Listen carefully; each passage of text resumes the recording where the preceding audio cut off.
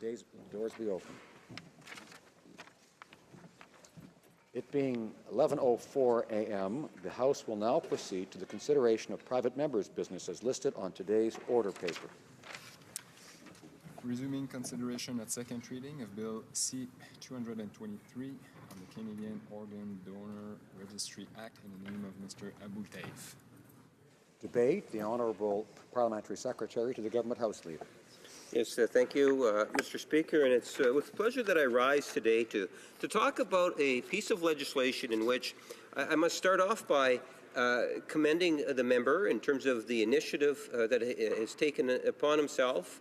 I believe at the end of the day what it does do is it does raise a very important issue of organ and tissue donations. It's something in which is top of mind for a number of Canadians in all regions of our country.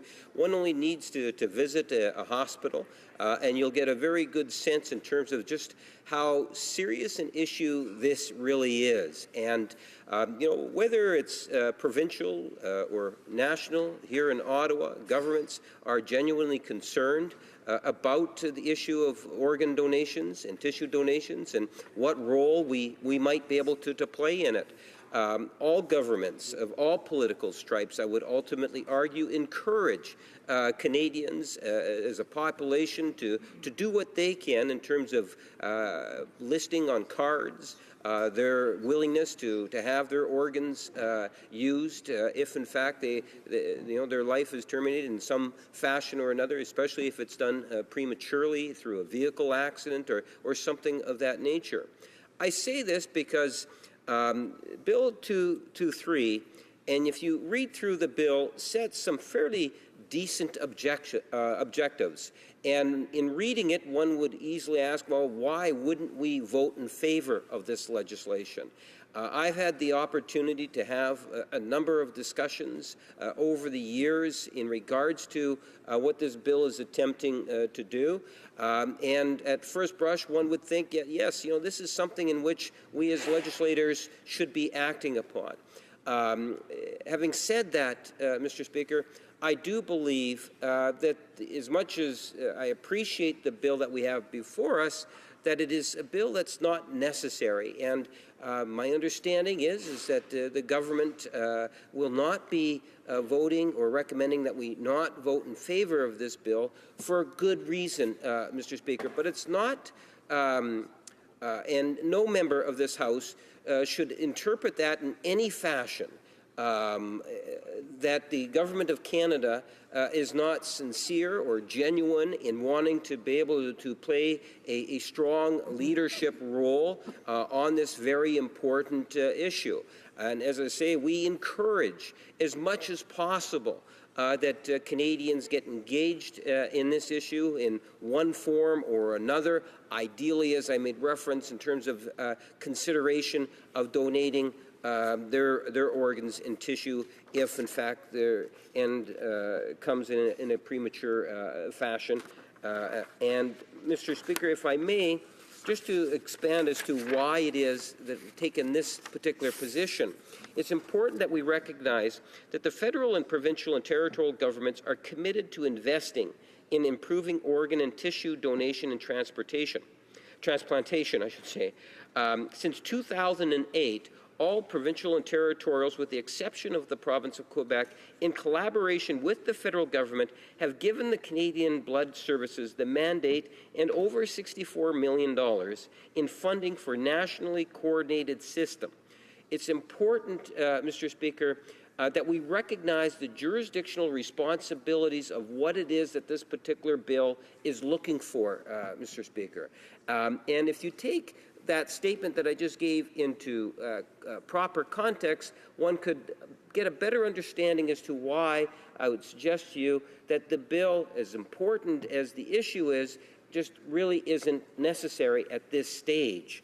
When we take a look at what it is that the Canadian Blood Services will in fact be doing, or the system that I just referred to, and it can be best explained in 3 or 4 points. The first one being that they are going to be responsible for developing and implementing a national strategic plan, including mandate, roles and responsibilities in the nationally coordinated system. Second, establishing leading practices, professional education, knowledge translation, public education, and awareness campaigns. 3, enhancing system performance and reporting, including, Mr. Speaker, public reporting. And then finally, developing and maintaining the Canadian Transplant Registry, a national donor registry with 3 interprovincial organ sharing programs, Mr. Speaker. I, like many others, no doubt can tell of individual stories or constituents in which we've represented where the need is so high.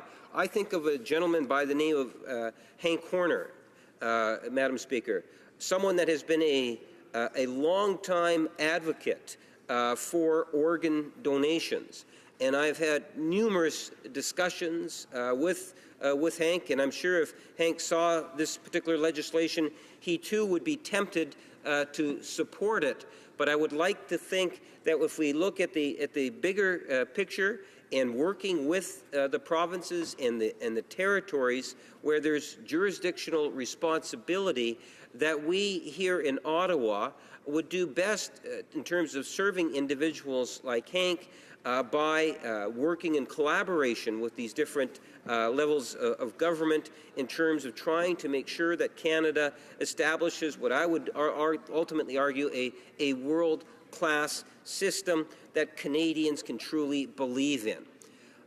What Hank often argued for was, as much as it was important to have a registry, the most important issue for him personally and the individuals that he had advocated on behalf of was that of education, that we needed to be able to make Canadians aware of the importance of organ donations and how not only does it save lives, but it improves the quality of lives for individual recipients that have had the good fortune of having that transplant, Madam Speaker.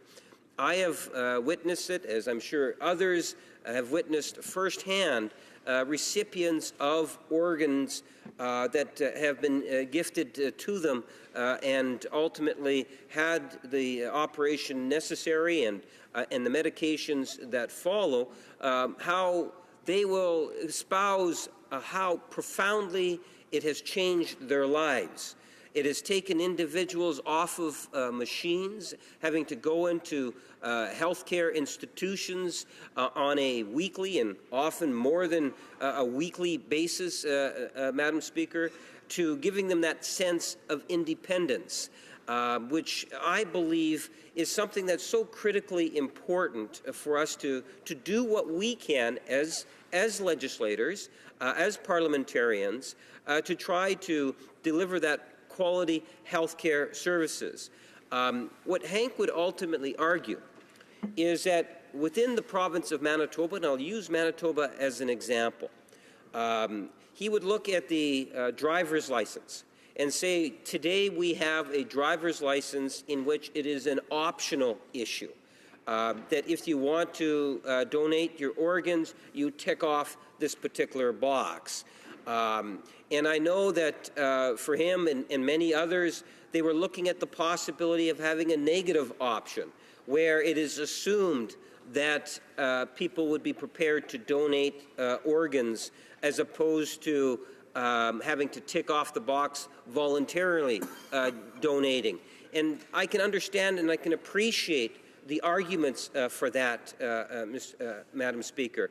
And I had encouraged Hank and others to work with the provincial government and look at creative ways in which they can improve the number of individuals that are prepared to donate organs.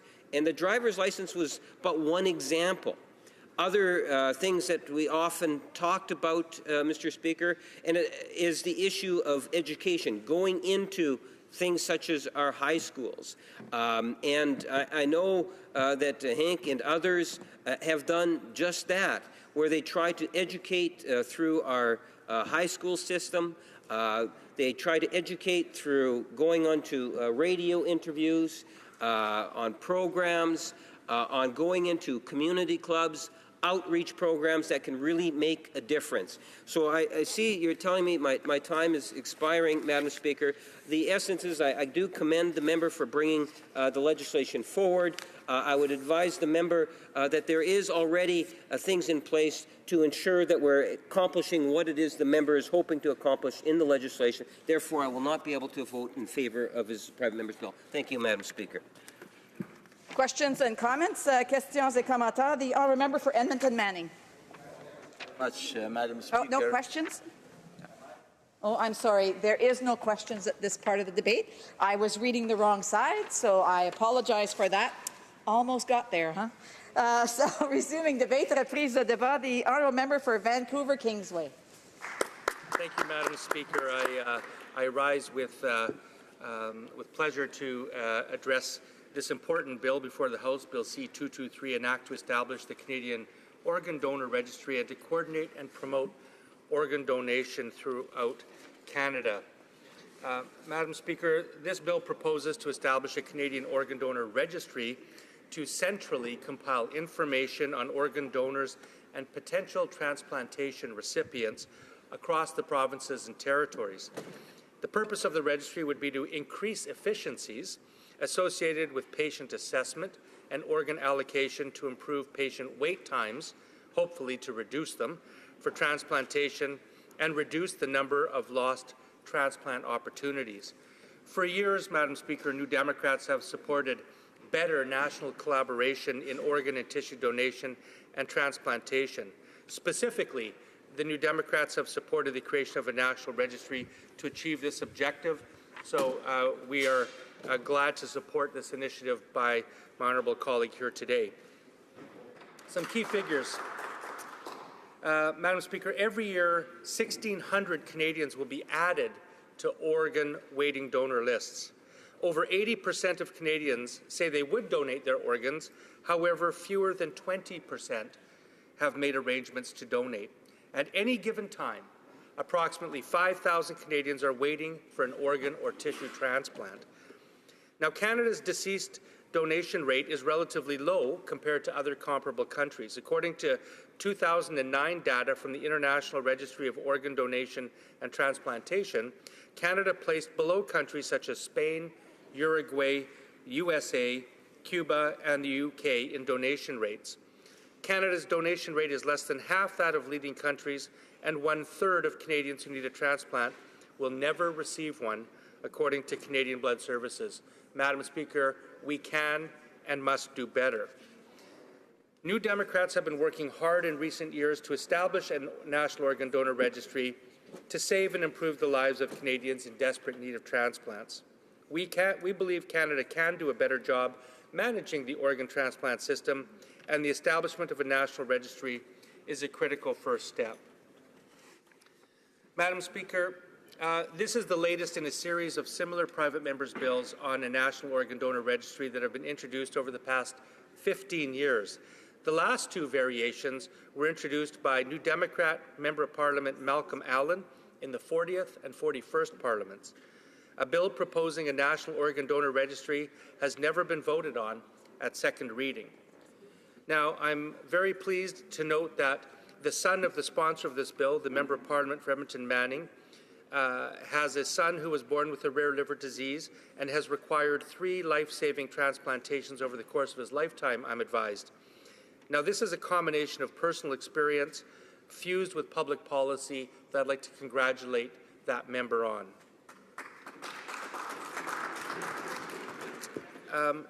Madam Speaker, in 2011, Canada's organ and tissue donation transplant communities, in collaboration with Canadian Blood Services, produced a document entitled Call to Action, which formally recommended the establishment of an integrated interprovincial organ donation and transplantation system.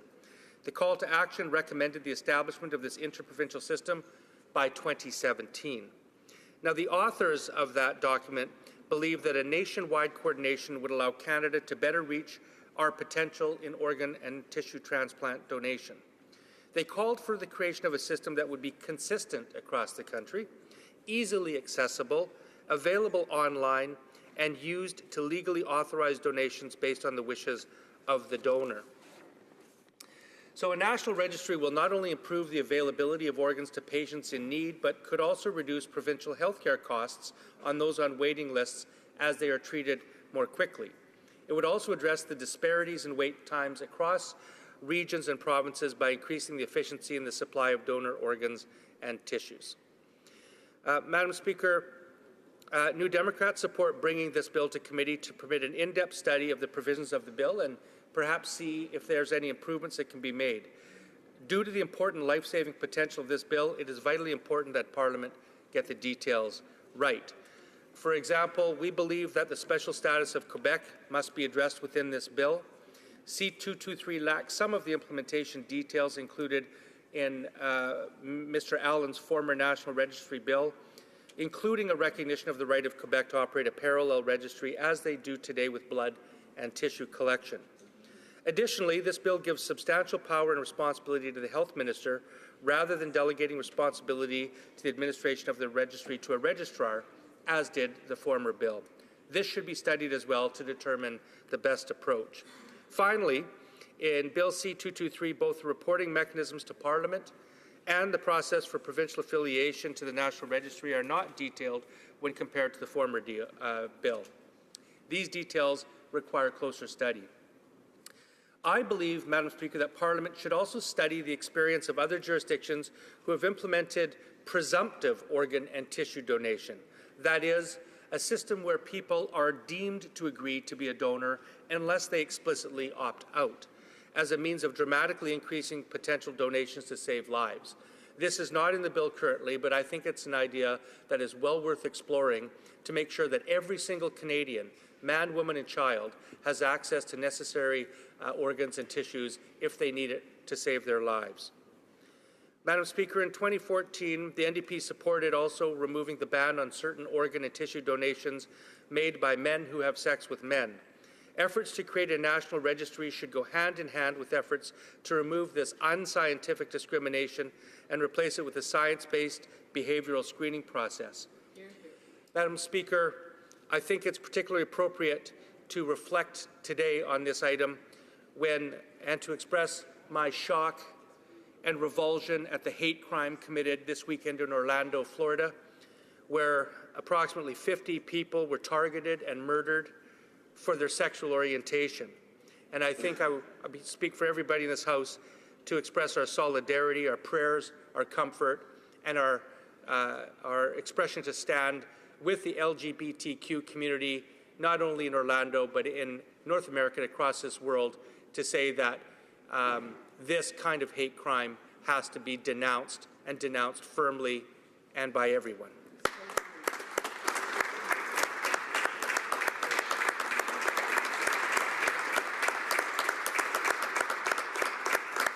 So, Madam Speaker, this bill is timely in a number of ways, but particularly in terms of urging the government to take immediate measures to end the current discriminatory policy governing blood and organ donations in the gay men community, I think would be a good first step to start building the kind of science-based policy, the kind of understanding, the kind of smart policy that makes everybody feel included in this country.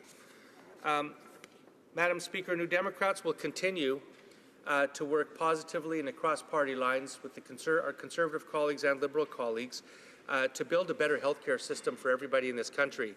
I note that I believe that the Liberal government will not be supporting this bill. I would urge them to reconsider that position. Second reading is an opportunity for every member in this House to express our agreement or not with the spirit of a bill.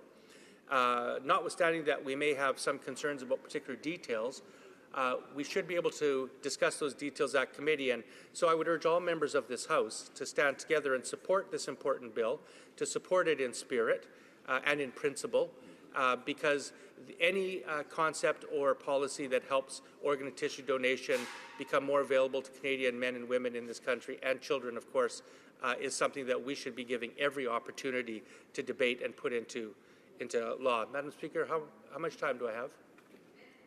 Thank you, Madam Speaker. Now, on that, I would be remiss if I didn't point out that there have been some missed opportunities in this regard. The former government did have a full 4-year term to take action on establishing a national registry, particularly after the release, thank you, Madam Speaker, of the April 2011 Call to Action report and the subsequent election of the previous Conservative government just a month later in May 2011. So it is unfortunate that 4 years have been allowed to pass. But as my father used to say, wisdom comes so seldomly that it ought not to be rejected simply because it comes late. So I'm happy to see that a member of the Conservative caucus, the member for Edmonton Manning, has put forward this bill. So I urge all members of this House to give this bill the study it requires, to support it at second reading, and let's see if we can't make the improvements that we need to make at committee to get everybody's vote in favour of this bill and implement this as soon as we can for the health of all Canadians. Thank you, Madam Speaker. Resuming debate, reprise de débat, the honourable member for Calgary Confederation. I am honoured to rise and speak in support of Bill C-223, an act to establish a Canadian organ donor registry and to coordinate and promote organ donation in Canada. First, I would like to thank my colleague from Edmonton Manning for bringing forward this private member's bill and recognizing the importance of organ donation. I listened intently to the member's speech in second reading back in April, and I have to say it was a very passionate, moving speech, honourable member, and what you did for your son Tyler was incredible, and you as a living donor I consider a hero. I just want to remind the member that he's to address his comments to the chair and not to individual members in the House. Thank you. I'm really pleased that Tyler is doing well today. And to the member from Kitchener-Conestoga, thank you for sharing your emotional experience through the Speaker. Once again, please address the comments to the chair. The Speaker, to the honourable member, of thanks and praise for his sharing his emotional experience from a tragedy occurring back in May 2nd, 2011, when the individual, the member, lost his wife Betty. For the member to support Betty's wishes and to allow her organs to be donated after her neurological death shows the selflessness and incredible gift Betty so indicated that she wanted to give to save the lives of others. Madam Speaker, 3 years ago I had the privilege to also bring forward a private member's bill on organ donation as a member of the Alberta Legislature. The intention of the bill was to create a provincial organ and tissue donation agency. The bill progressed and it was adopted into a government bill, and it was eventually passed unanimously by all members of the House. The bill incorporated 4 key pillars, 4 components to its content. The first was to implement an awareness campaign strategy, a strategy to have advertising, billboards, literature, bus benches, encouraging families, encouraging people to talk to their families, to talk to them, to discuss their wishes in the event of a tragedy where they may have to have a choice, their families have a choice whether or not to donate their organs or not. The second pillar was to implement an electronic donor registry. The third was to training of healthcare staff throughout the province of Alberta. Every hospital would have trained staff ready on a moment's notice to take advantage of an opportunity that may exist to procure in order to save lives. And the final was to implement the intent to donate expressed on a driver's license. Currently, Madam Speaker, not currently, but at the time, in order to indicate you want to express your wishes to donate, you would sign the back of your healthcare card. I found that unacceptable in today's world. The key to making a registry successful is to make the decision, make it easy to make and easy to execute. I strongly support the idea of getting one's consent to donate organs when someone obtains or renews a driver's license or a healthcare card. However, we could even go further, Madam Speaker, and ask it as part of a passport process or other formal registration processes. Imagine if we could get the option to declare that you are a willing organ donor on your income tax return forms. Today, Madam Speaker, Alberta currently has over 250,000 people registered in its newly implemented organ donation electronic registry, and the numbers continue to grow. And just recently, Madam Speaker, a team of experts at the University of Alberta Hospital at the Mazankowski Heart Institute made history by completing a record 31 organ transplants in just 10 days, indicating the progress that we have made in Alberta. But there is a lot more work that needs to be done. I have visited the U of A hospital transplant ward, and I have seen the results. I've met numerous people that have gone through and received the gift of life. What a moving experience it was. The emotions, the tears, the gratitude that these people had, awakening knowing that they had received a gift. It is something that I will never forget, Madam Speaker. So I have seen the need for a coordinated organ donation strategy firsthand. But I've also seen the results of a unified government that puts aside political stripes to support a positive cause. Madam Speaker, this is not about partisan politics, it's about saving lives. I can only imagine the positive outcome of what a coordinated national effort can accomplish. Madam Speaker, I currently, along with other members in this House, sit on the Standing Committee on Health. Our team is currently studying the issue of national pharmacare. This initiative is not about overstepping the boundaries of our provincial and territorial counterparts. It's about leveraging our strength as a country to improve the system of pharmacare for all Canadians. Why can we not do the same thing with our organ and tissue donation procurement system here in Canada? Our Standing Committee on Health have already agreed to look into the issue of organ and tissue donation here in Canada. So it is only appropriate that we send this bill, Bill C-223, that we are currently debating here in this House, that we send it to committee to form part of the study and discussion. Madam Speaker, it's not just our constituents and some politicians asking for this, but it's also experts in the field of transplantation right here in Canada. Experts such as Dr. Laurie West, who is the director of the Canadian National Transplant Research Program. This is a national research network funded by the Government of Canada, dedicated entirely to increasing access of Canadians to transplantation and improving transplant outcomes. She is also the director of the Alberta Transplant Institute and chair of Canada Research in Cardiac Transplantation. Now, Dr. West, she wrote all of us in this House here. Just last week, she wrote us all, and she said, and I quote, "We believe that we have the opportunity to use this bill, Bill 223, as the beginning of a national conversation toward improving organ donation in Canada. We strongly encourage your government to send this bill to the Standing Committee on Health, where we can work together with patients, researchers, health charities, and government agencies to create a framework that will improve the national system to increase and support donation and transplantation."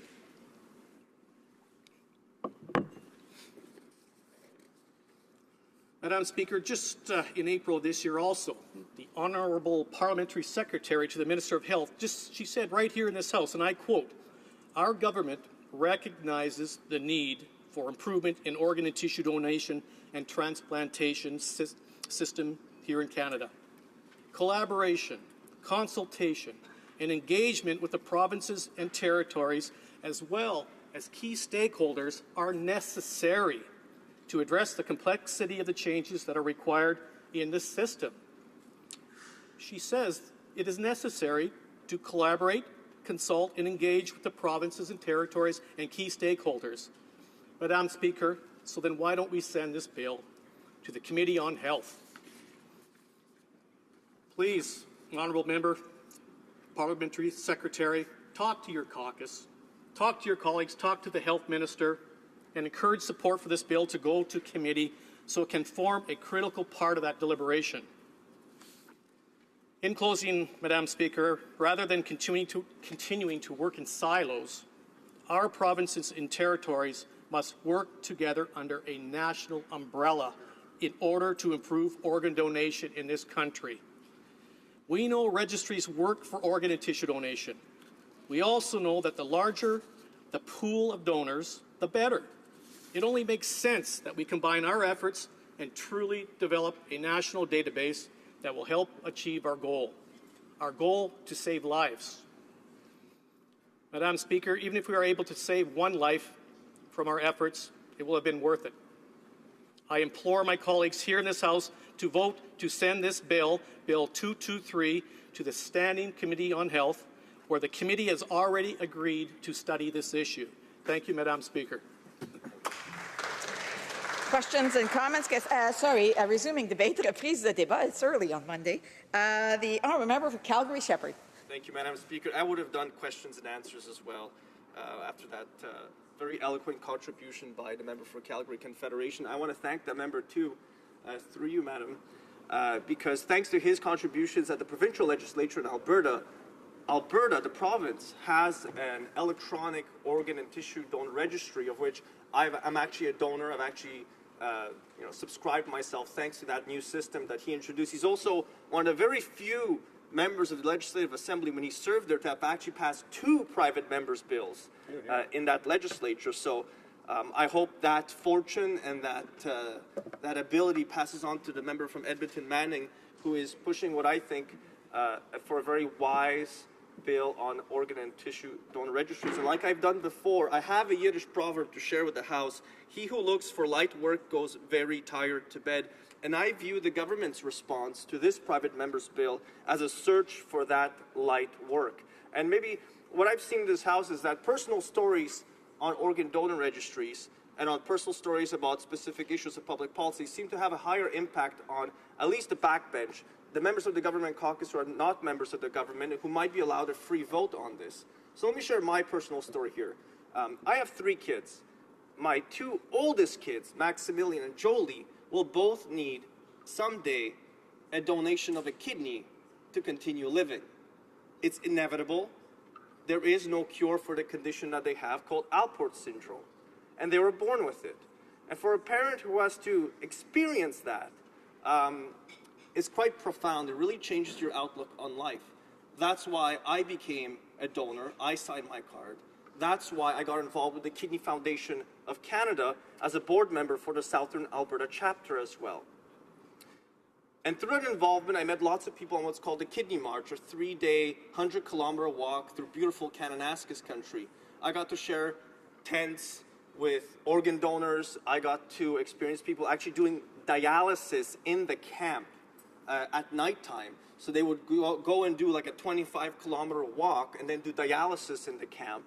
And then start completely fresh. Actually, they were completely fresh the very next day because dialysis cleaned out everything, all the different kind of byproducts in the body that you get from exercise. And they literally could go and do another 30 kilometers the next day, and they weren't as tired.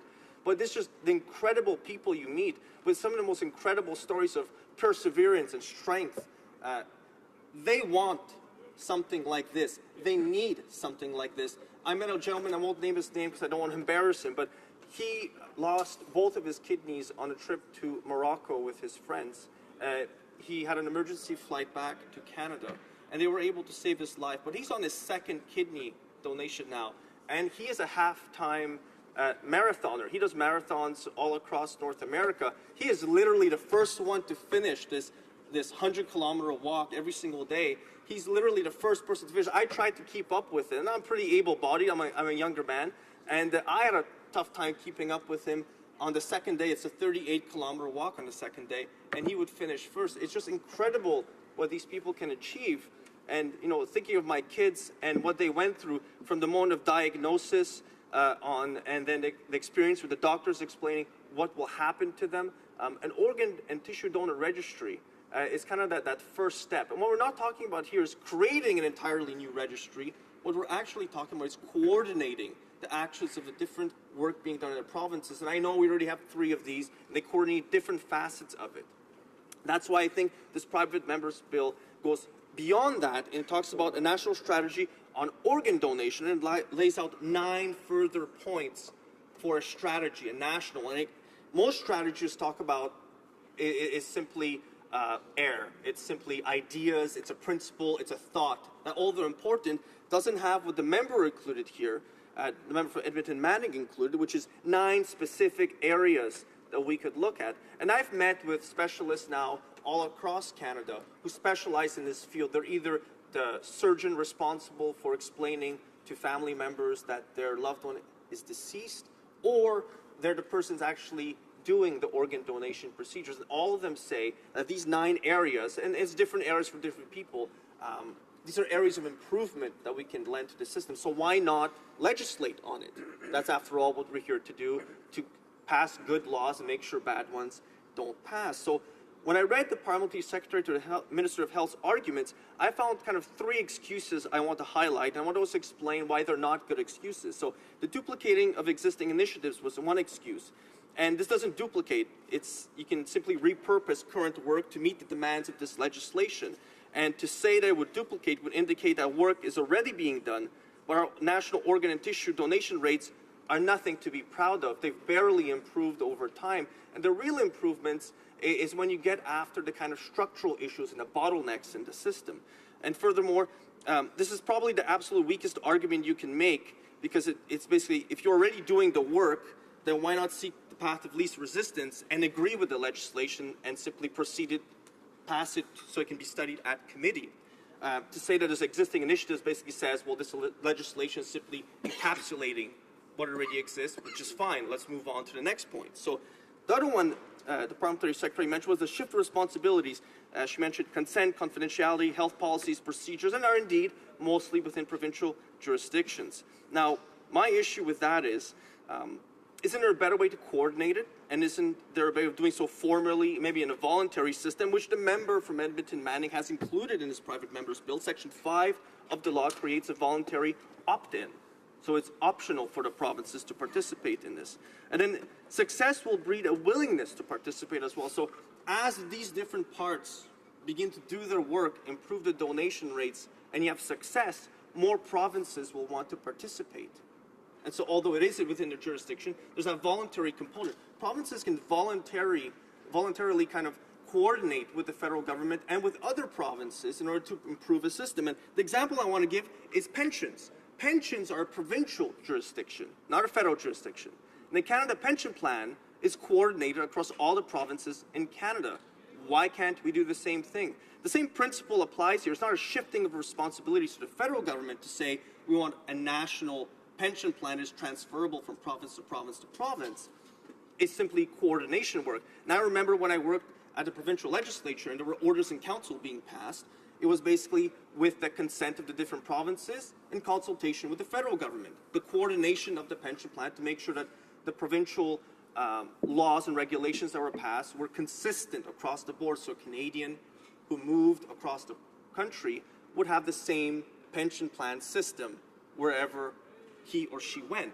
Why can't we have that for organ and tissue donation systems? It simply makes sense, and I don't understand where the problem is. I don't understand why this would have been brought up as an issue. And the other one I want to mention, the third point that the Parliamentary Secretary made when she spoke was the privacy of persons due to collection of related personal health information. I've run into this a few times now. This is probably the most bizarre reasoning I received was at committee on the study of the clause-by-clause on C-14, where I wanted to introduce an amendment on written consent before the procedure. And I was told that, well, this would impede on the privacy of the person involved. And privacy should never be used as a bottleneck or a pit trap for public policy improvements, especially when a person can voluntarily surrender their privilege of privacy in order for the sake of a public policy goal that they agree with, because we're not going after people who don't want to donate. We're trying to make it easier for people who do want to donate to be connected with someone who wants to receive one because their life is in danger, they have a medical condition which requires an organ donation. So of course, this is voluntary, and privacy shouldn't be used in this way as an excuse not to do something, especially when the individuals involved want to help. I meet countless living donors who are so happy to have contributed to someone else's life and extended someone else's life. That connection they have between the donor and donated to is very deep, and I've seen this countless times. I've seen this at the Kidney March as well. So those in need of organ or tissue donation won't stand for this type of bureaucratic log jamming. And I find it straight out of Yes Minister. It's like, you've seen this all before. It's worthy of Sir Humphrey Appleby to say basically the policy administration is different from the administration of the policy, and we can encapsulate this in the legislation. If they're doing it already, put it in the legislation. If we can coordinate better, let's do it through legislation. So again, I don't see a reason why we can't do this. So none of the parliamentary secretary's objections to me stand up to scrutiny. And I would urge the backbench government caucus to support this bill. And where I sometimes find kindred spirit, support this bill. Let's take it to committee. If there are amendments to be made, we can do it there. Thank you, Madam Speaker. Resuming debate, reprise de débat. The honourable member for Sherwood Park, Fort Saskatchewan. Thank you, Madam Speaker. It's a pleasure for me to rise as well and be able to address this very important bill proposed by my colleague from Edmonton Manning. And I want to commend him at the outset. This is a great initiative. I think the kind of substantive initiative that we would hope to see coming forward in private members' bills, a member drawing from his own experience and knowledge of a particular area, but also bringing forward a proposal that is meaningful, that will have a positive impact on many Canadians. So this bill, Madam Speaker, creates a national organ donation registry. And when we look then at the solution, maybe it's important to first start with what the problem is we're trying to solve, because some of the speeches that have been made on this bill have suggested everything is fine, we've got a current system in place, let's just leave the current system in place. But that's not good enough, Madam Speaker. The reason it's not good enough is because in 2014, almost 300 Canadians, 278 to be precise, died waiting for an organ transplant. Almost 300 families were affected by someone dying in their family simply because they were waiting for an organ transplant, and perhaps not enough people had signed their donor cards, or there wasn't the effective system in place in order to ensure that they got the organs they needed. 246 people died the year before that in 2013. And Canada ranks relatively poorly when it comes to this area. In 2012, Canada ranked 20th for deceased organ donor rates. Many countries that are generally speaking similar to us, Spain, the US, France, the UK, are all countries that do better than Canada does in this respect. And I don't think that this is because Canadians are less generous, less concerned about the health and well-being of themselves, their families, or their neighbors. So we need to recognize that we have a problem here. We're underperforming our potential when it comes to supporting those who are in a situation where they need to receive an organ donation.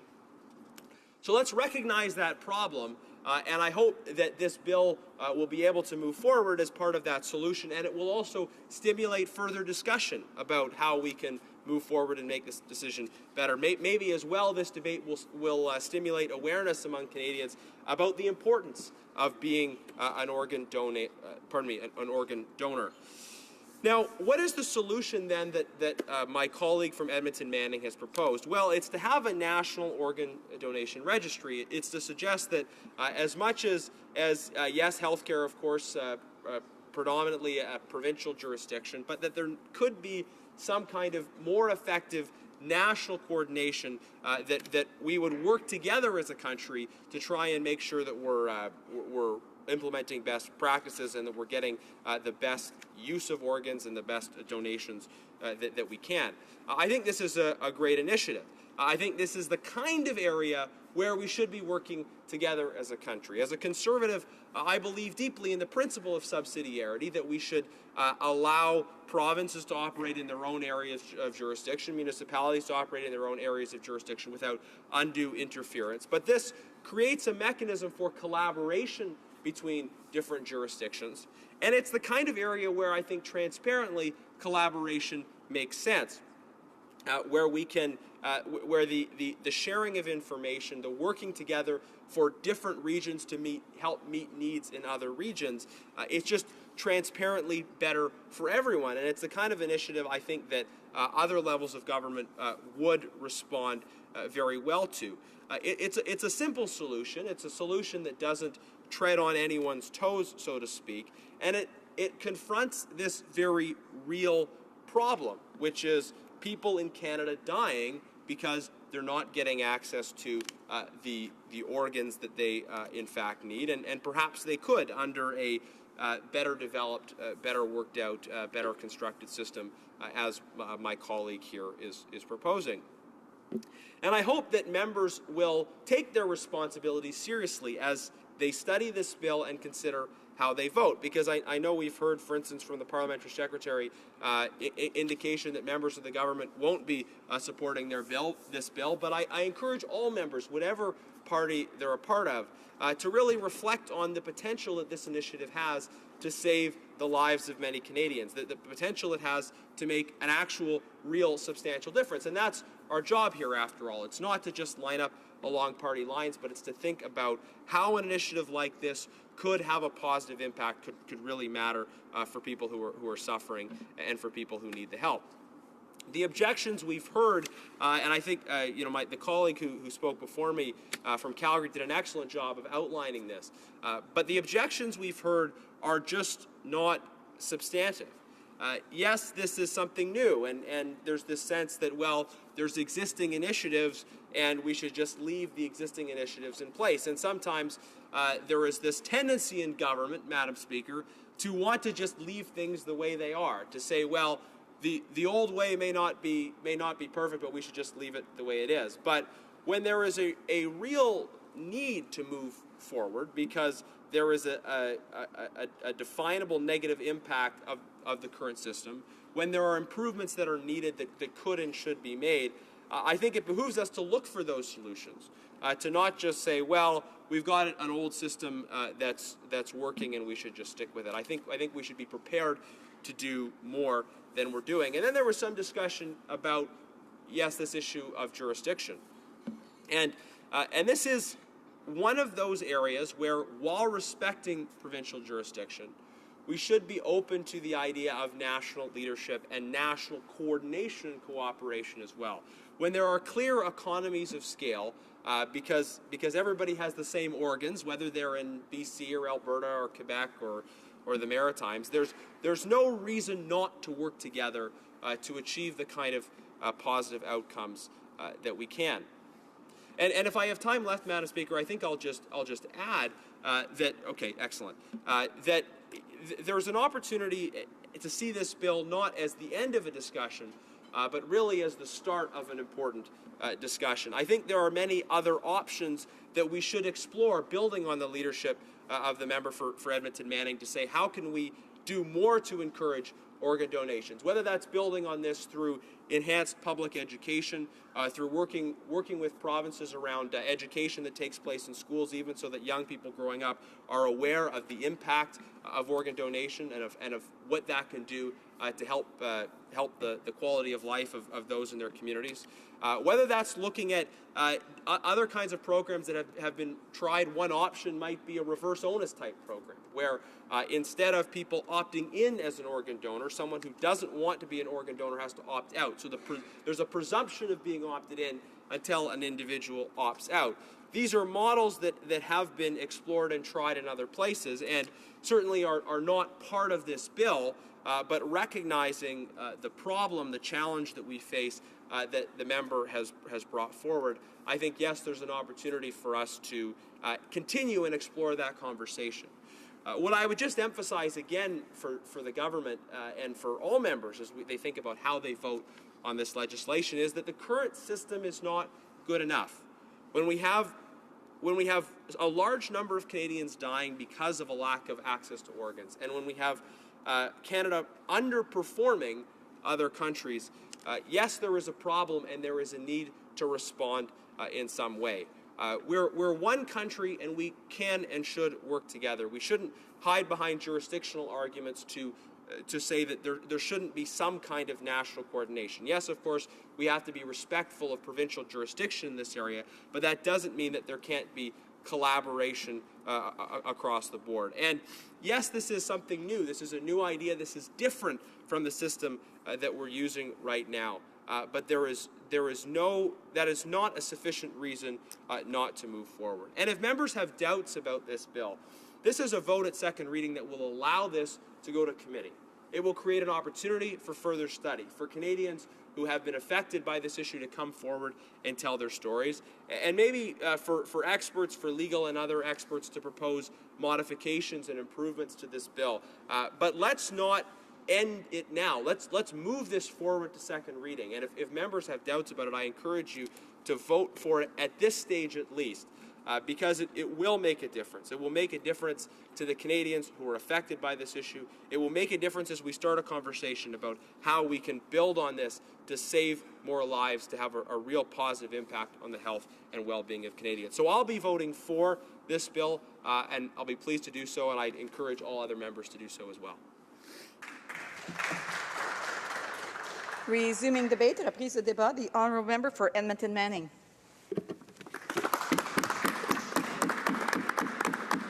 Well, thank you, Madam Speaker. I would like to thank deeply my colleagues, the honourable members from Vancouver Queensway, Calgary Confederation, Calgary Shepherd, and Sherwood Park, for Saskatchewan, for their eloquent speeches and for their efforts and for their support.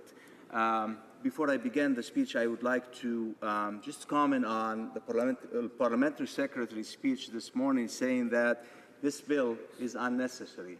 If almost 300 Canadians dying every year needlessly, and by trying to do something about it, trying to present or put forward a law or act that is going to help reducing that amount, or maybe wiping this amount completely, and we say that is unnecessary, it is unfortunate that we're facing such a political position on something that will be touching Canadian lives and Canadian future and Canadians' health every day, and we see it coming forward every day as we live our lives. So, Madam Speaker, in this House, we have an opportunity to do good or ill for Canada. I'm asking all honourable members to make a choice to do good and to support Bill C-223. Health professionals and transplant advocacy organizations are calling for an improved organ donation system in Canada. Working together, we have the power to benefit all Canadians. We need an national organ donor registry. We have also heard today from some with concerns about the proposed registry. I appreciate their opinions. However, I urge all members not to allow the naysayers to influence your vote. I'm asking you to carefully consider this issue and this bill, and to do the right thing. If you feel this bill has flaws, then make a suggestions as to what needs to be done to improve it. Send it to committee, as all other members on this side and on the NDP side have said so earlier today. There, witnesses from across the country who can talk about an organ donation and transplantation and the need for improvements to the system we now use. This is not some abstract theory we are debating here today. For many Canadians, this literally is a matter of life and death. I have mentioned before that I am an organ donor, and my son is 3 times transplant recipient. Without those operations, he would have died. In 2014, there were 2,356 organ transplant surgery performed in Canada. At the end of the year, more than 4,500 Canadians were still waiting for the call that an organ was available for them. I do understand deeply how they feel. In 2014, 278 Canadians died waiting for an organ transplant. 246 died the year before. In 2012, Canada ranked 20th of 75 countries for deceased organ donor rates. Spain, United States, United Kingdom are among the countries that are doing much, much better than we are. This is not a partisan issue. This is not an area in which we should be playing politics. This is not something that should be subject to bureaucrats protecting their turf, saying that this bill should be rejected because it doesn't conform to their vision of the way things should work. The system needs to be improved, and the bill does that. When we first spoke about Bill C-223, the parliamentary secretary to the Minister of Health told us, I quote, "The bill will duplicate existing initiatives between the federal government, provinces, territories, and the Canadian Blood Services." That is not the case. The bill gives the Minister of Health legislative authority to determine how the registry is set up. It does not duplicate existing initiatives, but it does provide a national vision. Those in transplant advocacy groups are asking for this legislation. They say what is in place is a good start, but is not good enough. Medical professionals and patients' organizations have been telling me that Canada does not have a true organ donation registry and that we must have one. The parliamentary secretary also said another reason why this bill will not be supported because it will shift federal I'm sorry. That time is up. So the question is now as follows.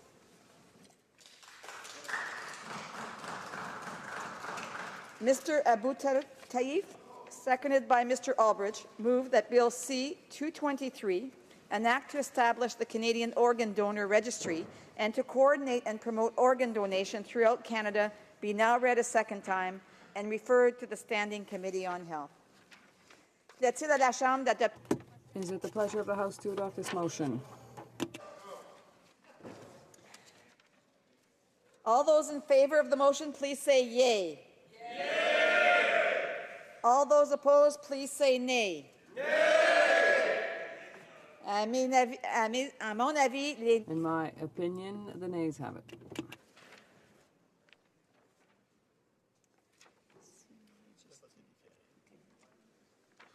Conformément à l'article 93 du Pursuant to Standing Order 93, the Recorder Division stands deferred until Wednesday, June 15, 2016, immediately before the time provided for private members' business. Orders of the day. Orders of the day, government orders, business of supply. Débat sur une motion. Debate on Mr. Rankin's motion on decriminalization of marijuana possession. Mr. Rankin, seconded by Ms. Quash, moves that the House A, recognize the contradiction of continuing to give Canadian criminal records for simple possession of marijuana after the government has stated that it should not be a crime, recognize that this situation is unacceptable to Canadian municipalities and law enforcement agencies, recognize that a growing number of voices, including that of a former Liberal Prime Minister, are calling for decriminalization to address this gap, and call upon the government to immediately decriminalize the simple possession of marijuana for personal use. The Honourable Member for Victoria. Thank you, Madam Speaker. I'm proud to rise today on this important Opposition Day motion dealing with the interim measure, the preparatory step to the legalization promised by the current government in its election campaign, namely addressing the decriminalization of the possession of small quantities of marijuana. Madam Speaker, I wish to announce that I'll be sharing my time with the member for Salaberry-sur-Croix. Madam Speaker, we are faced with an injustice. We are faced with a situation that is difficult to explain to the parents of young adults.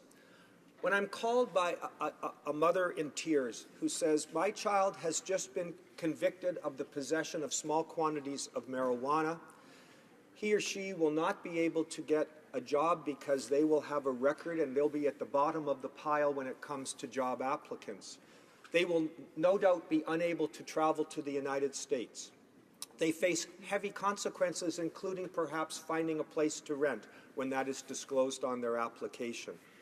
Meanwhile, we have the government saying that within a short period of time they will be bringing in measures, amendments presumably to the Controlled Drugs and Substances Act, that would put together a regime to regulate and to permit the adults to consume marijuana.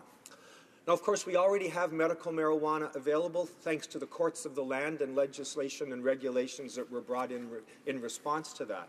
But we're talking about young people in particular, but all Canadians who wish to consume a substance that will be illegal. So what's the problem?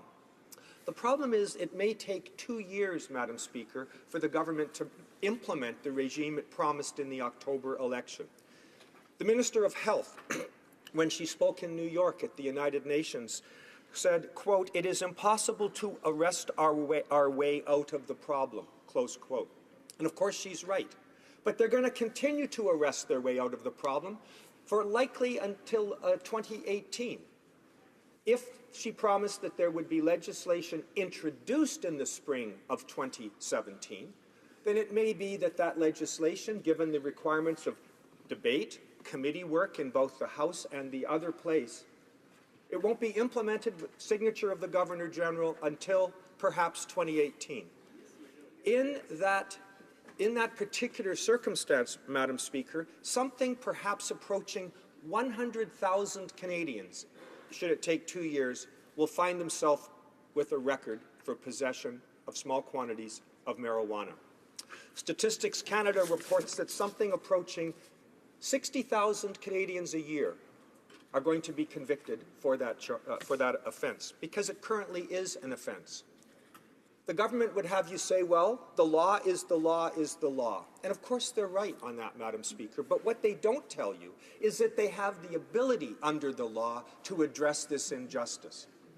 And that ability can be found in any number of ways. Now, I'm not here to suggest the best way, but one way I will speak to, Madam Speaker. If they wished to address this as a preparatory step on their road to regulation and permitting the use of marijuana for recreational purposes, they have the ability under the Director of Public Prosecutions Act for the Attorney General, our Minister of Justice, to issue a directive to the Director of the Public Prosecution Services to the effect that it is no longer in the public interest for small quantities of marijuana to be the subject of prosecutions. We're fortunate because that's quite readily done, Madam Speaker, because this particular substance, marijuana, is not regulated under the criminal code, which would engage all of the attorneys general and crown counsel across the land at the various provinces level. But no, it is dealt with under the Department of Justice through the DPP, the Public Prosecution Service, so that it would be federal employees, crown counsel, who would be given that directive. And in that way, we could ensure that what I fear is a patchwork across the country is dealt with as well. When I say a patchwork, the situation at present is chaotic at best, Madam Speaker. I live in Victoria. The police have better things to do than to prosecute people for simple possession of marijuana in most circumstances. However, in the city of Saskatoon in Saskatchewan, prosecution occurs much more readily. In the city of Kelowna, it occurs much more readily. We have a completely different regime in Canada, depending where you are, to address the possession of marijuana. As a Canadian, I find that offensive. We live in one country. Why is it that the law is so radically different in the real world, depending where you happen to be? That seems wrong. So that injustice can be dealt with quite readily, Madam Speaker, should the government wish to do so. I've suggested one technique by which it could be achieved, but there no doubt are other techniques open to the government that wish to say that. So they no longer can simply hide behind the veil that, oh, well, it's against the law is the law until it's changed. They have an interim way in which to change that law. There are preparatory steps along the way that would deal with the injustices. In addition, hundreds of thousands of Canadians have records, criminal records, for the possession of marijuana, going back often 20 years. That's wrong. The government could, as a consequential amendment, deal with that, and I hope that they do. But in the meantime, people's lives are being affected. People's lives are being affected by an injustice that could be addressed by this government, should it wish to do so. Now, Madam Speaker, it's important to recognize that that we are not advocating that marijuana be made available any more than the government is for young people. We want and respect the government's efforts to achieve a robust regulatory regime that keeps marijuana out of the hands of young people, children, and so forth. But we also want a regime where the injustices that are occurring now are addressed before we have to wait perhaps a year and a half or 2 years to address. And that is the reason for my motion today to address this problem.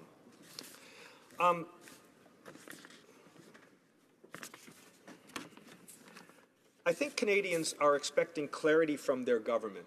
And New Democrats believe it's irresponsible to allow valuable resources of police and courts to be wasted and new criminal records created for something that will be perfectly legal. Now, Madam Speaker, I asked the Minister of Justice when she appeared before the Justice Committee to talk about this issue. It was reported that by the Public Prosecution Service that the government plans to spend $3 to $4 million each year prosecuting simple possession of marijuana. That's money that could be spent doing things that Canadians need to be addressed in an urgent way. 2 or 3% of their whole budget, that includes terrorism, prosecution of drugs, criminal code, is being used for this purpose, according to the Director of Public Prosecutions. That's his evidence. Let me read to you, Madam Speaker, something that Justice Selkirk of the Ontario Court of Justice said in a case called Regina and Racine. He refused to accept a guilty plea for possession of marijuana. I'd like to read what the Honourable Justice said in court that day. I recall distinctly the Prime Minister in the House of Commons saying it's going to be legalized. I'm not going to be the last judge in this country to convict somebody of simple possession of marijuana. You can't have the Prime Minister announcing it's going to be legalized and then stand up and prosecute it. It just can't happen. It's a ludicrous, ludicrous situation. So I asked her, given those costs, would the government consider doing anything different? And the answer was vague to non-existent. So from a financial point of view, from the heavy hardship we're imposing, particularly on our younger population, and the member for Salaberry-sur-Loire will speak to that in greater detail, there's every reason to address this gap, and the excuses given by the government for not doing so simply do not hold water. There were, as I say, changes that could be made in the interim. And I want to end by saying, Madam Speaker, something that I said at the outset. The New Democratic Party agrees, like former Prime Minister Chrétien, that the time has come for decriminalization. We believe that there is every ability to fix this problem. It's a question of political will and sound public policy. To hide behind the status quo and do nothing is the government's particular option until they finally have a law enacted is not right. It creates a continuing injustice in this country, which is felt in different parts of the country in different ways. And we say on this side of the House that it's time to fix that problem now. Thank you. Questions and comments? Questions et commentaires? L'honorable. The Honourable Member for Trois-Rivières. Thank you, Madam Speaker. Obviously, I listened very carefully to our critic for Justice's speech, and I would like to benefit from his expertise to broaden the scope of the discussion somewhat, because before becoming a police officer, I taught for 25 years in a secondary school, and we know that there are incidents with teens very often. So finding yourself with record at the age of 14 or 15 because you've been dragged along with the group and tried out an illegal substance is already problematic, because that is a problem you'll be carrying on your shoulders for a long time. It's more and more difficult in Canada to get a pardon without referring to the costs of doing this. The Honourable Member. I want to thank my colleague from Trois-Rivières for his experience and expertise that he brings to bear on this important debate. It is heartbreaking to receive letters from parents saying, my child was dragged into a group setting, experimented with this substance, which, oh, by the way, will be legal in a couple of years' time, and his or her life is destroyed, at least in the short term. until a pardon may or may not be granted. And as the honourable member pointed out, getting a pardon gets increasingly difficult. Reforms made by the former government have made that even more expensive and difficult than in the past. So why, in that circumstance, won't the government understand that to simply hide behind, oh, well, the law is the law until we change it, when they have techniques that they could bring to bear to fix it now, is truly beyond my understanding. And comments, questions et commentaires. The honourable member for Scarborough Southwest.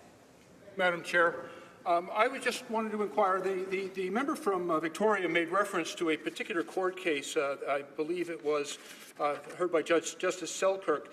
He quoted some remarks made by Justice Selkirk, but there are other relevant remarks, and I just wanted to ask him about that, if I may, through you, Madam Chair. Mr. Selkirk, in response to his remarks, was advised by the Crown Attorney that the Federal Crown's position is that the possession of marijuana was still illegal to possess, and therefore it's still the law, to which the court said, well, okay, and reset a trial date. And then subsequently, in sentencing the accused in that matter on other things, the judge issued an order that the accused was not to possess or consume any unlawful drugs or substances except with a valid prescription. And I just was curious if the opposite member was aware of all of the facts of that particular case, or only the small portion that he quoted. The honourable member for Victoria. Yes, thank you, and thank you to my friend from Scarborough Southwest for that additional remark. The remark I read was indeed a quote from the court transcript brought to our attention by the Director of Public Prosecutions. What happened subsequently in that case was indeed other charges and sentenced for other matters, but nevertheless, the remarks that were made, I think, are very much reflective of what I hear from judges across this land. As justice critic for the opposition, I frequently hear from judges, mostly at the provincial court level, that are dealing with these issues in my province, and they are as frustrated as other Canadians with the status quo. Questions and comments. The questions et commentaires. The honourable member for Barrie-Innisfil. Thank you, Madam Speaker, and I want to thank the honourable member for his statement this afternoon. My question relates to presumptions, and the honourable member has already spoken about the fact that there's a lot of confusion in the land for the pending legalization of marijuana that the Liberal government has talked about, although we all are aware that that's not legal at this point. But the presumption of allowing it to be decriminalized. And I'd like to ask the honourable member through you, Madam Speaker, wouldn't this create just as much confusion in the absence of legislation for police and law enforcement going forward? Brief answer from the member for Victoria. Well, I thank the member for Barrie-Innisfil for his point about confusion, and I think that is a very fair point.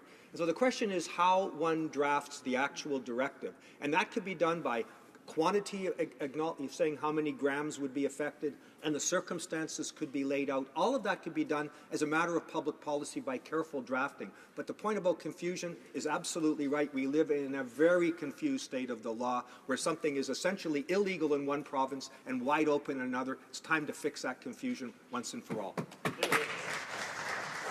Reprise de débat. Resuming debate. The honourable member for Salaberry-sur-Roi. Thank you very much, Madam Speaker, and I thank my colleague from Victoria for his enlightening speech. It's very logical, and we've been waiting a long time for the Liberals to act on the issue of decriminalization as to how we can regulate this more appropriately, the whole issue of cannabis. It's very important for me to rise in the House today to speak to this motion on decriminalization of marijuana. It follows on comments made by the minister during the election campaign. The Liberals made this a major theme of their agenda, and since they've been elected, now they don't seem certain as to what they're going to do. They've made several announcements, and we don't really have a deadline. We don't have a schedule for this, so what is the specific plan that the Liberal government has to move us towards decriminalization? It's still really very unclear. They announced that it would be legalized in about a year, but they have remained silent on how they're going to go about doing that. We know that it could have taken up to 2 years before the legalization process was set up and enforced. And therefore, we need some kind of consistency. We need clarity on how the legal process regarding cannabis will unfold. It has to be logical, and it has to be applied equally across the provinces, because currently the penalties are not the same from province to province. It is not applied fairly, and therefore there's a great deal of injustice across the country. I'm going to start with some figures. There is a health survey on Canadian communities talking about the figures regarding cannabis consumption. In 2012, about 3 million people consumed cannabis over the previous year, and 43% of Canadians had already tried cannabis. However, consumption is going down. The Prime Minister and the Minister of Justice have repeated on several occasions that current legislation on this product is not sufficient, and I absolutely agree with them. And yet, so why aren't they decriminalizing it now, whereas the current system provides no solution, and worse yet, it represents a loss of resources for justice and the police forces. As my colleague from Victoria said, we're talking about $4 million that are spent each year on arrests and legal proceedings. When we realize that that $4 million, instead of being invested in repression, could be invested in education, awareness raising, prevention. My colleague from Trois-Rivières said that. I was a teacher as well. I worked with young people. We are close to the United States in my riding. We're close to the border, and there's a lot of trafficking of different kinds of drugs. So young people in my riding had easy access to these drugs and consumed it, and without really realizing what the consequences of that could be. And many young adults, I'll be coming back to this later, but many young adults were arrested, and to date, they still have police records. These are very serious consequences for these young people, because you cannot ask for a pardon until you have carried that record around for 10 years. So think of an 18-year-old who is arrested for simple possession of marijuana. That person has to wait for 10 years to get it before he can get a job, because no one wants to hire him because he has a police record. It's very difficult to have access to housing, impossible to cross the border as well to go to the United States, whereas in many American states, Vermont, New York, Maine, marijuana has already been decriminalized and even legalized in some states. So why in Canada do we not yet have measures for that? Why are our young people unfairly targeted? Why will young people have obstacles before them for 10 years because criminal records hang around for that long? So it's very serious, and it is even more ludicrous when we realize, when the Liberals have told us that they intend to legalize marijuana. So it's completely absurd to not decriminalize it now. Now, if we think about the impacts on young people, 1/3 of people between ages 18 and 24 consumed marijuana in 2011, and 2/3 of violations that are committed by young adults are linked to the possession of marijuana. So that's thousands of cases each year, and we're talking about some 57,000 arrests per year for simple possession of marijuana in Canada. So if we wait another 2 years until the legislation is in place to legalize marijuana, then we're talking about 120,000 further arrests. So it is simply absurd to put all that energy and all those resources into these efforts, into repressing something that is soon going to be legal. And what about all these young people with criminal records? Will their records disappear? What will the Liberals do with regard to that? It also limits people's involvement in charitable organizations. Young people who want to get involved with their community to help out, they can't, because often community groups, and I mean rightfully so, they need to be protected because sometimes they work with young people with fragile mental health.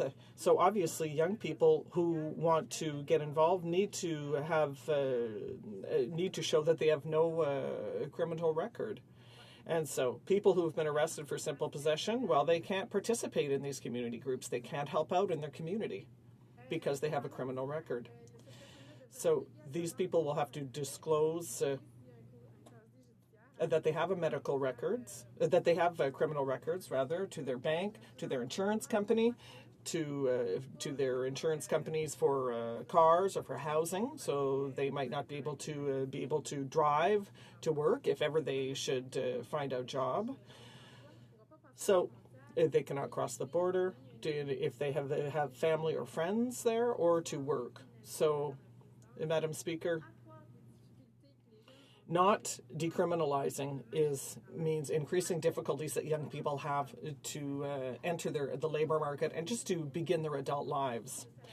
I have just talked with organizations in my riding, and they all say unanimously that it is too sudden simply to legalize. There has to be an intermediary process that is decriminalization. It's a crucial step towards helping young people to adopt healthy behaviors and also to conduct prevention, because currently, as many of the community partners in my riding, for example, the Director General of the street workers in Quebec and the social workers, says that upstream education is needed and awareness raising to make sure that young people under 18 understand the impacts of legalization.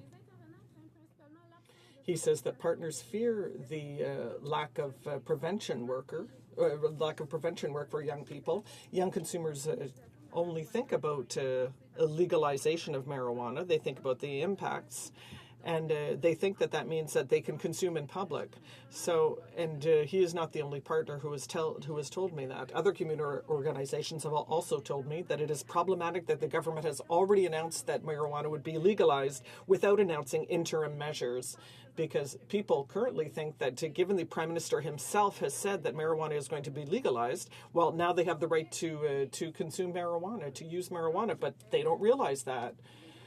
So if people are not made aware of the restrictions that could accompany the legalization of marijuana, illegal social behaviors could lead to criminal records for young people who have needlessly violated the legislation. And that is Mr. Terre, who the social worker has said. Now, another lady in my riding who works with young people with mental health problems says that experiences with psychosis of her clients are largely due to drug consumption. So more prevention and education is needed to make sure that young people behave properly, and use marijuana responsibly, and in order to meet current demand, all the frontline intervention groups would have to be part of the consultation undertaken by the government regarding the marijuana legalization, and they said they have not been contacted so far by the government, even though this is an essential public policy change. I apologize, but it's time for questions and comments. Perhaps the member could come back to her remarks during the time provided for questions and comments. Parliamentary Secretary to the Minister of Justice and Attorney General. Thank you very much, Madam Speaker. First of all, I want to thank the member opposite for her fine speech. But I had a question. All the facts that she quotes with respect to the levels of charges and the numbers of charges being laid, I believe from her speech originated from 2012. And are therefore quite dated. And I was just wondering if she had any more up-to-date information, and I can advise this House that, at least anecdotally, in speaking to law enforcement officials across the country, I understand that the number of possession charges has been reduced very, very substantially from coast to coast, and certainly in cities that I've spoken to, those numbers are a small fraction of what they were in 2012. But I wondered if the member opposite had any more up-to-date information. The Honourable Member for Salaberry-sur-Loire. Thank you, Madam Speaker. Well, I have figures from 2014, Madam Speaker, which come from Statistics Canada, and they say that marijuana possession was that's the number of arrests, 57,000. So I don't know what the figures are that the honourable member from Scarborough Southwest has. Perhaps he could quote them to show that it is the number has diminished. But that doesn't change things. The government said explicitly that it would legalize marijuana. So there will have to be, if they want to legalize, even the Prime Minister had said that consumption and possession of marijuana should not lead to young people having a criminal record. If the Prime Minister himself said so, and he even said that he had already used marijuana and he had no criminal record, he was lucky.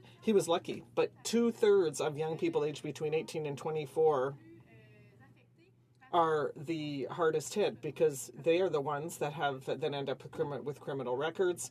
They are the ones who suffer the heaviest consequences with regard to jobs and housing because this will follow them for the rest of their lives. Questions et commentaires. The honourable member for Barrie Innisfil. Madam Speaker, we've now heard two members of the NDP party speak about two honourable members speak about this issue. And the reality is that it is still illegal in this land to possess marijuana. But in both of the speeches that we've heard references to young people. Now, marijuana is illegal for everybody in this land. And I'm just wondering, just to get away from any confusion that might exist, in the absence of any legislation, because we've got no legislation at this point, although the Liberals are proposing it, what is the definition of young people in the context of what we've heard this morning in the speeches, Madam Speaker? The honourable member for Salaberry-sur-Roi. Thank you, Madam Speaker. And indeed, we're talking about young adults, so age 18 and over.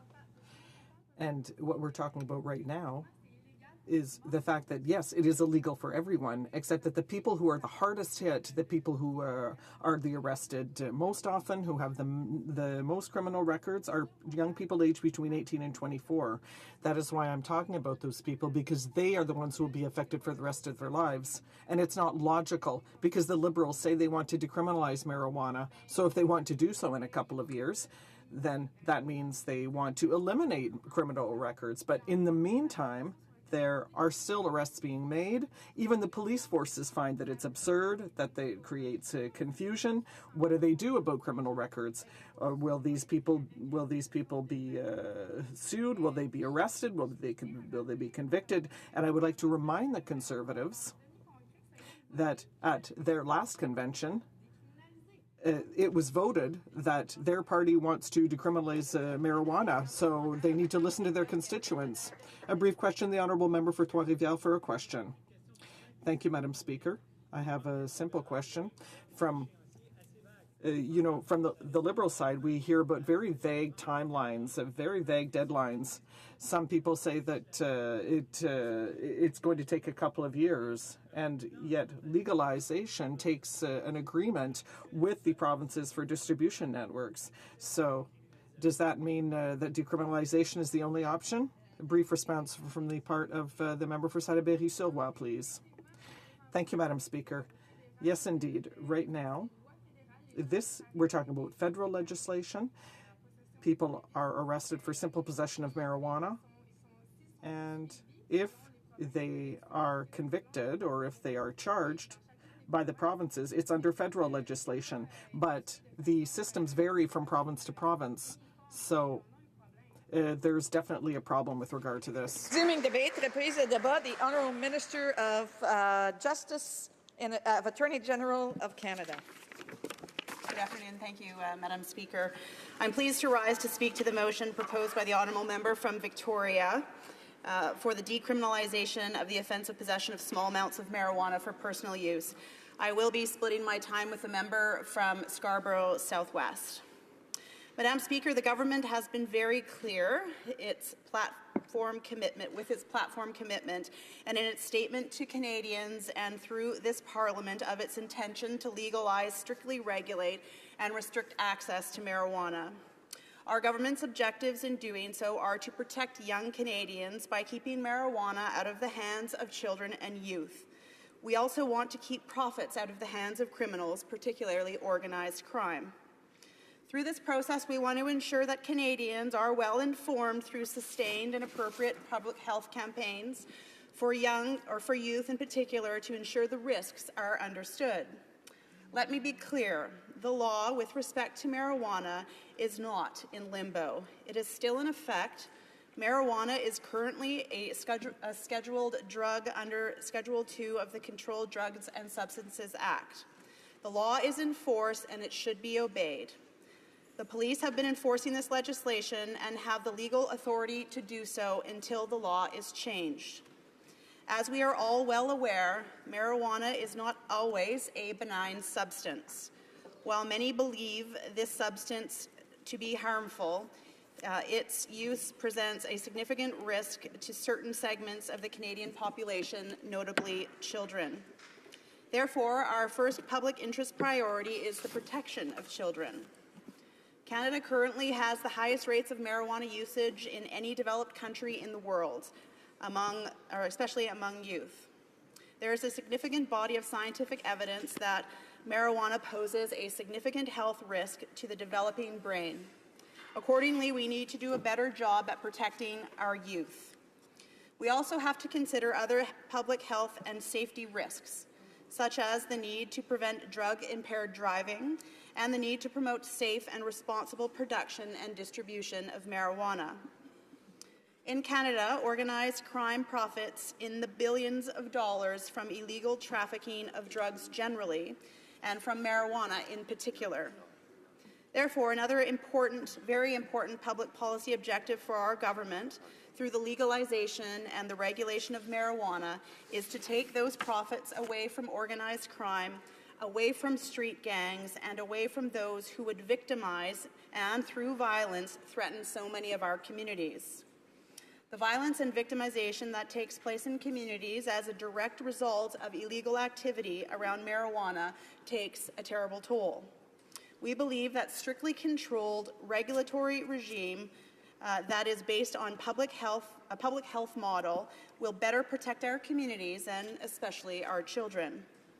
We believe that a public health approach will assure all Canadians that marijuana can be made available legally and safely to responsible adults. Our government will develop a regulatory scheme that will ensure that the production, distribution, retail sale, and consumption of marijuana will be controlled by regulation so as to ensure that we can achieve both our public safety aims and our public health aims. Madam Speaker, this motion proposes that the government immediately decriminalize the simple possession of marijuana. While the motion does not define what is meant by decriminalize, one thing is certain. If decriminalization were to occur, it would mean that marijuana would remain an illegal substance and that it would continue to be grown and distributed by organized crime networks. Canadians, both adults and youth, would continue to purchase the product of unknown potency and quality while fueling the profits of organized crime. Simply removing the criminal penalties for possession of marijuana would do nothing to make it harder for young people to access it. In fact, decriminalization may actually make it easier to acquire. Nor would decriminalization ensure that the quality of the marijuana would be safe for consumption. Black market marijuana is often contaminated with pesticides, herbicides, and mold. Decriminalization would not improve this situation. Moreover, it would not address illegal trafficking nor prevent criminal organizations from deriving enormous profits. Decriminalizing possession of marijuana without ensuring the appropriate controls are in place for its safe production, distribution, and access would be giving a green light to dealers and criminal organizations to continue to sell unregulated and unsafe marijuana to Canadians, especially children and youth. Madam Speaker, the government believes that there is a better approach to control the production, distribution, and consumption of marijuana than is currently the case under existing law. Improving on the present situation is a complex task. It will take a great deal of work. There are important questions that need to be answered. With these as our objectives, the government has undertaken to establish a task force on marijuana legalization and regulation.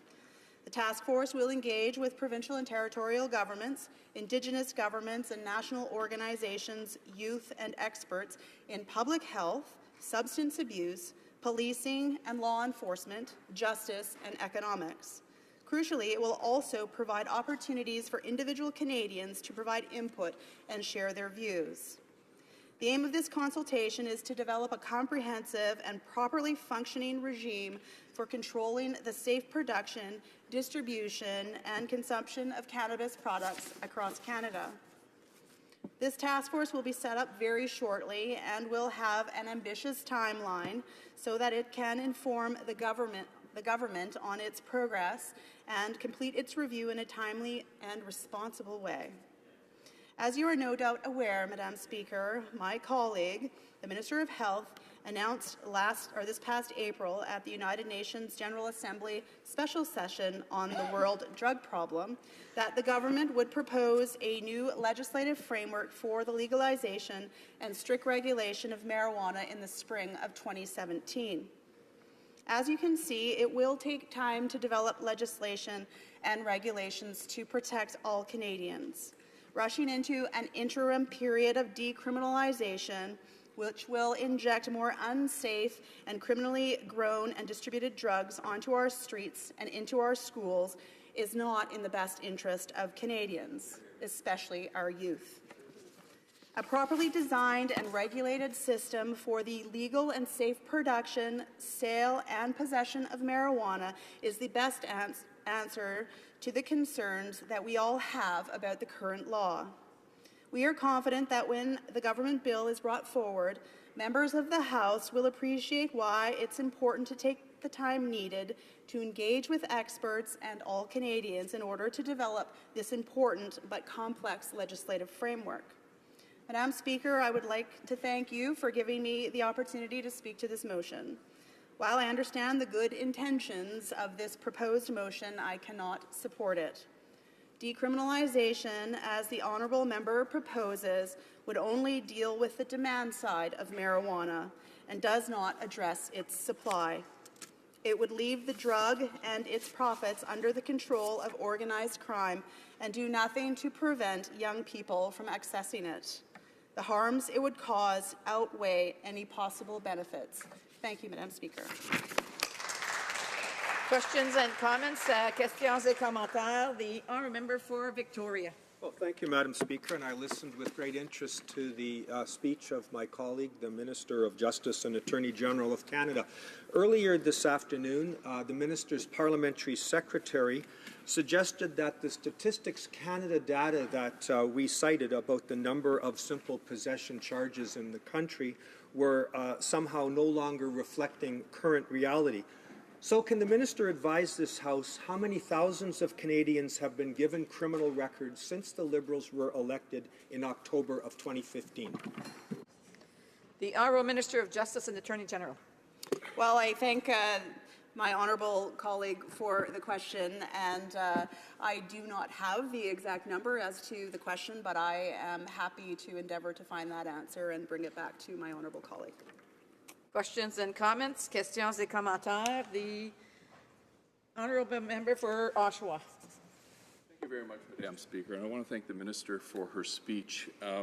Basically, I was back in my riding, and one of these illegal dispensaries had popped up in Oshawa, and I had a former teacher come up and talk to me about some of the edibles being diverted to kids.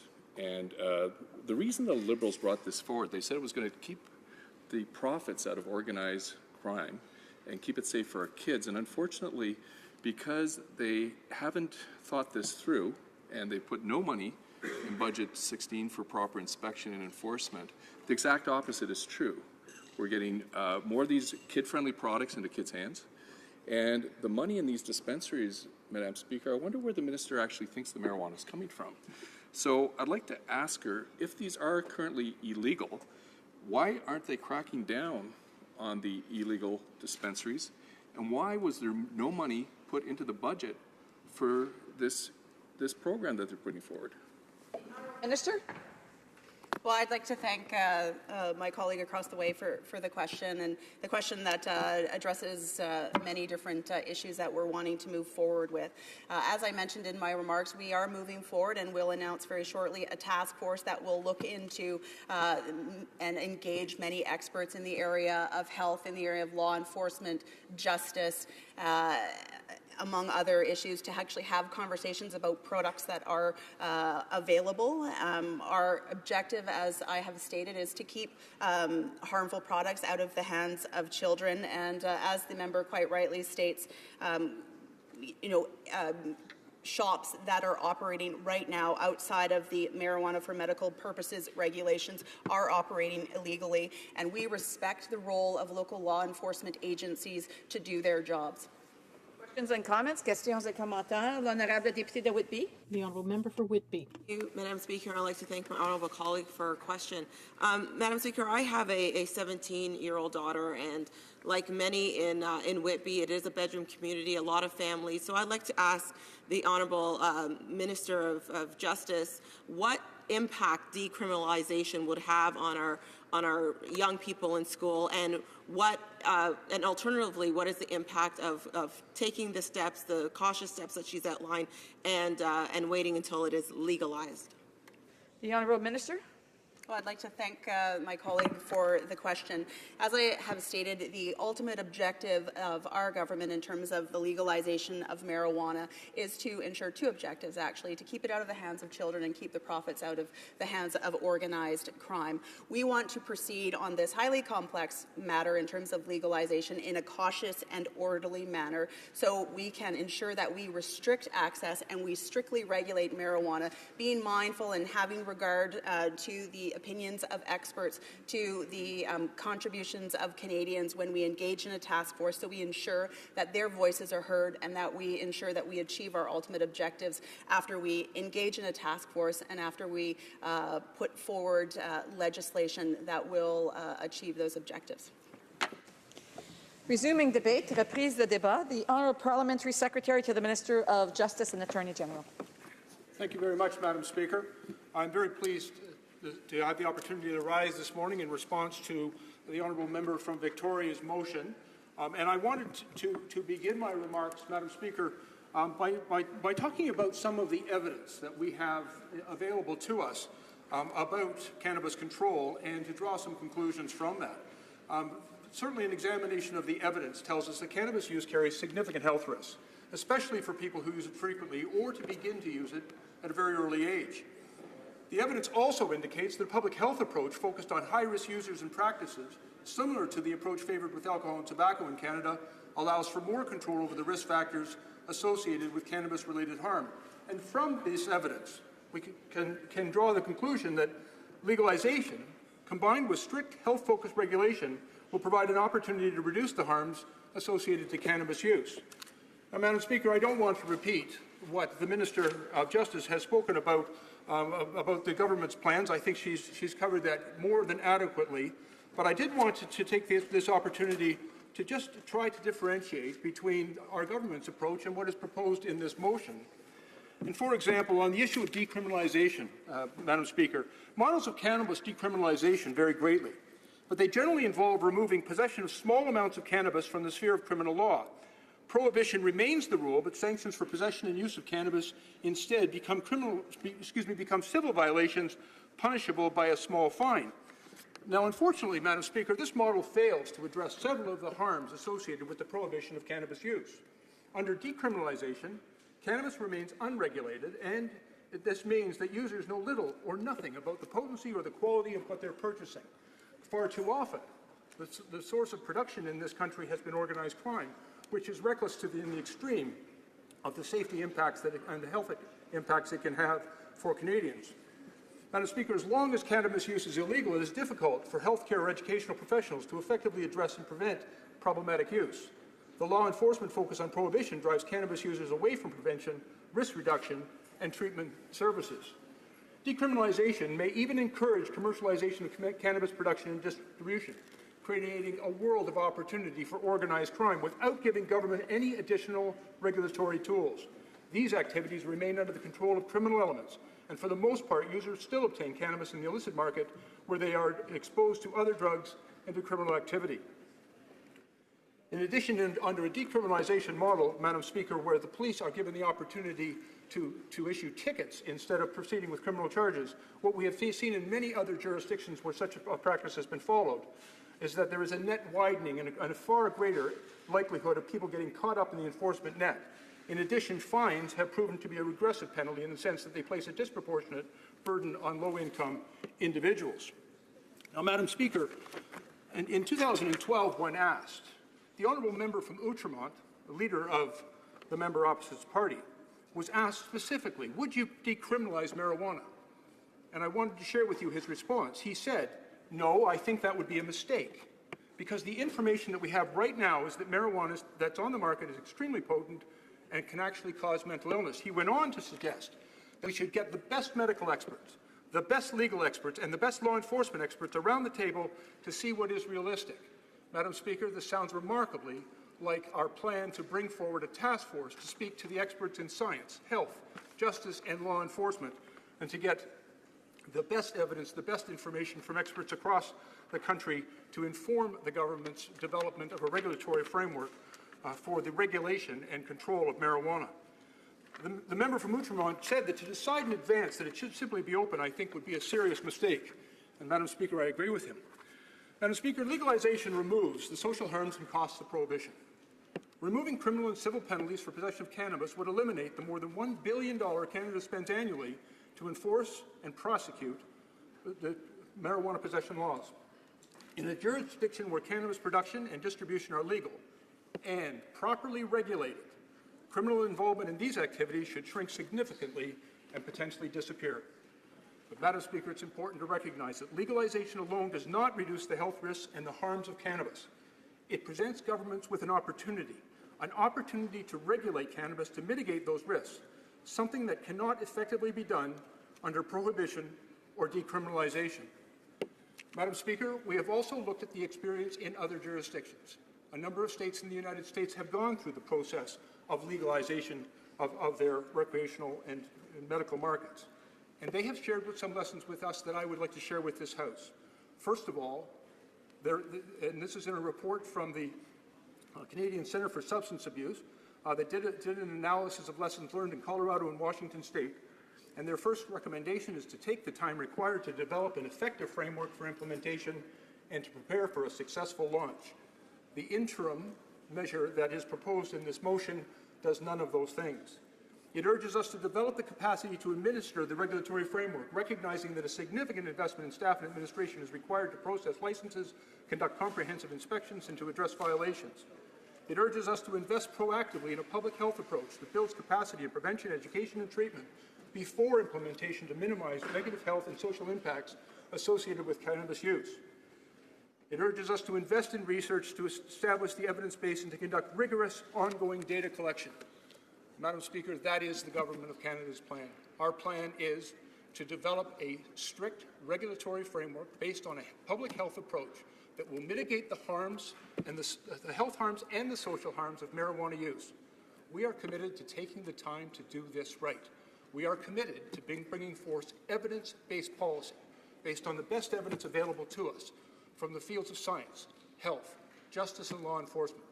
We are committed to consult across this country to bring that evidence before this House and to ensure that the work that we do in bringing forth a regulatory framework achieves our public policy aims. Our public policy aims are clear. We intend to make Canada a safer place for our kids by protecting them from the harms that marijuana can have on the developing adolescent brain, to protect our communities from the damage and the violence and victimization brought about by organized crime through their involvement in the illegal drug trade, in particular the illegal marijuana trade, and to protect the health of Canadians by ensuring a strict regulatory framework for the production, distribution, and consumption of cannabis that works for the health and the safety of all Canadians. Thank you, Madam Speaker. Questions and comments? Questions et commentaires? The honourable member for Victoria. Thank you very much, Madam Speaker, and I'd like to thank my colleague and friend from Scarborough for his presentation. And I wanted to ask, I think, a very simple question to him as a representative of the Minister of Justice. As you know, Madam Speaker, it's federal prosecutors who are enforcing our marijuana possession laws from coast to coast. Apparently in Kelowna, there are 251 charges for 100,000 people for marijuana possession, whereas in St. John's, Newfoundland, there are 11 per 100,000. My question through you to the Honourable Parliamentary Secretary of Justice is, does this discrepancy seem just? The Honourable Parliamentary Secretary. Thank you, Madam Speaker. And I'd like to thank my friend from Victoria for his question. We recognize that there is a disparity in the enforcement of these laws, and quite frankly, in the absence of other supportive evidence, it's difficult to determine whether that is a result of a different approach, either by the police in the laying of charges or by the prosecutor in exercising their discretion. And I know that there are different approaches in the exercise of prosecutorial discretion in both British Columbia and in Newfoundland, or whether that disparity reflects a different pattern of use in those two jurisdictions. And in the absence of evidence, it's difficult to quantify, but we do recognize that there is disparity in the enforcement of these regulations, and it's one of the reasons we are committed to legalization of marijuana, but not merely to reduce that particular social harm, but to all social harms and health harms. And this is an opportunity, as I've said, Madam Speaker, an opportunity to bring in a strict and effective, comprehensive regulatory framework that will enable us to address all of the harms associated to cannabis use. Comments, questions et commentaires. The Honourable Member for South Surrey White Rock. Thank you very much, Madam Speaker, and I listened intently to the member as well as the Minister of Justice, and we've heard the Prime Minister all state that that legalization is going to take it out of the hands of organized crime and keep our children safe. Well, you know, as we know, drug dealers aren't interested in keeping any drugs out of the hands of our kids, and they continue to diversify. So my question would be this: along with that premise of we're going to keep them safe, we're going to take it out of the hands of organized crime, and everything's going to be great. So to extrapolate that, the street fentanyl, the Oxycontin, the W18, the W-series drugs, the ecstasy and the cocaine, which is on the rise, has been on the rise for quite some time. Is there an intention to legalize all of those as well? Honourable Parliamentary Secretary to the Minister of Justice and Attorney General. Thank you, Madam Speaker, and I thank the member opposite for her question. Our commitment has been very clear and precise. Our intention is to legalize, regulate, and restrict marijuana in Canada, and we have not made any other comments. I will tell you that this government is pursuing a public health approach with respect to all of our policies because of our commitment to keep our communities both safe and our citizens healthy. But our commitment has been very clear. We are going to legalize, regulate, and restrict marijuana. Questions and comments, questions et commentaires. The Honourable Member for, c'est-tu Miramichi Grand Lake, is it? No? Okay. Beaches, East York. Thanks very much, Madam Speaker. I'm proud to be part of a government that ran on a platform of legalizing and regulating marijuana. Prohibition, as any expert will tell you, causes more problems than it proposes to solve. The answer is a regulatory framework based on evidence. But, of course, we're moving towards legalization, not now. We're moving towards legalization a year from now. And my question for the Parliamentary Secretary is this.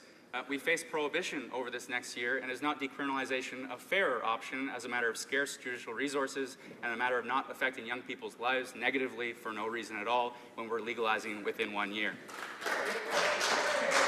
A brief answer from the Parliamentary Secretary. Calling for Beaches, East York for his question, Madam Speaker. And again, let me be very clear. There are significant social and health harms associated to cannabis use.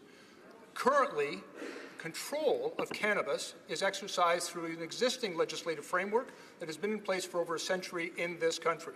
We propose, through the best advice of experts from across the fields of science, health, justice, and law enforcement, to bring forward a proper, effective, comprehensive regulatory framework to replace the existing system of control.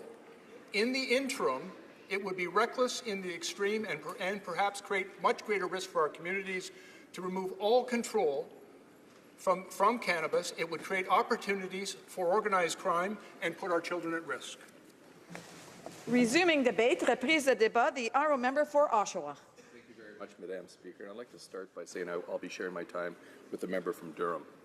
I want to start off by thanking the NDP for bringing this motion forward today. It's indeed an important issue that the Liberals are refusing to deal with. The Liberals continue to state that their plan to legalize marijuana, and I quote, Madam Speaker, is to keep marijuana out of the hands of children and profits out of the hands of criminals. But the exact opposite is true. Mr. Speaker, I have numerous concerns and questions about the Liberals' lack of marijuana policy, and I know that many Canadians across the country do as well. The Liberals are providing no direction, and they continue to avoid answering important questions when it comes to their inconsistent drug policies. For example, who is monitoring these illegal marijuana dispensaries that are popping up across the country by the hundreds? How do we know where these illegal dispensaries are getting their marijuana from? Who is ensuring that these illegal marijuana dispensaries aren't producing laced marijuana? How can we be sure that these dispensaries aren't selling marijuana to children or diverting marijuana to children, and that they aren't targeting children by promoting kid-friendly edibles? How much marijuana will an individual be able to possess without consequences?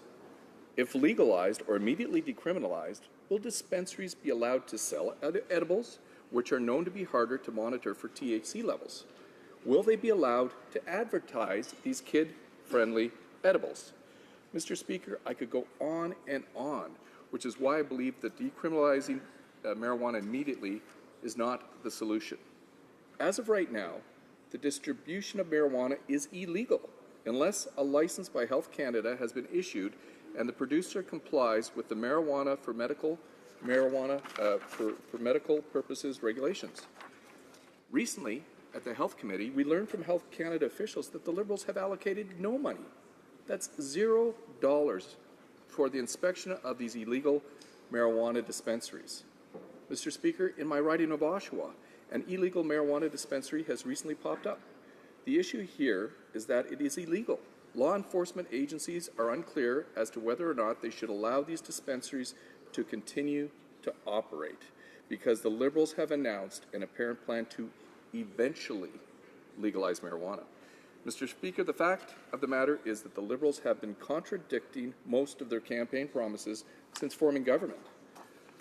They said they were going to legalize marijuana, but they also said they would run modest $10 billion deficits. They said they would run an open and competitive process to replace the CF-18s. They said they would allow or they would lower the small business tax rate. Mr. Speaker, they also promised $3 billion of an investment into palliative care, and that was nowhere to be found in the Liberals' budget. Clearly, Liberal campaign promises are cheap. We don't even know if marijuana is going to become legal, so why would decriminalizing it immediately be the solution? At this time, the only responsible solution is to enforce the law. And Mr. Speaker, on our side, our top priority needs to be the safety of all Canadians, especially our youth. The Liberals are doing a lot of talking by saying that marijuana is illegal until the criminal code is changed. Yet they're doing absolutely nothing, Mr. Speaker, about the abundance of illegal marijuana dispensaries that are producing marijuana with zero oversight. This raises more questions that Canadians deserve to have answers to. How are municipalities and law enforcement agencies across the country supposed to operate without any guidance from this Liberal government? Are the profits from these illegal marijuana dispensaries going to organized crime? We don't know, Mr. Speaker, because the Liberals don't really seem to care. They have failed to provide a responsible, thought-out plan, and that's what's unacceptable about this current situation. As elected officials, Mr. Speaker, you know it's our job to represent our constituents as well as making sure that all Canadians are safe. Immediately decriminalizing marijuana does not solve the issue of illegal marijuana dispensaries. It does not ensure that Canadians will be responsible while using marijuana. It's easy for former politicians to advocate for decriminalization of marijuana when they have no responsibility to represent the good for their constituents. Mr. Speaker, as an elected member of Parliament, I have a responsibility to ensure that my constituents are safe and And now that one of these illegal dispensaries is in my riding of Oshawa, I'm concerned that it's operating illegally, and there are no inspections on what is being sold and to whom. I worry that marijuana products such as brownies and cookies might end up in the hands of Canadian kids.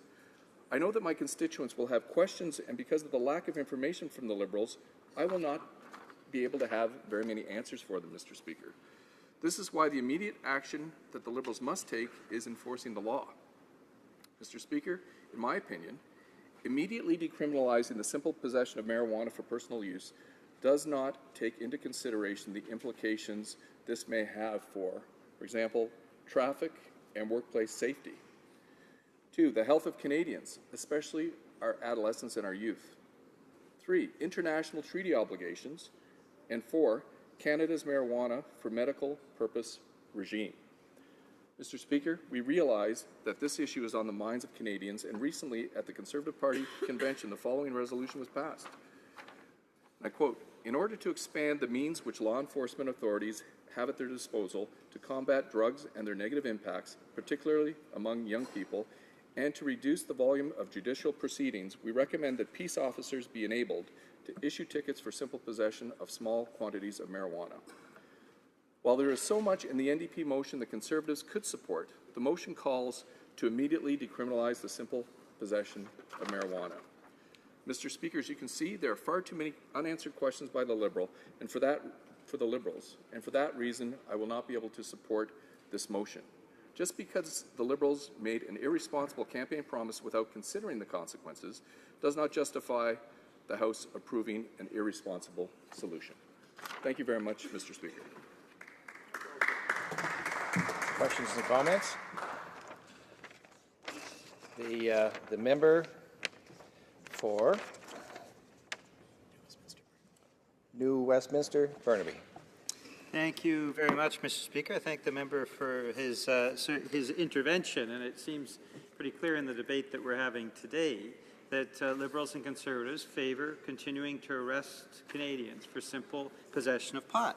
Now, Mr. Speaker, Madam Speaker, Canadians were actually asked this last year, and they were asked whether simple pot possession for individual use should be decriminalized.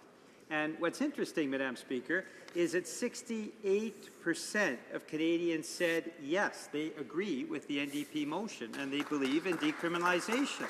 What's even more impressive, I think, Madam Speaker, for the member, is that 70% of folks in Ontario also believe that simple possession of marijuana should be decriminalized, and 51% of folks who vote Conservative, Madam Speaker, actually agree with the NDP's motion and want to decriminalize marijuana. So given that 68% of Canadians and 51% of Conservatives agree with us, why is the member voting the other way? The honourable member for Oshawa. Thank you very much, Madam Speaker. And this really is a big difference between the Conservatives and the NDP. In the motion, the NDP are asking to decriminalize immediately. And as I said at the beginning, our focus always is the health and safety of Canadians. And even when the Liberals brought it forward, they said to keep the proceeds out of the hands of criminals and to keep our kids safe. And what Canadians expect us to do, even if they're supportive of an action, is to make sure that we have all the things in place to make sure that Canadians will maintain their safety. I mentioned so many things that are wrong with the current situation, and I am in full agreement with the NDP that the Liberals have made a disaster out of this.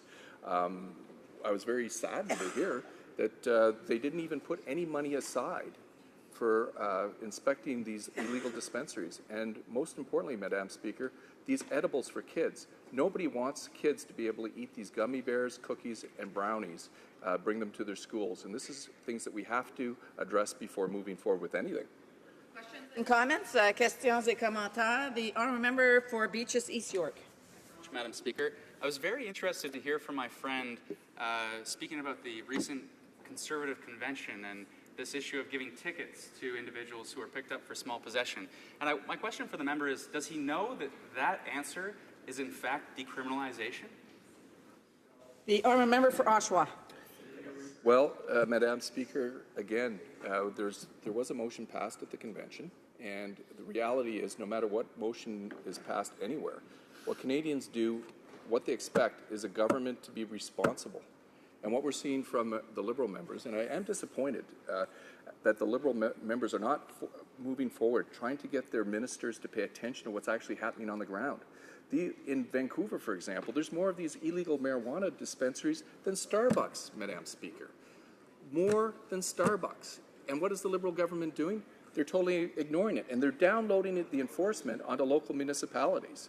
So any movement forward on this file means that, or what Canadians expect, is that a government take responsibility and have a responsible approach, not the irresponsible approach that's being advocated for today, but also by the Liberal Party that is doing absolutely nothing to address the municipal and the questions coming from our municipalities and ordinary Canadians. Questions and comments? Questions et commentaires. The honourable member for Sherwood Park, Port Saskatchewan. Thank you, Madam Speaker, and I thank my friend for his remarks. I think it's important to underline that the motion passed at the Conservative Convention was not a decriminalization motion. It was one that I was pleased to speak in favor of, in fact.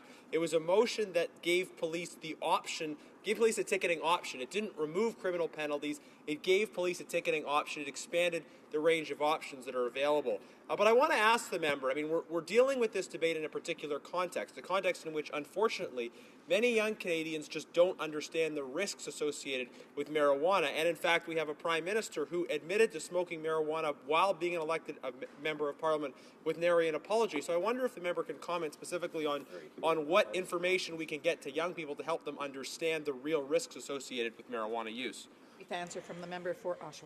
Well, I'll be as brief as I possibly can, but the science is very clear, Madam Speaker, that for our youth, especially under the age of 25, there are serious mental health considerations, more likelihood of schizophrenia.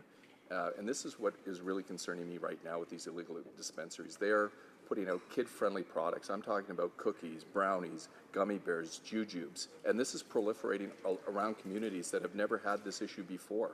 It's exploding. And what I would like to see from the Liberals is take some responsibility for this. Don't wait a year. Get out there right now and start putting the things in place so this stops immediately, because it is affecting our kids.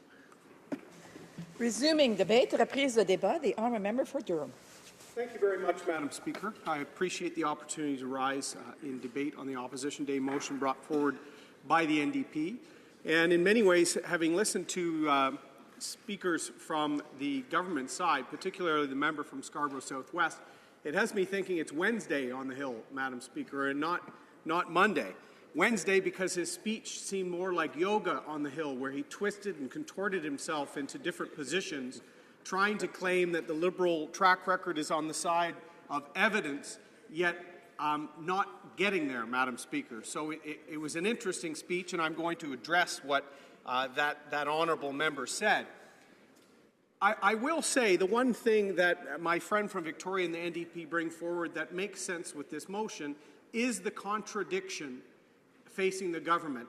And the motion begins with trying to recognize the contradiction. But it's my position, and I think my colleagues in the Conservative caucus, Madam Speaker, that you don't fill a bad policy vacuum with more bad policy. So the end state of their Opposition Day motion is to immediately decriminalize marijuana. And I don't think any responsible advocate would say that would be the approach that we leave here today to a Wild West situation.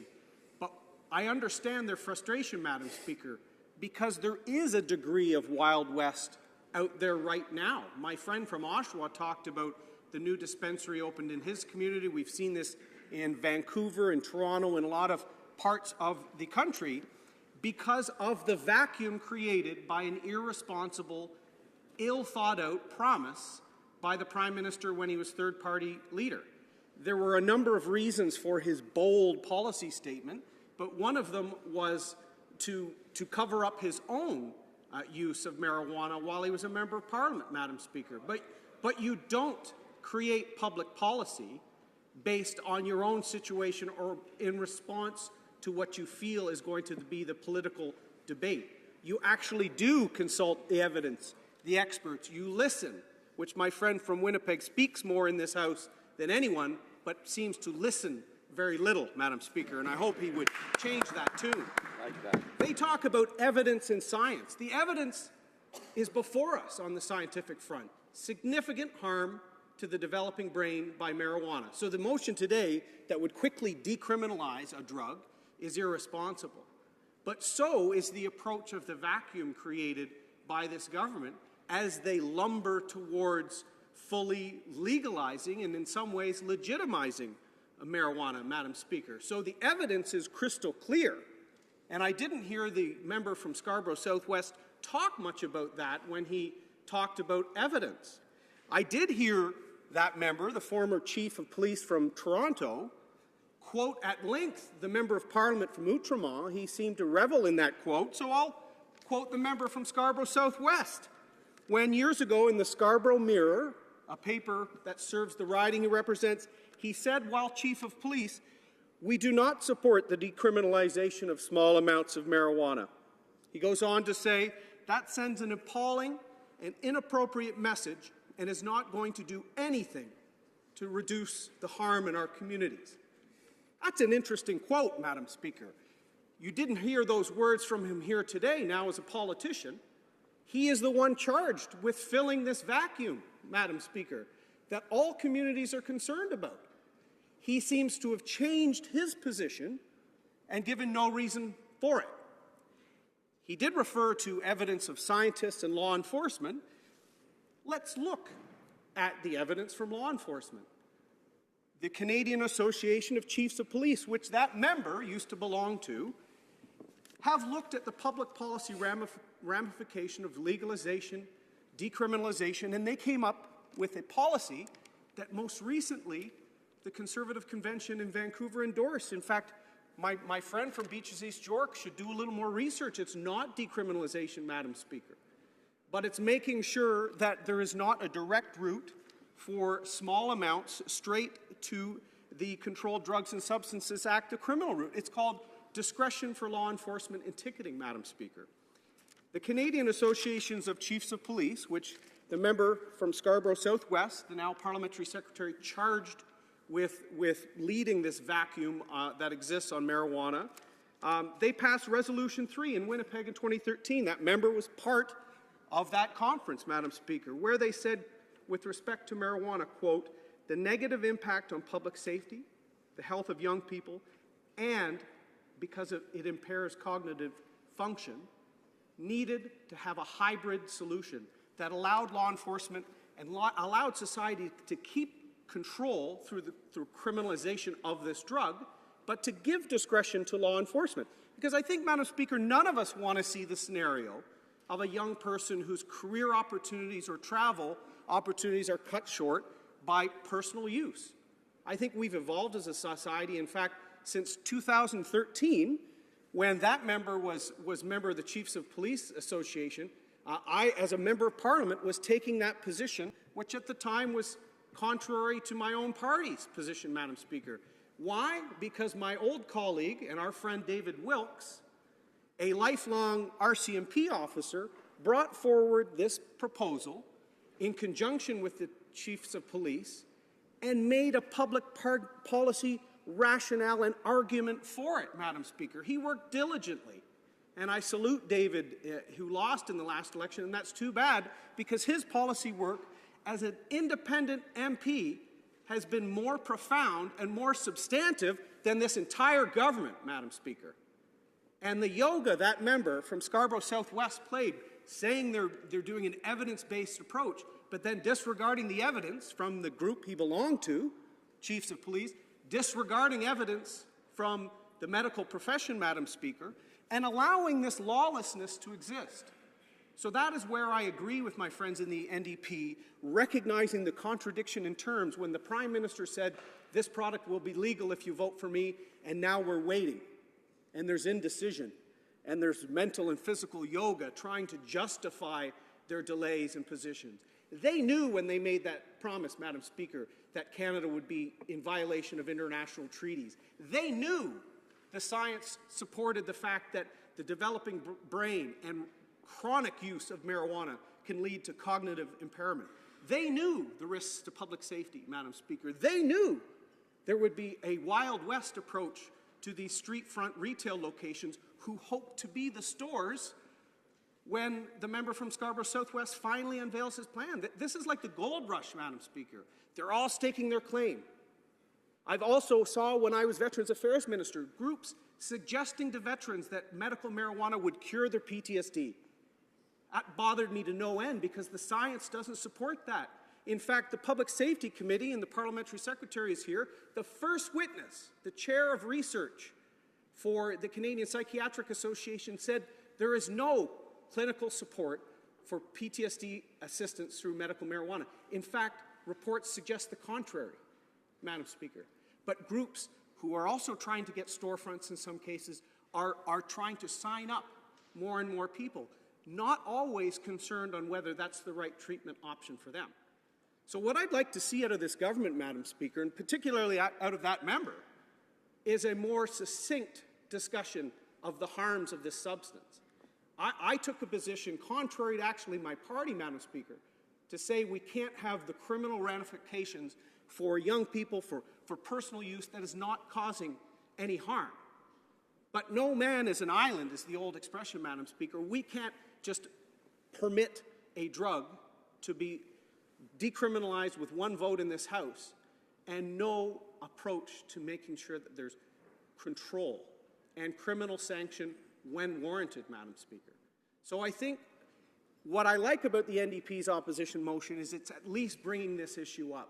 The Liberals ran very hard on it, Madam Speaker. We all remember, and we remember the drives they did on university and college campuses.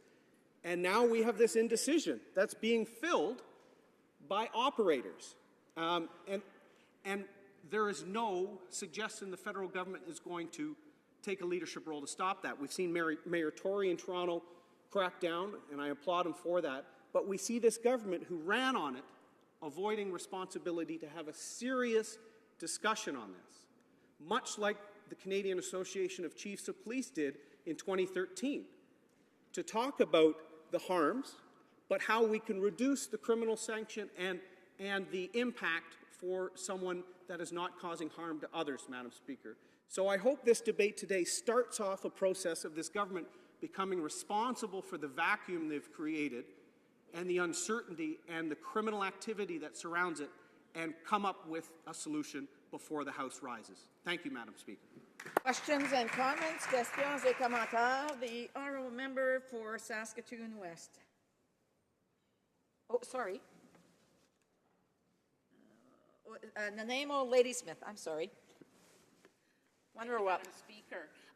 Thank you to the Conservative member for his speech. We're certainly intrigued that just a few weeks ago at the Conservative Convention there was a resolution passed to allow for ticketing for those possessed with small personal amounts of marijuana. So there's movement happening here.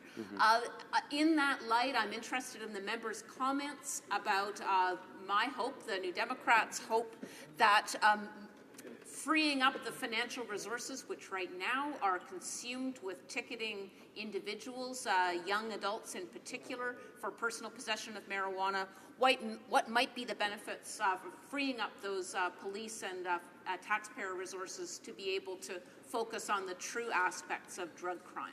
Thank you. Member for Durham. Thank you, Madam Speaker. I'd like to thank the member from Nanaimo Ladysmith for her question and for delving in to what I talked about. I appreciate the fact that she was listening intently. My rhetorical passion got the better of me, and I didn't get into the full detail of what the chiefs of police said and the position I support, which is the amounts of 30 grams of simple possession or 1 gram of cannabis resin, Madam Speaker, would be exempted from the criminalized route at the discretion of the law enforcement official. They are the experts that we should be listening to on the public safety ramifications. So that officer, he or she, could see a situation and issue a ticket. If there was someone repeated or near a school or with other factors combining with possible other illegal activity, which is often the case, they would have the discretion to lay the charge and keep that criminal sanction intact. It's a responsible approach, Madam Speaker, that was advanced for many years by our colleague David Wilkes and is supported by the chiefs of police and by many Canadians. I actually would suggest to the honourable member from Scarborough Southwest, who I respect a great deal, to push this solution on the Prime Minister rather than his radical, not well thought out legalization plan. Questions and comments? Questions et commentaires. The honourable member for Anglican Lawrence.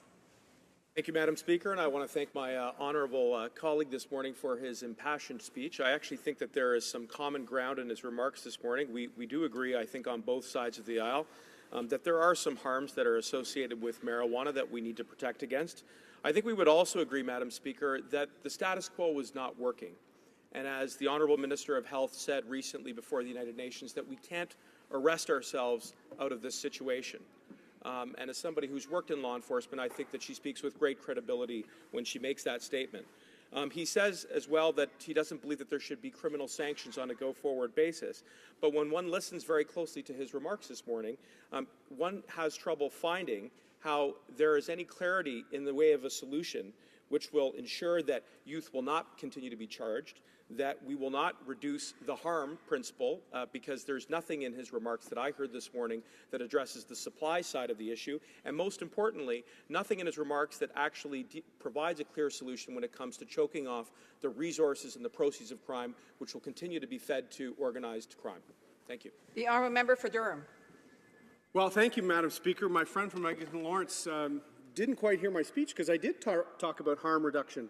I actually used a quote from his colleague, the member from Scarborough Southwest, who said decriminalizing small amounts writ large would not be a way to reduce harm in the community. In fact, that was, and he's now charged with coming up with a solution. So I did mention it, Madam Speaker.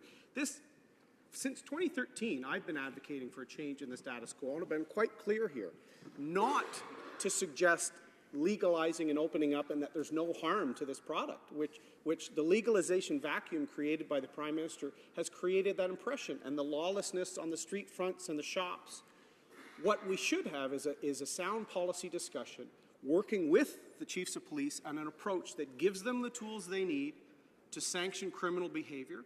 But as I said, no one wants to see a young person or a professional or a Liberal MP criminalized for simple possession, Madam Speaker. I've been saying that even when I was at odds with some of the folks in my own party. But I was doing so alongside people like David Wilkes and others by talking about this in a balanced way, how we can reduce criminal sanction where it's not needed, control and provide that criminal sanction where it is. Talk about the risks to health, talk about the risks to public safety. We've heard none of that in a responsible way from the government. Resuming debate, reprise de débat, the honourable member for Cowichan, Malahat, Langford. Thank you, Madam Speaker. And before I begin, I'd like to notify you that I'll be splitting my time with the member for the great riding of Port Moody, Coquitlam. It's a great honor to be rising to speak on this motion that was brought in from my friend from Victoria, because I think it's a motion this House really needs to debate. And furthermore, it shines some much-needed sunlight on the absolute confusion and contradictions of this Liberal government when it comes to marijuana policy. It's a discussion this House needs to have, and more importantly, it's a discussion that Canadians need to hear. This House is debating a motion that is going to recognize the contradiction of continuing to give Canadians criminal records for simple possession of marijuana after the government has clearly and explicitly stated that it should not be a crime. That is a glaring contradiction and is completely unfair. Now, we've heard it in this House before, and I'm sure many Canadians have heard that the definition of insanity is to do things over and over again, expecting, even when they don't bring about the same result, we sometimes expect it'll bring a different result. But that's simply what we're doing in this case with our marijuana laws, and it's time that we take a closer look at it. Cannabis prohibition in Canada has a history that goes back to the 1920s, when it was first added to the Narcotics Drug Act as an amendment after a very late night session in April of 1923. And its prohibition going to the United States as well has also been linked with some of the racial policies. It was seen as an effective tool of controlling Mexican immigrant labor. So there's a very clouded history with marijuana prohibition, and not all of it was based on completely clear science. Legalizing marijuana was the big campaign item of the Liberal plan, but since they have taken office, not very much has been done. And it's also been a big change from the Liberal position. In 2009, they voted with the Conservatives to introduce mandatory minimums for cannabis-related offenses. Not a sign of a very progressive party back then. And we even have former Liberal Prime Minister Jean Chrétien, who has been calling for the decriminalization of marijuana. So we see even within the Liberal Party itself, there are a few different splits here, and I think the government itself, its official policy, is off base with a lot of those members. I think, Madam Speaker, it is the height of hypocrisy that we have a Liberal government which openly and loudly campaigned on the promise to legalize and regulate marijuana is now refusing to do anything for Canadians who are found guilty of that possession. The Parliamentary Secretary to the Minister of Justice continues to repeat that the law is the law is the law, and he hopes that all Canadians will respect the law. Now, he's made mention of the fact that he is of the opinion that decriminalization will not do anything to protect our children or remove the profits from criminal activity. Now, Madam Speaker, while I respect the Parliamentary Secretary's many years as a police officer, I think his statements are somewhat misleading to this House and to the Canadian public. Let me make this perfectly clear for everyone listening right now. Under our current marijuana laws, the black market is worth $6 billion a year in British Columbia alone.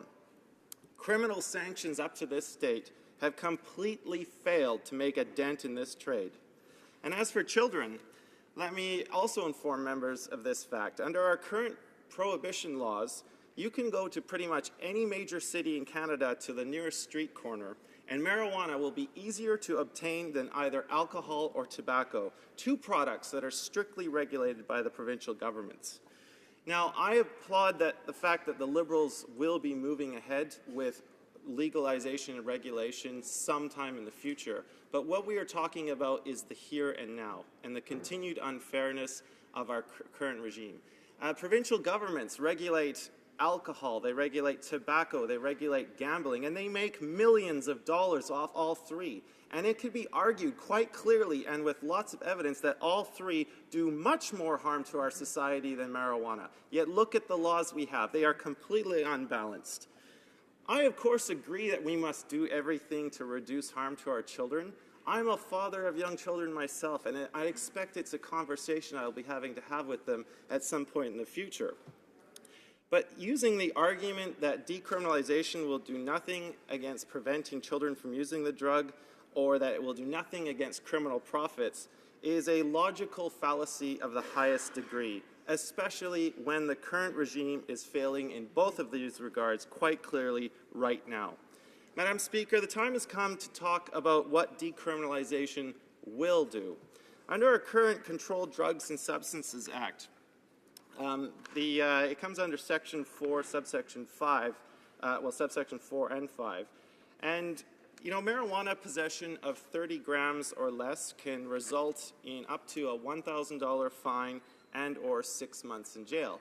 And yes, it can come to the discretion of the police officer, but our problem with on the NDP side of this House is that the law is applied so haphazardly depending on which jurisdiction in Canada you're in. And I don't feel it's right to base your future on the simple discretion of a police officer. We need to have current laws that apply equally in every parts of this country. It can have profound consequences on a person's life, and not many of our young people are aware of those consequences. So as we continue with the prohibition on marijuana, the criminal sanctions that they might not get, they might not even get a charge, but they will always have it on their record that a police officer stopped them for that, and it can haunt them for years to come. In 2014, there were 161 marijuana possession charges per 100,000 Canadians, and that is a total of about 57,314 Canadians in 2014 alone. Possession of cannabis is it's responsible for 54% of all police-reported drug crime. And you know, the Minister of Health, it's been quoted a few times, has said that it's impossible to arrest our way out of this problem. Yet by not supporting decriminalization efforts, that's precisely what the Liberal government is doing. We are continuing to arrest our way out of this problem. Let me make that perfectly clear. Canadians should not have to wait for another year and a half for this Liberal government to get its act together on a promise it made to Canadians. It is completely morally unjustifiable. Hear, hear.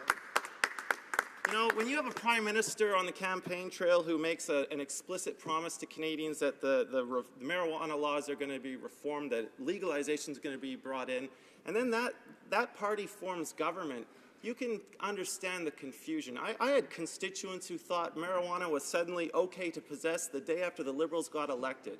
I've had police officers tell me they don't know whether to apply the law equally or not because they simply don't know what the government's intentions are. And my friend, the Member of Parliament from Victoria, has already quoted a few justices who have said they don't want to be the last judge to hand out a marijuana sentence because of the intent of the government. It is complete chaos and confusion, especially on the west coast of British Columbia, an area I am so fortunate to represent as a Member of Parliament.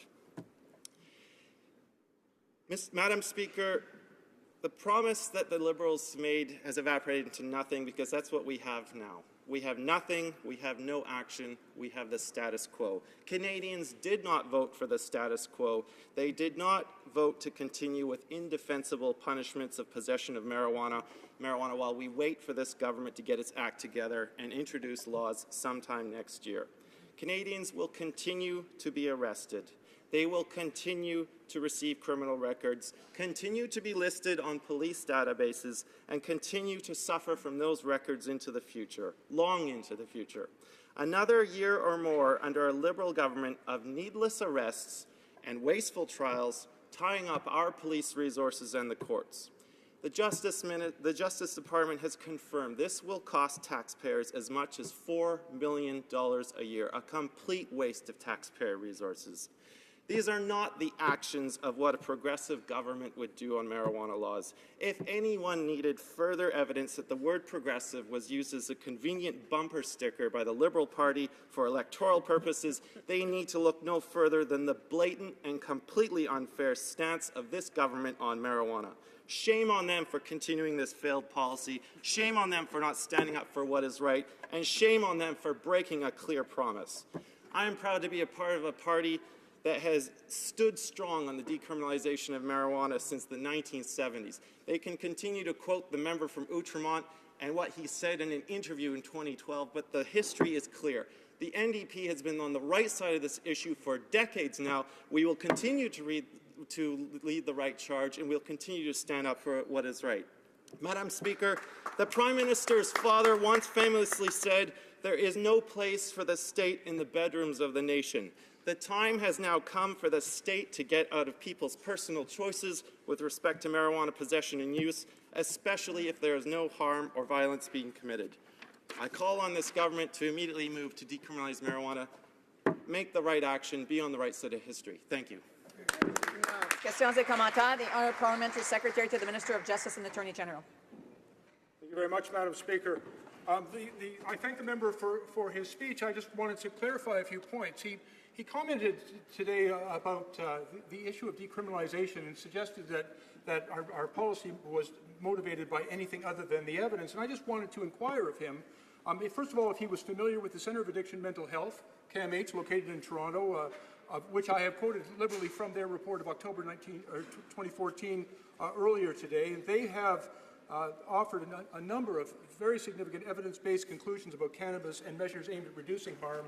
In that report, they were quite specific that decriminalization was a half measure and that it failed to address the harms associated with prohibition of cannabis use, and they strongly recommended the Liberal Party's our government's proposed approach of legalization accompanied by a strict public health regulatory framework.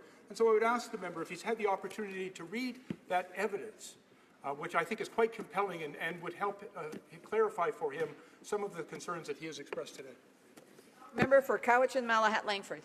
Thank you, Madam Speaker. I have not read that particular report, but this issue has gone on much longer than that report. In 1969, a Royal Commission began to inquire in the use of cannabis, and its recommendations included the need to repeal prohibition against the simple possession of marijuana and cultivation for personal use.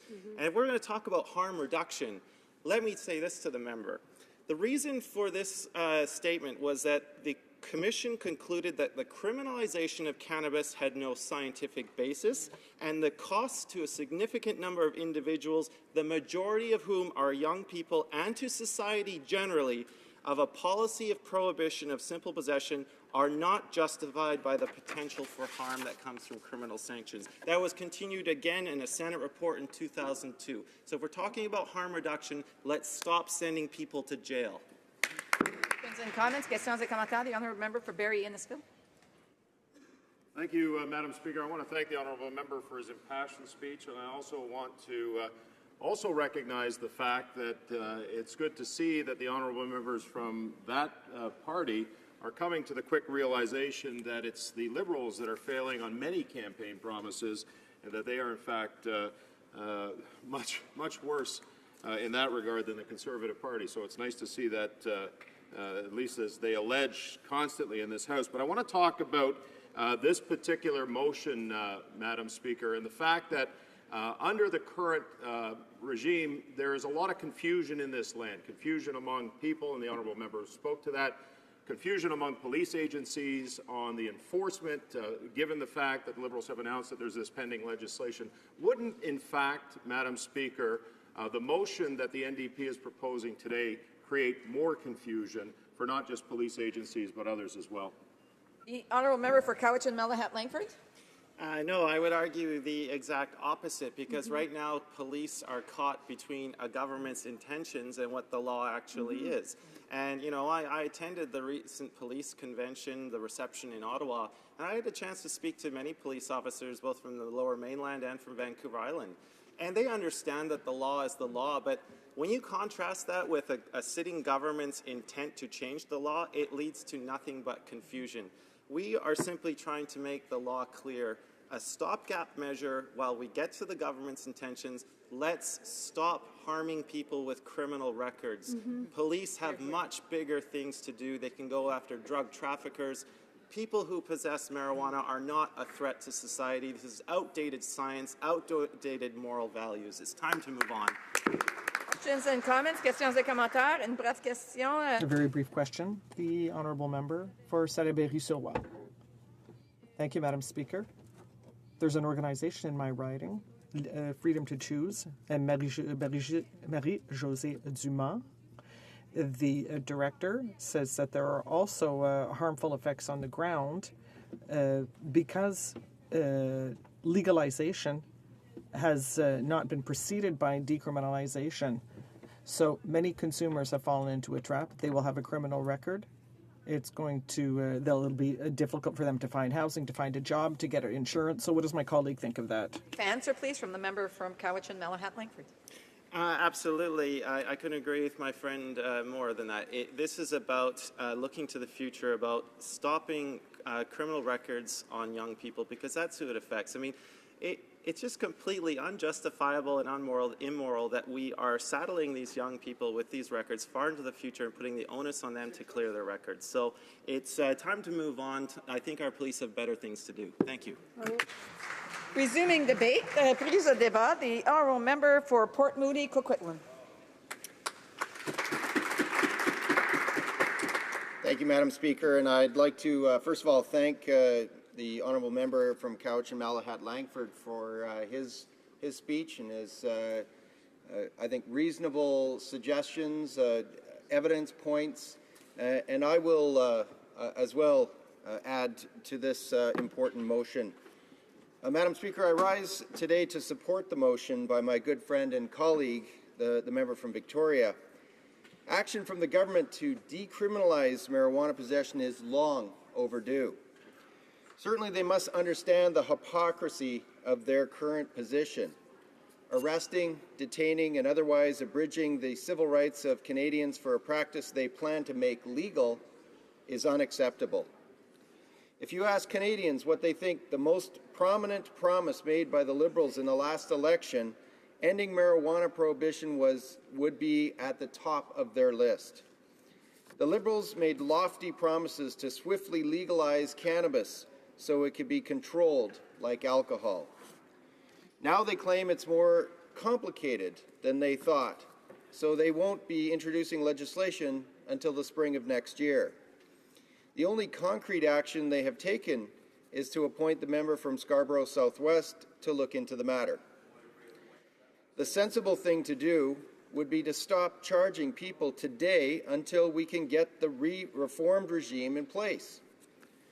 The reality is that about 60,000 Canadians will be arrested for simple possession of marijuana, and 22,000 will end up with a criminal record this year alone. This lack of action will cripple many young people who will have criminal records for the rest of their lives because the Prime Minister did not respect his promise to legalize marijuana as soon as they took office.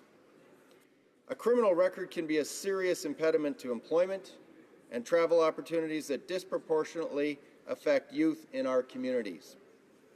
Maintaining the status quo is a massive waste of time, effort, and energy of our entire criminal justice system.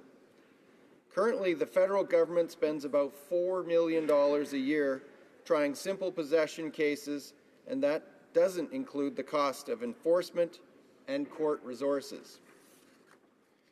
Police and our courts should not have to misspend resources because the government refuses to make this simple regulatory change. While we continue to wait for legislation to legalize the cultivation and sale of marijuana, the government should remove cannabis from the Controlled Drugs and Substances Act. Cannabis's current legal limbo is creating unnecessary confusion in our legal system and creating disorder for municipal governments across the country, dealing with the rapid expansion of marijuana storefronts in our communities. This year, BC's Chief Health Officer declared a public health emergency due to opioid overdose deaths. This state of emergency is thanks to the rise of serious drugs like fentanyl. 308 BC residents have died of illicit drug overdoses in the first 4 months of 2016. That's up 75% from the 176 deaths in the same period last year. I am by no means advocating for a police-only approach to drug use, but being able to task more police to go after major drug traffickers should be our top priority. Let's get on with decriminalizing cannabis so we can free up more resources to tackle real problems facing Lower Mainland communities. And Madam Speaker, I will add that as a former city councillor in the city of Coquitlam, that's one thing I know we worked closely with our RCMP, is to provide the tools, the resources needed to go after the real crime and offenses that were happening in our community.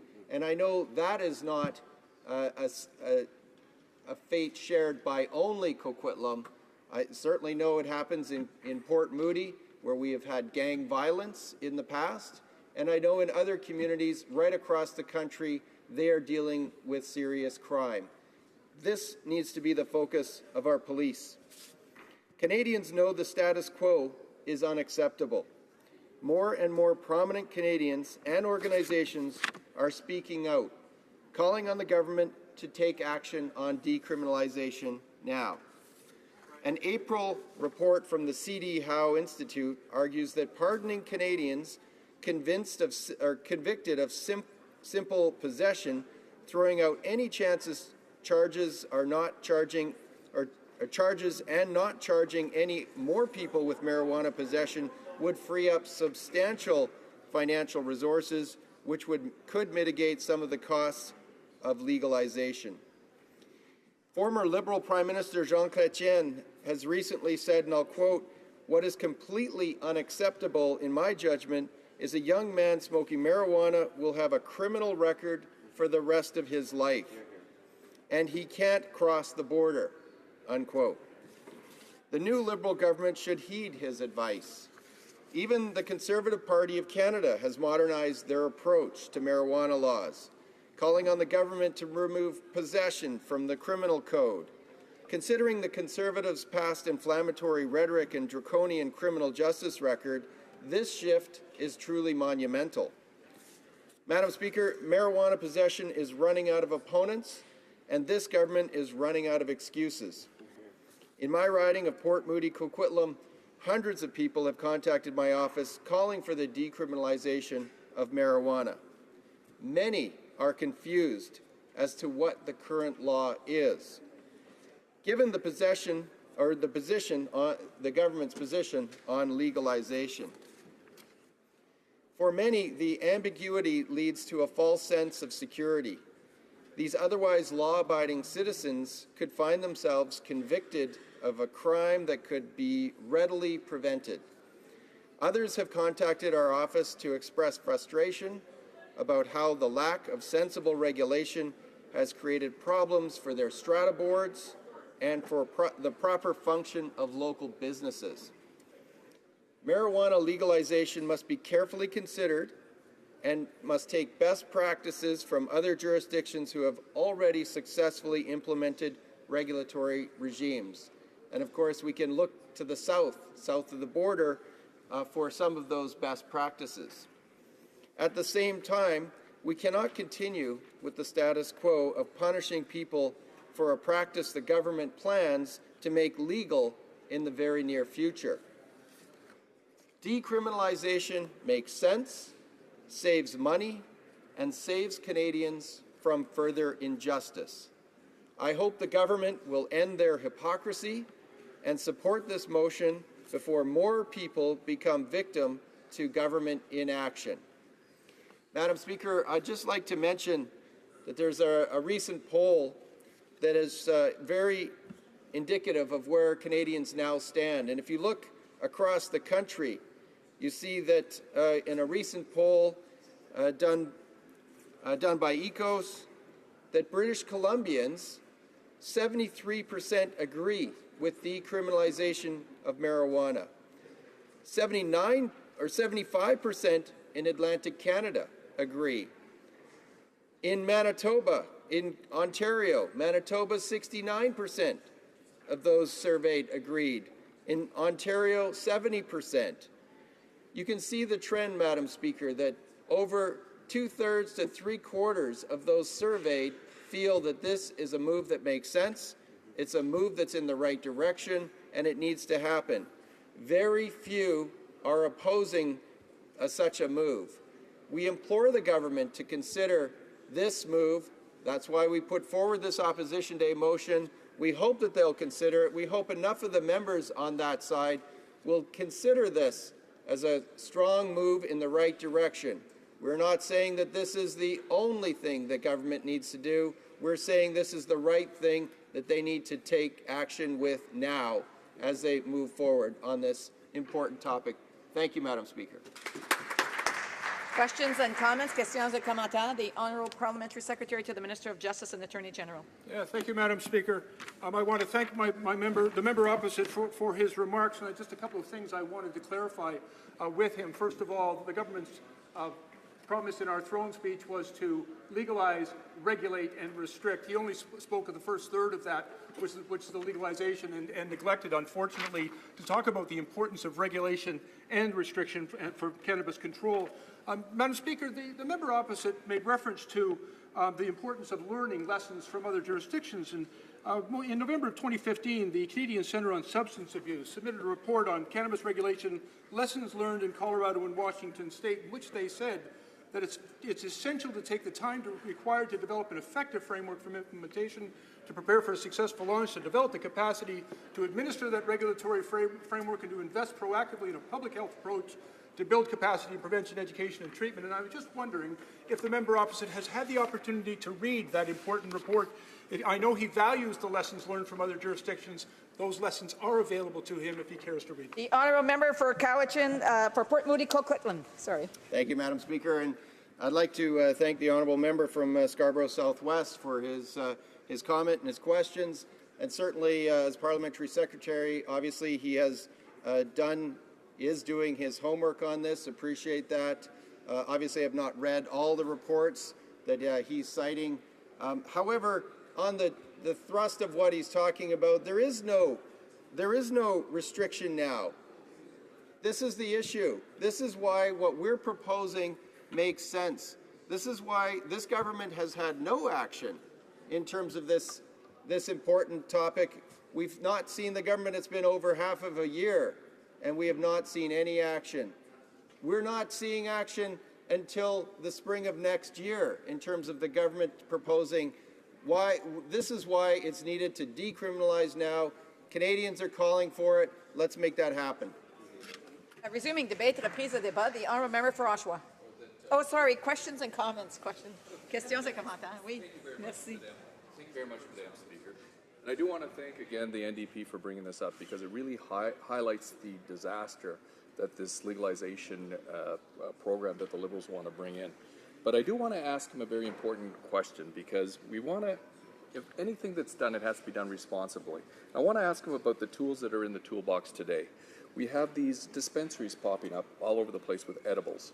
The Liberals put absolutely no money in for inspections, so we don't even know what these products, the marijuana that's being used to bake these edibles, if it's laced with anything like angel dust, where the profit's going to organized crime. And most importantly, you mentioned the Colorado experiment. The police.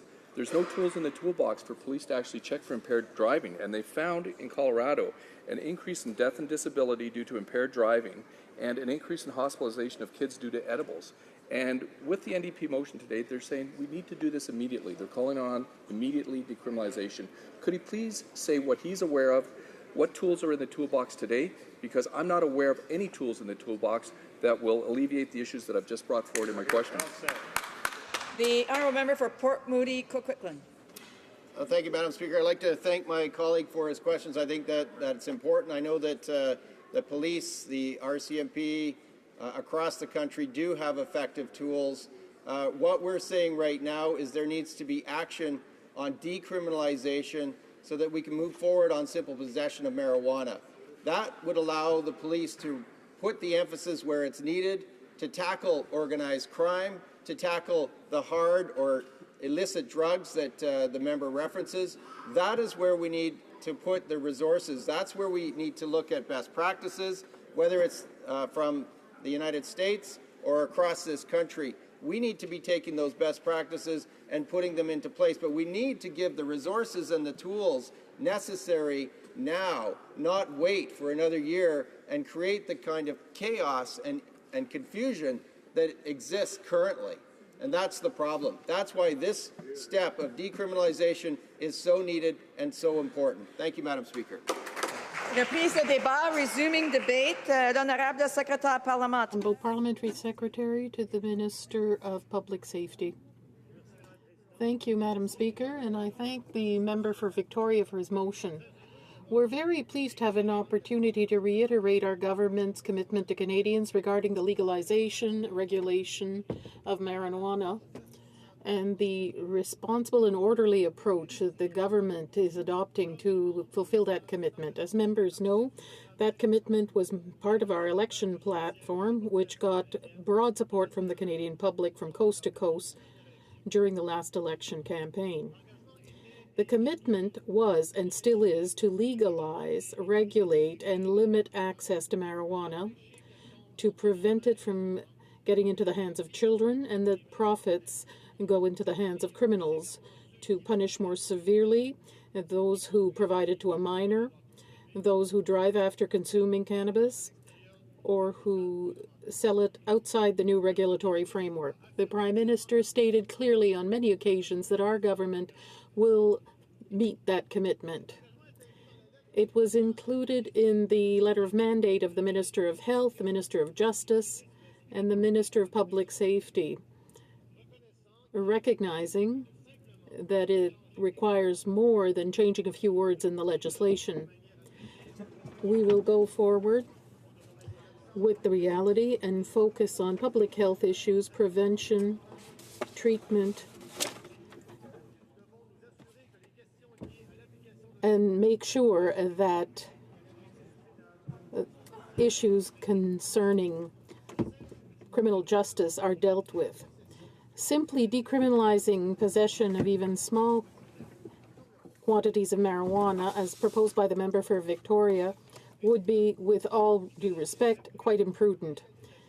Canadians support legalization, but they want the reassurance that the important issues of security are fully dealt with.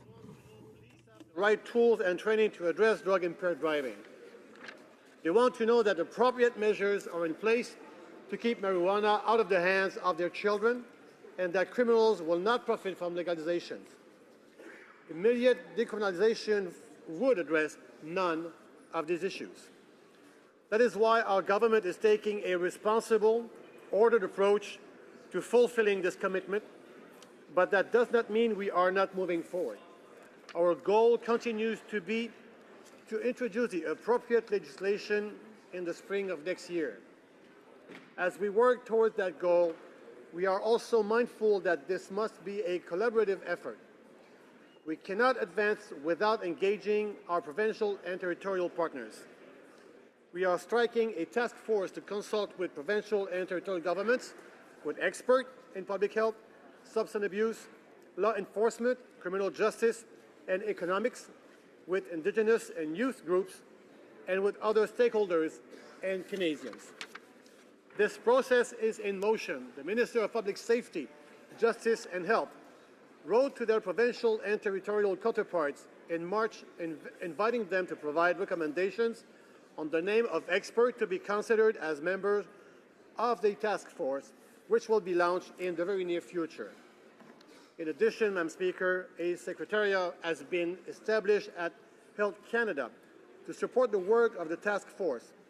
This secretariat, which is already in place, will also play an important role in relation to the federal, provincial, territorial working group on marijuana legalization and regulation. The working group met for the first time last month and will continue to meet regularly going forward to ensure an ongoing dialogue about the approach and strategies for better coordination, including common communication materials. As you might imagine, Madam Speaker, our provincial and territorial partners need clarity on the nature of their role under a new regime, such as whether marijuana will be federally or provincially regulated and distributed. Our partners are asking us to take the time necessary to ensure they are able to implement any legislative or operational changes that may be required on their part to support a new regime.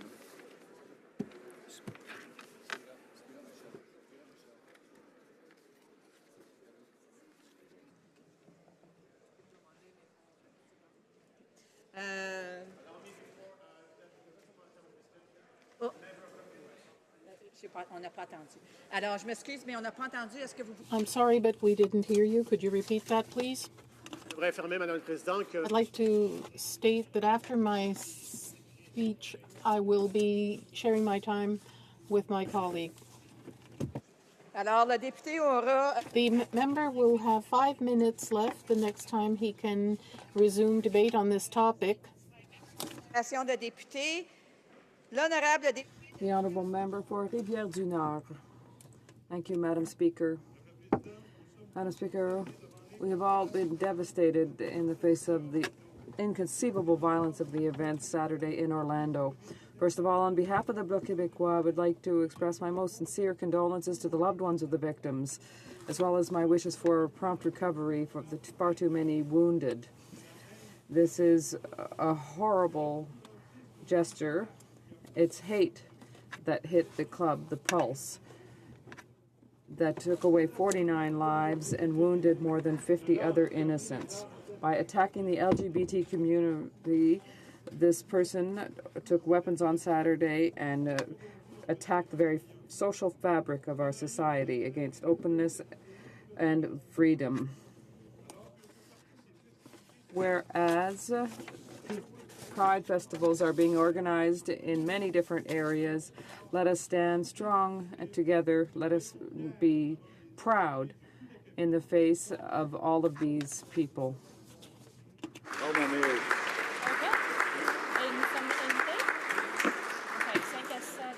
Mr. Speaker, I rise today to recognize Joseph and Maria Montanaro, longtime residents and business owners in Humber River Black Creek. Joseph and Maria own Westfinch Bakery, a local institution specializing in quality bread, cakes, pastries, gelato, and chocolates of all kinds. And while these products are both stunning and delectable, it's the friendly nature of the place that keeps the locals coming back. You see, Joseph's father started Westfinch Bakery in the 60s, while Joseph spent his formative years apprenticing. following his father's footsteps was never his plan, but as happens with life, Joe found himself down a winding path to where he needed to be. Today, West Finch is a place that showcases local talent with a flavor profile that satisfies even the most discerning palate. Congrats to Joseph and Marie, and thanks for all you do to make our communities great places to live, work, and play. Thank you, Mr. Speaker. The honourable member for Red Deer, Mountain View. Mr. Speaker, each year on July 1st, communities across this great nation come together to celebrate Canada Day. Canada Day has been celebrated every year since Confederation, and it's always been the spirit of local communities, all celebrating with their unique flair that makes the holiday so truly special. Canada Day is an opportunity to celebrate the values and traditions which makes Canada the best place in the world to call home. And our local organizations have been hard at work on preparations to herald another proud anniversary of our country. The towns of Bowden, Sundre, Carstairs, Delburn, Elnora, Spruceview, Penhold, Innisfail, Disbury, and Olds, as well as the city of Red Deer, are all hosting celebrations for Canada Day, including music, food, games, parades, and fireworks. It's an honor to represent an area that proudly demonstrates such strong community and Canadian spirit. I encourage everyone to come together with their family and neighbors at one of their local community events to celebrate the birth of our nation. Thank you, Mr. Speaker. Member for Vaughan Woodbridge. Mr. Speaker, La Dolce Vita has arrived. On Thursday, June 9th, the 5th Annual Italian Contemporary Film Festival kicked off at the TIFF Lightbox in Toronto. This 10-day event runs in 6 cities and is one of the top 10 film festivals in North America. With nearly 30,000 attendees, the ICFF brings the audience together with internationally acclaimed filmmakers, producers, and actors through movies, talks, and panel discussions. A part of Italian Heritage Month, the ICFF mission is to bring the Italian lifestyle, yes, La Dolce Vita, to Canada. In addition to the cultural contributions the festival brings to Toronto, Hamilton, Niagara, Montreal, Quebec City, and the City of Vaughan, it also provides real economic and lasting benefits to Canadian businesses. Please join me in applauding the co-founders of the Italian Contemporary Film Festival, Cristiano Di Florentis and Maurizio Magnifico, and Canada's vibrant Italian-Canadian community. Thank you, Mr. Speaker. The honourable member for Algoma, Manitoulin, Kapuskasing. Mr. Speaker, yesterday I attended the annual review of the Royal Canadian Sea Cadet Corps 348 on beautiful Manitoulin Island. As a mother whose daughter was a Sea Cadet, I know the amount of work that goes into running cadet programs and how much it means to these young people. It is this dedication and attention that develops a feeling of empowerment among our young people. They grow up learning how to improve skills that they will master throughout their lives. Young people who have learned how to pull together to get things done, that have challenged themselves to break through barriers and past any fears they might carry. The commitments to community from volunteers that keep programs running in places like Blind River, Hearst, Elliott Lake, Manitoulin Island, Espanola, and Kapuskasing is well worth it. Young Sea, Army, and Air Cadets become confident leaders who in turn give back to their communities. I'm sure all members will join me to thank those who give their time and energy to ensure cadet programs remain a strong and vibrant part of our communities, and we wish them all the best as they head to summer camp. The honourable member for Cloverdale, Langley City. Mr. Speaker, soon after being elected last October, I came to learn of the plight of many Canadian families who had adopted children from the Democratic Republic of Congo but faced obstacles that prevented the families from uniting. By the end of March of this year, Rochelle and Marie, ages 8 and 4, were the only 2 Canadian children left in the Democratic Republic of Congo without exit permits in place. These sisters faced extraordinary challenges in their efforts to join their parents in Canada. I'm pleased to inform this House that due to the relentless work of our government, Rochelle and Marie are now united with their new parents and living safely and happily in my riding of Cloverdale, Langley City.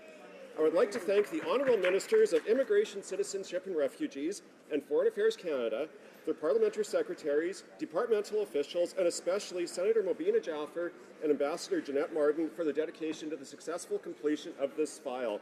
Bienvenue au Canada, Rochelle and Marie. Welcome to Canada, Michelle and Marie. The honourable member for Red Deer, Lacombe.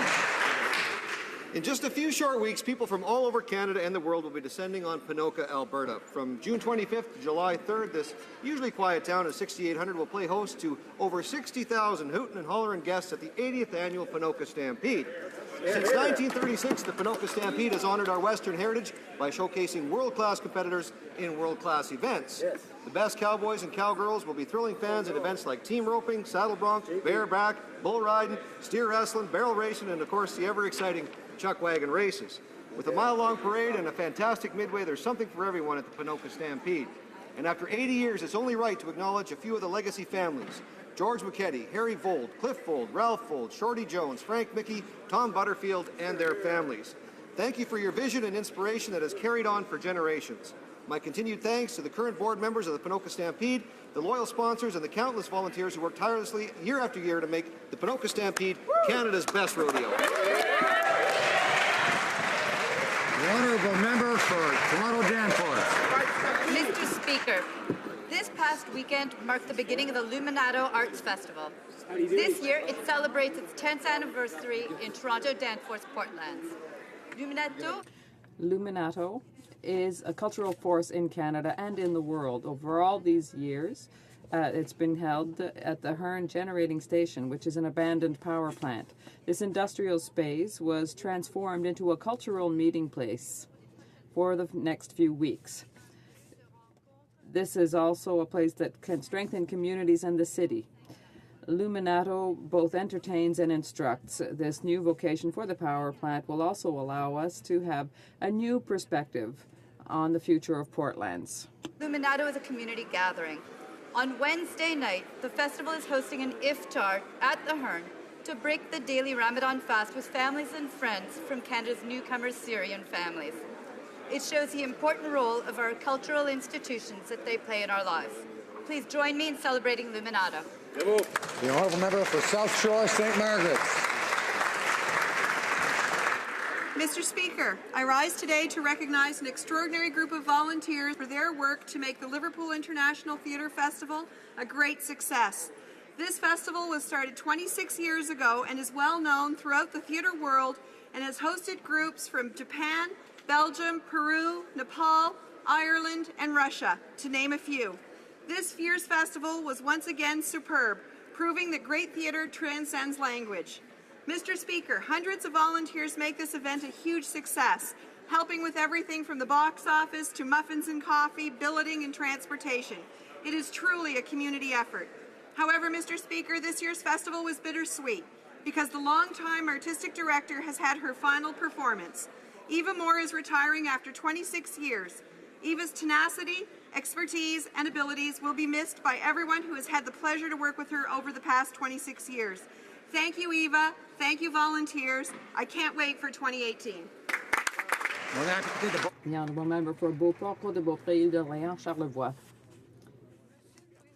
Mr. Speaker, summer is almost upon us and invites us to come and discover landscapes, patios, and festivals. Whether it be by car, by boat, or motorcycle, people are traveling around Quebec looking for new experiences. Beauport, Côte de Beaupré, Île d'Orléans, Charlevoix is the right region to allow you to discover a unique experience.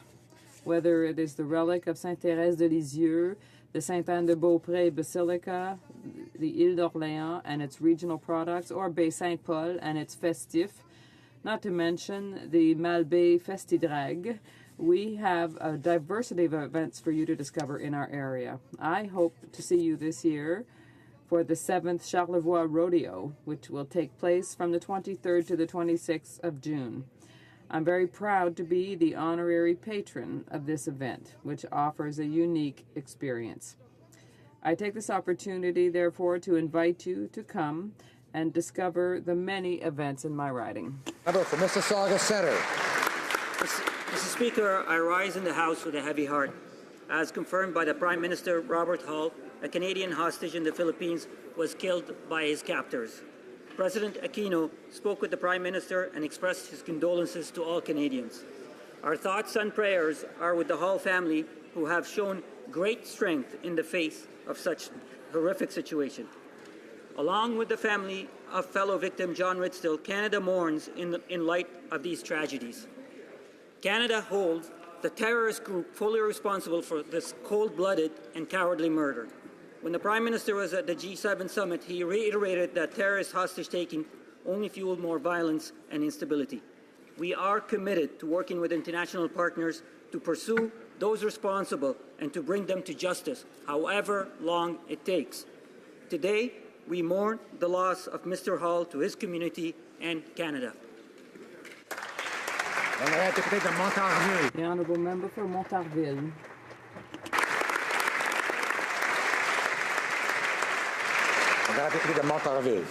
Honourable Member for Montarville. Mr. Speaker, today I rise to emphasize the excellent work of employees and volunteers at the Canadian Red Cross.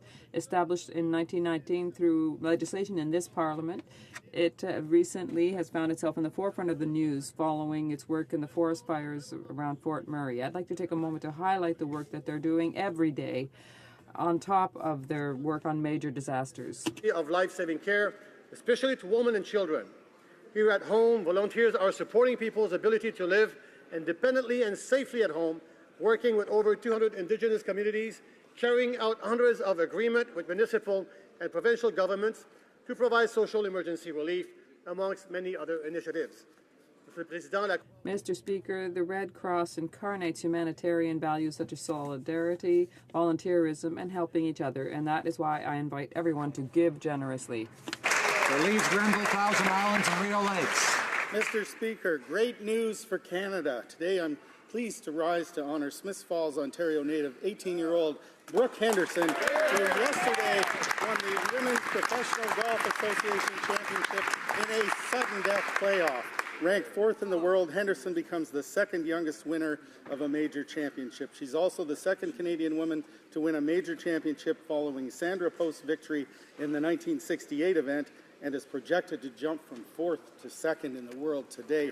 Her first professional victory came last year in Portland, Oregon. Mr. Speaker, Henderson was Canadian Women's Amateur Champion in 2013, finished runner-up at the 2014 U.S. Women's Amateur, and while still an amateur, won 3 events on the Canadian Women's Tour and finished tied for 10th place in the 2014 Women's Open at the age of just 16 years old. For 2015, Henderson was named both the Canadian and Ontario Female Athlete of the Year. Mr. Speaker, on behalf of all Canadians, I salute her success yesterday.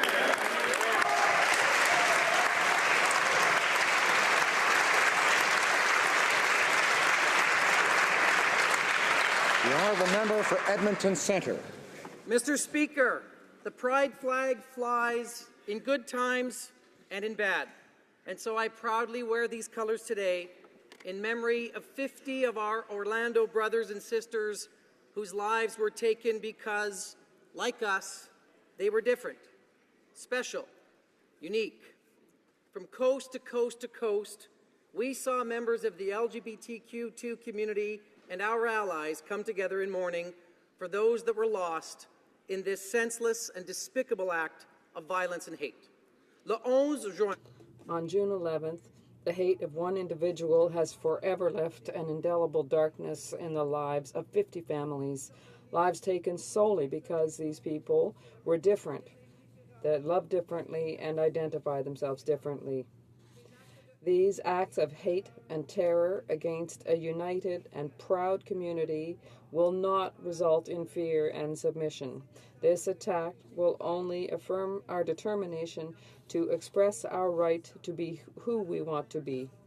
Weeks to come, Mr. Speaker, that with time, hate will always be conquered by love. L'amour. Love will prevail.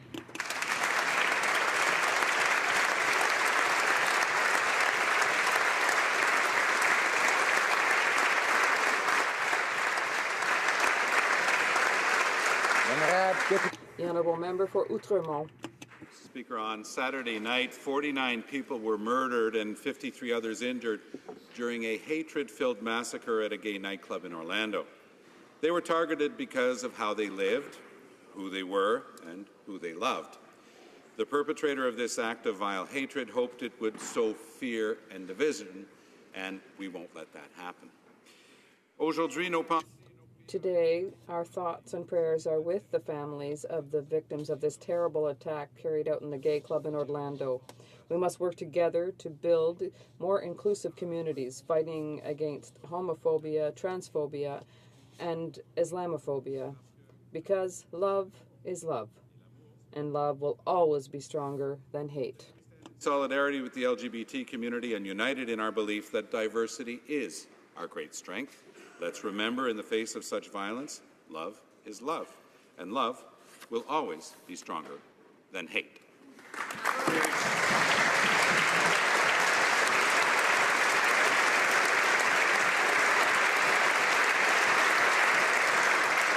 The honourable member for Lakeland.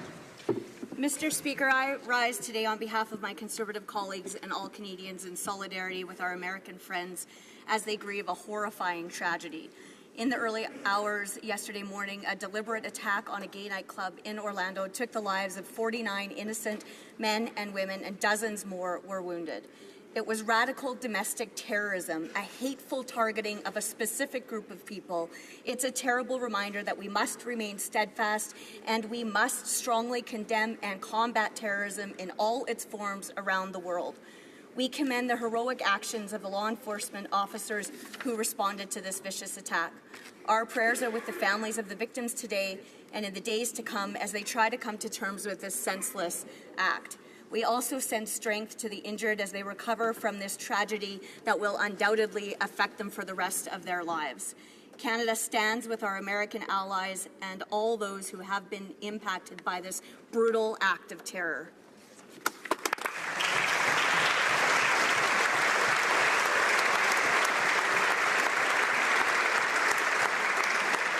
The honourable member for Don Valley West. Mr. Speaker, just 2 weeks ago we raised the pride flag on Parliament Hill, and I saw this as the joyful end of a long human rights journey.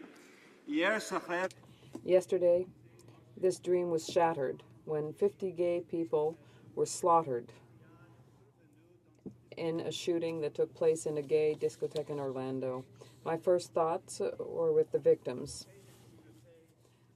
A community evening of solidarity and simple pleasures in a space that should have been safe ended in a horrible bloodbath. There are no words to describe my feelings of sadness, grief, and anger. Thoughts were to the Muslim community, again at risk. I am proud to represent tens of thousands of faithful, peaceful, and law-abiding Muslims who were equally saddened and horrified by this act of terror and homophobia. Today we must stand together against violence and terror and trust each other as we combat evil and build peace.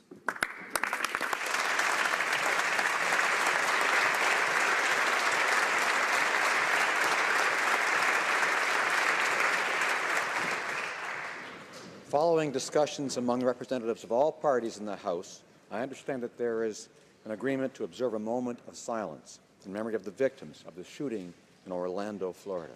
I now invite honourable members to rise.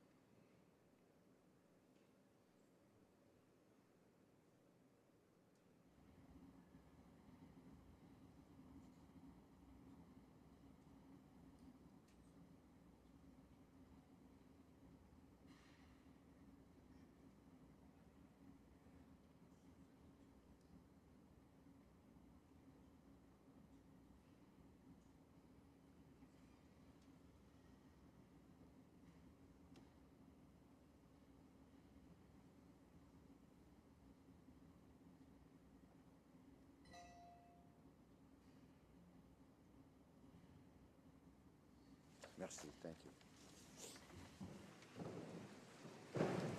Oral questions, questions orales. Honorable député. The honourable member for Lac-Saint-Jean.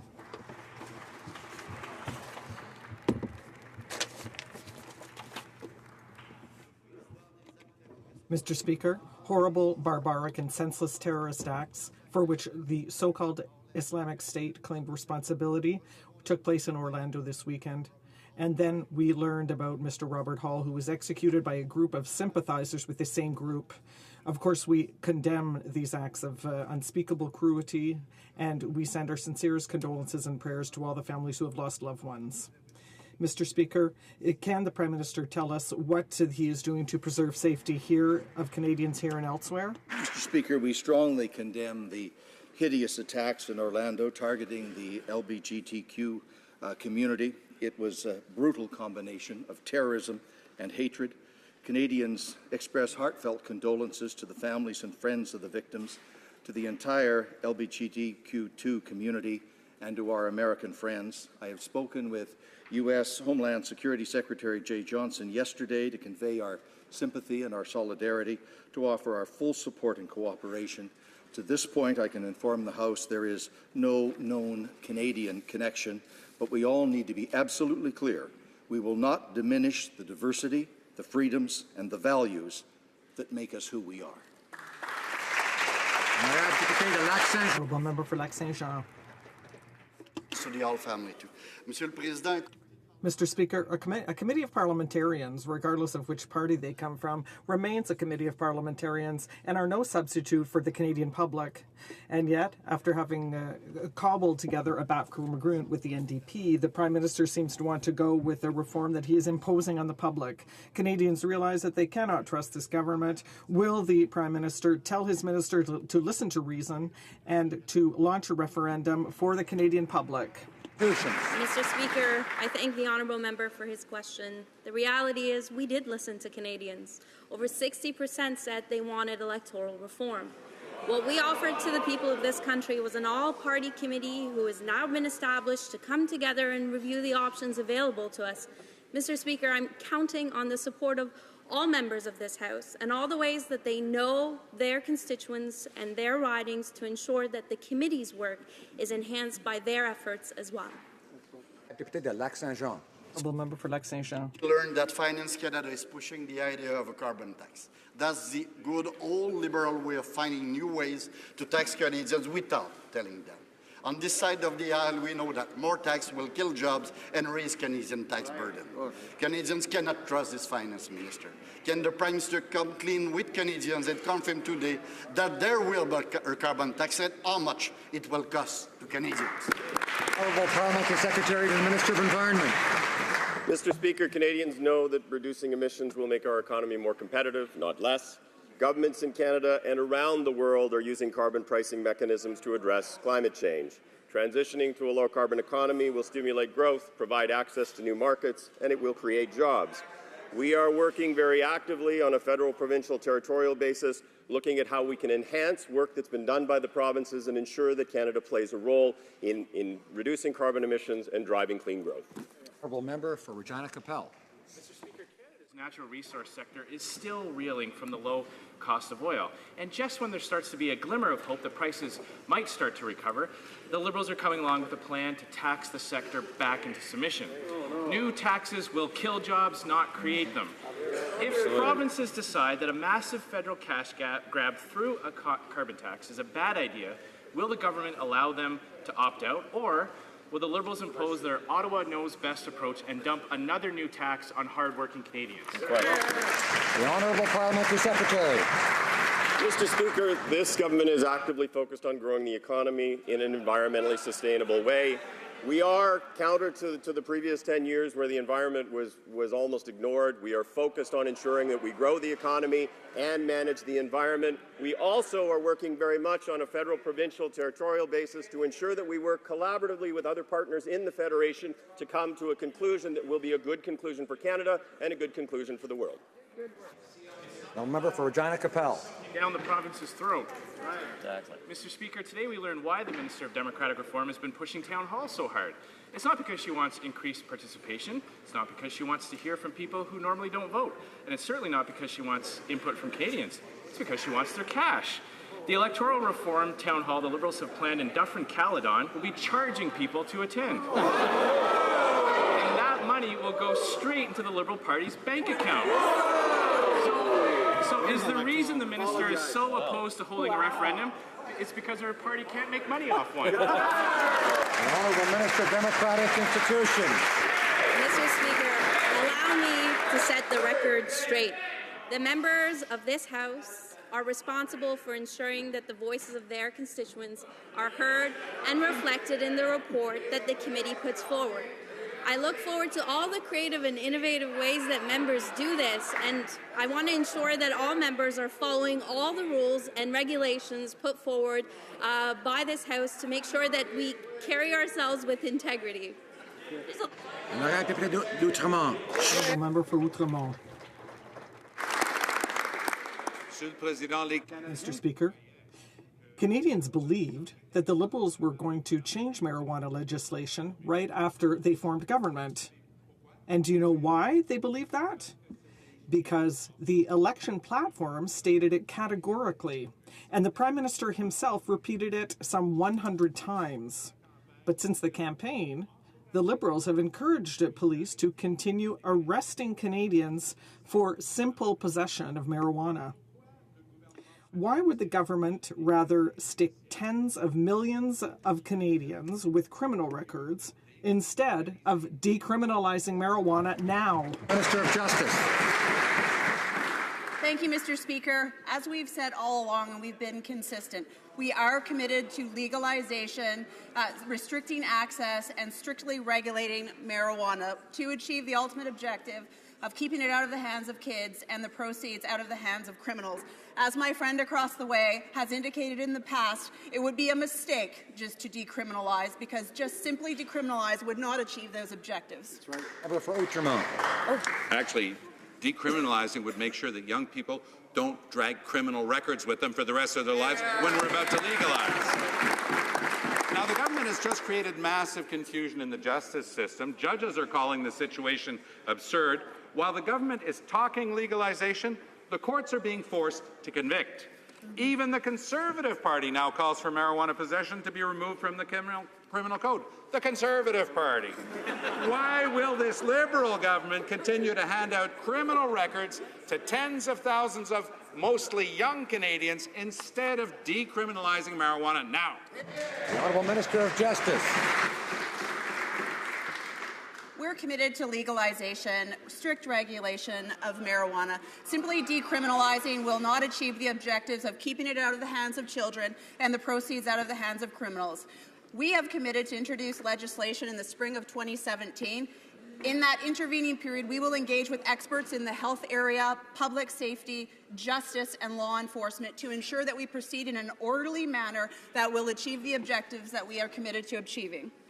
The Honourable Member for Outremont. Intervening time, thousands of mostly young Canadians will have criminal records and drag them with them the rest of their lives. That's the problem. Canada's big banks are once again making record profits, and as a result, they are lowering bank fees. No, wait, that's not true. That would make too much sense. Actually, they're raising fees for Canadians to have access to their own money. Tens of billions of dollars in profits for the banks, and Canadians are paying the price. What is the government planning to do to reel in these ridiculous increases in bank fees? The Honourable Parliamentary Secretary. Thank you. I'd like to thank my honourable colleague for his question. As we went across the country, Mr. Speaker, during our pre-budget consultation, we heard from Canadians and we heard the financial pressure that the Canadians are feeling. That's why we reduced taxes for the middle class and we introduced the Canada Child Benefit. Mr. Speaker, let me be clear to the member, we are paying close attention to this issue, and as the member knows well, the Government of Canada does not regulate the day-to-day operation of financial institutions. We are committed to financial literacy, and we're going to continue to invest to make sure Canadians can make the choice that they have to when it comes to financial matters. The Honourable Member from Outremont. Actually have to listen, because I'm sure they didn't hear a single Canadian say, hey, why don't you increase our bank fees, Mr. Speaker? Ils ont fait des milliards.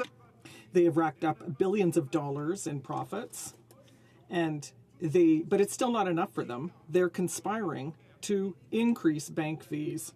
And the Liberals continue to give the big banks tax decreases while Canadians are paying more than their fair share. How can the Liberals justify giving these goodies to big banks while Canadians are being gouged to have access to their own money? Honourable Parliamentary Secretary. Let me remind the member that this is the government that introduced measures for the middle class and for the hardworking Canadians. Mr. Speaker, what we're going to do is that, Mr. Speaker, if the member would like to listen, I may answer his question. Je peux vous répondre en français quand I can answer you in French when I want. vous disais dans ma réponse. As I said in my answer, Mr. Speaker, we are for the financial literacy for Canadians, and that is why, Mr. Speaker, the financial literacy agency is offering tools to Canadians to make the right decisions in terms of finance in Canada, and will continue, Mr. Speaker, to work for financial literacy for Canadians. Airdrie. Well, Mr. Speaker, on electoral reform, all the Liberals have done is set up a process made up of politicians, by politicians, and for politicians. And now it turns out that the Liberals are even charging Canadians to attend their town halls. What a sham, Mr. Speaker. But at the end of the day, decisions on their democracy should be made directly by Canadians and not be a fundraising exercise by the Liberals. So will the Liberals put the politics aside and give Canadians a direct say in a referendum, yes or no? The Minister of Democratic Institutions. Mr. Speaker, I am surprised to be made aware of this development. We will be looking into this matter. But I will remind all members of this House that we are reaching out to Canadians. The committee is meant to act as a forum for all Canadians. We have a great deal of respect for elected representatives and committees who have done good work on behalf of Canadians for many years and look forward to the contributions they'll make to the committee's report. A member for Banff Airdrie. Mr. Speaker, if the minister wants to get to the bottom of it, she doesn't have to look very far. It's right there on the Liberal website. So now, Mr. Speaker, when the Liberals set up a process on electoral reform that's all about politicians and political parties, and it leaves the final decision in the hands of the Liberal cabinet, that certainly isn't in the best interest of Canadians, Mr. Speaker. When BC, Ontario, and PEI looked at electoral reform, all three of them held referendums, and 3/4 of Canadians are demanding one. So will the Liberals hold a referendum, yes or no? The Minister of Democratic Institutions. Mr. Speaker, I have yet to hear a constructive suggestion from the party opposite on ways to modernize our democratic institutions. I do wish that the all-party committee will act as a forum for collaborative and cooperative work, and the member opposite will consider contributing meaningfully to that committee's work. The honourable member for Richmond North Athabasca. Mr. Speaker, let's talk about referendums. This week, I watched TV over and over to find one single leaders' debate where they talked about electoral reform. Nothing. I looked over my notes to see if any of my constituents had talked to me about electoral reform. Nothing.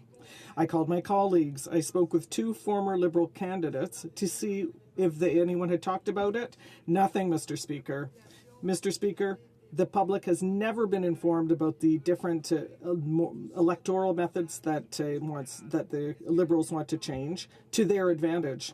Can the Minister confirm to us that everyone will be able to express themselves? The Minister of Democratic Institutions. Mr. Speaker, unlike the member opposite who spent his weekend watching television, I was out talking to my constituents. My constituents heard from our party loud and clear. The longest campaign during modern Canadian history, we had plenty of opportunities to talk about our 32 commitments to a more open and transparent government. Order. Order.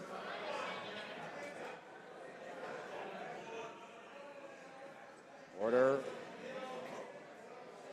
I don't think many of us actually know what other members were doing during the weekend, and we probably shouldn't speculate unless he said so.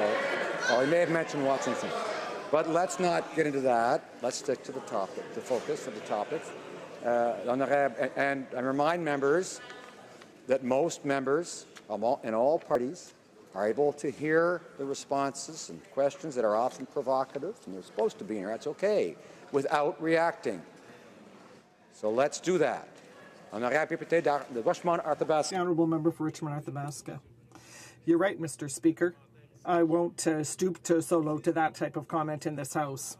What we're seeing in this file is that the Liberals are playing poker, but they're sitting at a VIP table that other Canadians can't sit at. According to the Prime Minister, the rules of the game are too complex, so people should watch instead of participating. So these are partisan tactics. The Liberals are studying their hand. They pass a card to the NDP. They bluff the public, Mr. Speaker. But especially, they keep their referendum card hidden in their back pocket. So, Mr. Speaker, when will they stop playing their cards close to their chest? When will they leave the poker table and put all their cards on the table and announce a referendum? Minister of Democratic Institutions. Mr. Speaker, the matter of electoral reform is a serious matter. It is why we built a table made up of all parties in this House. We went above and beyond the traditional rules in this place to ensure that all parties have an opportunity to represent the voices of their constituents. It is up to all 338 members of this House to take our responsibility seriously and ensure that our constituents are represented and heard in this process. For Lanark, Frontenac, Kingston. Well, when it comes to electoral reform, Mr. Speaker, the Liberals have given a whole meaning to the phrase, a penny for your thoughts. Mr. Speaker, here's why referendum is essential. A paper published last week by the Macdonald-Laurier Institute said that the government's December 1st deadline means that irrespective of what the committee actually reports, the only electoral reform option that will be on the table happens to be the one the Prime Minister has favoured all along due to the shorter timeline in which it can be implemented. So the question is, isn't the fact that the fix is in the reason why we need to have a referendum on that proposal when it comes to people? Minister of Democratic Institutions. Mr. Speaker, the member opposite knows that we have entered this process with an open mind. We are reaching out to Canadians and finding out from them what values and what principles they'd like reflected in their electoral reform. I urge the member opposite to consider contributing meaningfully to the all-party committee and look forward to the work of that committee and their report on December 1st. For Lanark, Frontenac, Kingston. I'd like to encourage my open-minded colleague opposite to consider the following. I'm going to quote from that paper. The only electoral reform that could be implemented in time for the election in 2019 is ranked ballots in single-member districts. Quite simply, time has run out on implementing other alternatives. The paper goes on. In a non-coincidental coincidence, the only system that Parliament could adopt in time for 2019 is the very same system that the Prime Minister himself has identified as his own personal preference. End quote. So the fix is in, Mr. Speaker. Isn't that why we need to have a referendum to decide whether or not what the Prime Minister prefers is what Canadians want to have?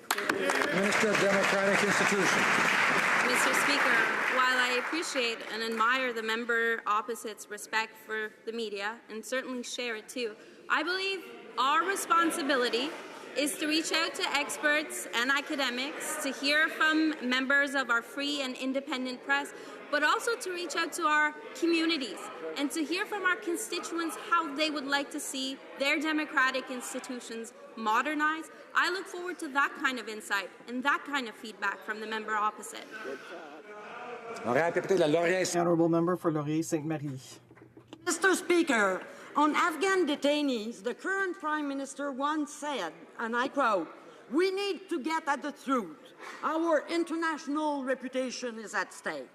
Well, last week, Joe Clark, former ambassadors like Stephen Lewis, former Afghan head of mission, and human rights advocates like Amnesty International called on the Liberals to hold an inquiry into the handling of Afghan detainees. Liberals can now get at the truth. So will they do the right thing and launch an inquiry? Honourable Minister of National Defence. Mr. Speaker, we take our obligations to Geneva Convention and international law very, very seriously. When it comes to any of our missions that our men and women go on and our current missions that we have, there's a considerable amount of pre-deployment training that we emphasize this and the emphasis of human rights. In addition, we emphasize this while we take part in the training with the Kurdish forces on who are training as well. Thank you, Mr. Speaker. The Honourable Member for Laurier-Sainte-Marie. I didn't hear him mention inquiry, Mr. Speaker, in his answer. When the report of the internal inquiry was tabled in 2011, the Liberals said it was incomplete and accused the Conservatives of lacking leadership. Last week, over 40 Canadians, including the former Prime Minister Joe Clark, human rights advocates, and diplomats, called on the Prime Minister to launch a public inquiry. So why don't the Liberals want such an inquiry now? Minister of National Defence. Mr. Speaker, as I stated, we take our obligations very seriously. Our men and women in uniform for all our missions have done extraordinarily well, in particular in Afghanistan. In terms of our focus being the current missions and the missions that we will go on, we will always have an emphasis on the Geneva Convention, international law, and a strong stand on human rights. Thank you, Mr. Speaker. Member for Parry Sound, Muskoka. Mr. Speaker, last week the Liberals said we should not be guided by emotion and instead must arrive at a legal determination before declaring that ISIS has committed genocide. But here are the facts on the ground. Women are being burned alive for refusing to renounce their faith and for resisting becoming sexual slaves of ISIS. This is not a time for more reviews, more investigations, more fumbling around. When will the Liberals do the right thing and declare this genocide? Moral leadership. Mr. Secretary to the Minister of Foreign Affairs. Thank you, Mr. Speaker. We strongly condemn the atrocities by the so-called Islamic State. Official recognition of genocide is to be done by a credible judicial process following a proper international investigation, which is exactly what we are doing. It is exactly what our UK allies have said, which is it is not for governments to be the prosecutor, judge, or jury. It is exactly what Secretary of State John Kerry said. We are working in concert with our allies, and we are doing all we can in the fight against ISIL. The member for Parry Sound, Muskoka. Monsieur le Président, Mr. Speaker, the Liberals have declared that other countries have not recognized that the Islamic State is committing genocide. But maybe my Liberal colleagues don't know that the Secretary of State of the United States, Mr. Kerry, said, and Hillary Clinton said today as well, that the atrocities committed constitute genocide. Why are the Liberals refusing to recognize what our allies clearly understand, that the Islamic State is committing genocide? Thank you, Mr. Speaker, and forgive me for reading. I want to be clear, and then I'm quoting John Kerry. I am neither judge, nor prosecutor, nor jury with respect to the allegations of genocide, crimes against humanity, and ethnic cleansing by specific persons. Ultimately, the full facts must be brought to light by an independent investigation and through formal legal determination made by a competent court or tribunal. We could not agree more with John Kerry. Member for Calgary, Nose Hill. Mr. Speaker, Nadia Murad is one of thousands of Yazidi women violated by ISIS. She was enslaved and raped by ISIS fighters for 3 months. She said, the fate of 3,500 Yazidi women and girls who remain in captivity is known, and probably most will face a similar fate if the world does not act now. Canada has an obligation to prevent genocide and not to turn a blind eye when it's occurring. Yeah. Will the Prime Minister finally name these crimes for what they are, and that's genocide? Right. Honourable Parliamentary Secretary. I'd like to talk about what we are doing to fight ISIL, because our approach is a whole-of-government approach. It is absolutely integrated between military training and intelligence, between humanitarian aid, between intelligence on the ground to document these heinous crimes, and then, of course, to work through the International Criminal Court to bring justice to those innocent people. Member for Calgary, Nose Hill. Well, it's interesting, Mr. Speaker, because the member opposite asked the Leader of the Opposition what responsibility does she feel to the International Criminal Court. Well, a noted human rights lawyer believes that the ICC has a responsibility to Yazidis. In announcing her intent to represent Yazidi women at the ICC, Amal Clooney said, "How can it be that the most serious crimes known to humanity are being carried out before our eyes but are not being prosecuted by the ICC? Will the government join international consensus, do the right thing, and name these crimes finally as genocide?" The Honourable Parliamentary Secretary. On the contrary, Mr. Speaker, I would like to invite the party opposite to join with us in our pursuit of justice. Thank you. Honourable Member for Jonquière. Mr. Speaker, last week, the Parliamentary Secretary to the Minister of Agriculture mentioned that the dye-filtered milk file was part of the negotiations for the new softwood lumber accord. In an interview, he said that the government was going to have to choose the solution that was least harmful for the industry. Can the Minister for International Trade, which is the least harmful solution? closing sawmills and laying off thousands of workers in Saguenay-Lac-Saint-Jean, or closing dairy farms and putting thousands out of work in Saguenay-Lac-Saint-Jean? Merci pour la question. I thank the member for her question. Since it's a question addressed to me, I'd like to talk about softwood lumber. As I said, our government recognizes the importance of the forestry industry for Quebec and Canada. I met with representatives of the Quebec industry last week in Montreal. Our team is in regular contact with negotiators, and we're working to get a good agreement for Canada. Mr. Speaker, we are just 5 days away from the government's 100-day softwood lumber deadline, and the minister still has nothing more than empty talking points. There are tens of thousands of Canadian forestry jobs at stake. According to reports, talks have stalled and court battles are looming. The Prime Minister promised action to protect our forestry sector. When will the negotiators meet again, and when does the minister expect to conclude a new softwood lumber agreement? Honourable Minister of International Trade. Thank you for the question, Mr. Speaker. Our government absolutely recognizes the importance of the forestry industry to Canada. Our officials are in very regular contact, including this month, in frequent meetings with negotiations from the USTR. I spoke to Ambassador Froman myself in Paris in person 2 weeks ago, and I talked to him on this issue regularly. I'd like to quote someone who cares a lot about this issue as well. That's BC Premier Christy Clark.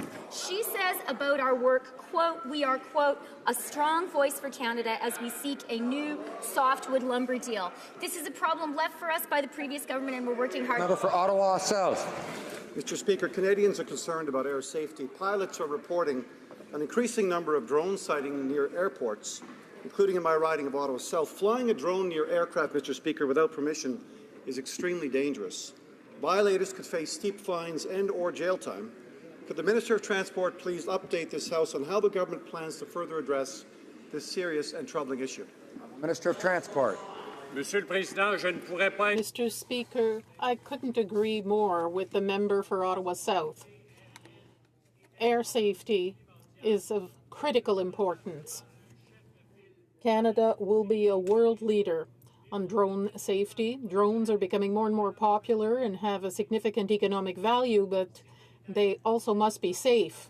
And that's why we're examining regulations and the classification of drones, the identification of drones, the registration of those who want to operate drones. And we will be unveiling those regulations in the coming months. Thank you, Mr. Speaker. Thank you, Mr. Speaker. Mr. Speaker, next week the Finance Minister is going to meet with his counterparts in the provinces and territories to sell him on his CPP scheme, which taxes the average worker an extra $3,000 per year. Wow. Now, we know this new payroll tax will actually kill 130,000 jobs in this country, and it will permanently and significantly lower wages for especially our young people. How does the Finance Minister expect Canadians workers to be able to save, to start a family, or to buy a home when he's increasing their taxes? The Honourable Parliamentary Secretary to the Minister of Finance. Mr. Speaker, I'd like to thank my honourable colleague for a question. Mr. Speaker, every Canadian shares the goal of a secured retirement. That's why, Mr. Speaker, the Minister of Finance, one of the first things we did is to meet with his provincial counterpart in December. And that's why he's going to meet in the coming days with his financial counterpart to make sure that we work collaboratively with our partners in order to enhance the CPP for the benefit of all Canadians, Mr. Speaker. Well, member for Milton. Thank you, Mr. Speaker. But Canadians are rightly concerned because an impact on a fourth CPP expansion is going to be on their wallets. The Finance Minister has stated that a CPP expansion would be putting too many eggs in one basket. And he also said that increasing the CPP will practically take the private sector out of the pension business. So, Mr. Speaker, again for the Finance Minister, will he just abandon this ill-conceived scheme because it unfairly targets Canadian workers?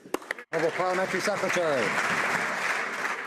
Mr. Speaker, I'd like to thank the honourable colleague for a question. Mr. Speaker, what we're going to do is to work collaboratively with the provincial counterparts, Mr. Speaker. That's why we started in December. That's why we're going to continue in the coming weeks, because, Mr. Speaker, we understand, and I can tell you, as we went across this nation, Canadians want to retire in dignity, and that's exactly what we're working on, and that's exactly what we're going to deliver for Canadians, Mr. Speaker. The honourable member for Louis Saint Laurent. Mr. Speaker, our concern is that we know that the government is thinking about changing the CPP, but the problem is every time this government touches anything, it ends up with a tax increase, a tax creation, or worse, sending the bill to future generations through a deficit. So the question to the government is clear. Will the government make a commitment with regard to pension plans not to touch our small businesses directly and increase charges for our entrepreneurs who create our wealth? The Honourable Parliamentary Secretary. Mr. Speaker, I thank my honourable colleague for his question. It's a clear one, and my answer is just as clear.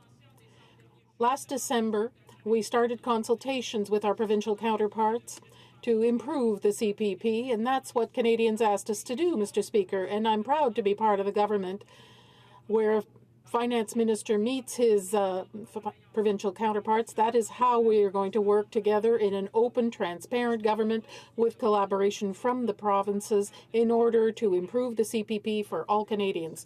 The honourable member for Louis Saint Laurent. Another broken Liberal promise. This is about fighter jets. We know that the government had made a commitment to have a call for tenders, but now we know that the dice is cast and the whole matter is settled. This is not good for the Canadian economy. $800 million lost and 110 Canadian companies that will be duly affected. Can the government ensure that these jobs will be preserved in Canada? Why imperil high-quality jobs in Canada? For defense. Mr. Speaker, first of all, our government is committed to making sure that we replace our fighters, and we will do so. And any procurement that we do take place with our fighters will benefit Canada, and making sure that that our industry benefits as well. Thank you. Member for Vancouver Kingsway. Mr. Speaker, everyone has a right in Canada to equal access to quality health care regardless of ability to pay. Yet, Liberals are turning a blind eye to user fees across the country. Saskatchewan just introduced legislation that will allow wealthy people to jump the queue to receive private, for-profit CT scans. This undermines the Canada Health Act and the principle of universal access, and is another example in a growing list of infractions. Will the Minister of Health finally step in and put a stop to these unacceptable violations of the Canada Health Act? Well, Minister of Health. Mr. Speaker, I thank the member opposite for his very important question. As I have indicated previously in this House, our government firmly upholds the Canada Health Act. That Canada Health Act indicates the principles by which healthcare must be delivered in this country, including universality and accessibility. We will uphold the fact that Canadians in this country must have care on the basis of need and not on the basis of their ability to pay. Member for Vancouver East. Canadians have submitted applications to privately sponsor at least 100 Syrian refugee families based in northern Iraq. These applications are being held up because Canada has no capacity to process them, but if authorized, the UNHCR can step in and get the job done. Now, to make matters worse, IRCC is considering Syrian-born refugees who have fled to northern Iraq as Iraqis. This means they will not be part of the Syrian Refugee Initiative. Just when will the minister quickly process these applications as promised?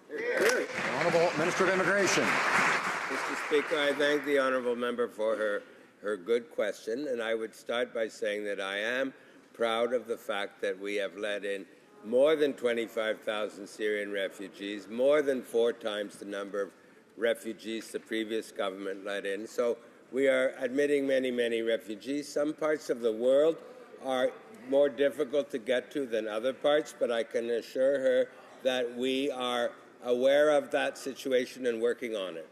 Honourable member for Battleford's Lloydminster. Thank you, Mr. Speaker. Agriculture is the 3rd largest contributor to our GDP, and it's under siege.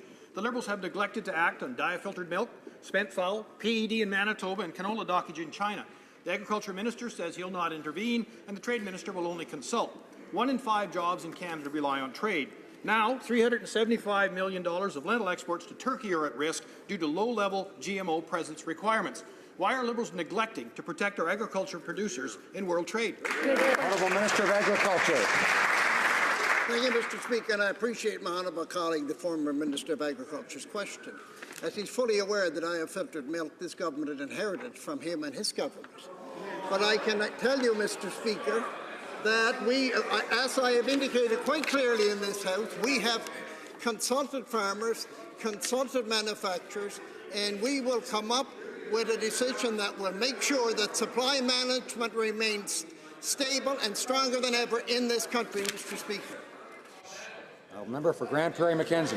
Well, Mr. Speaker, I'm not sure if the Ag Minister caught that, but the question was about lentils, and lentil producers want to know when he's going to get to the job done for them.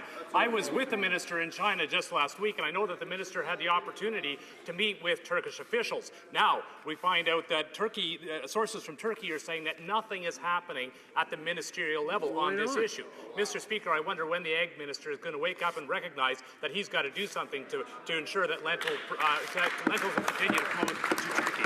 Minister of Agriculture. Thank you, Mr. Speaker, and I do appreciate my honourable critic's question.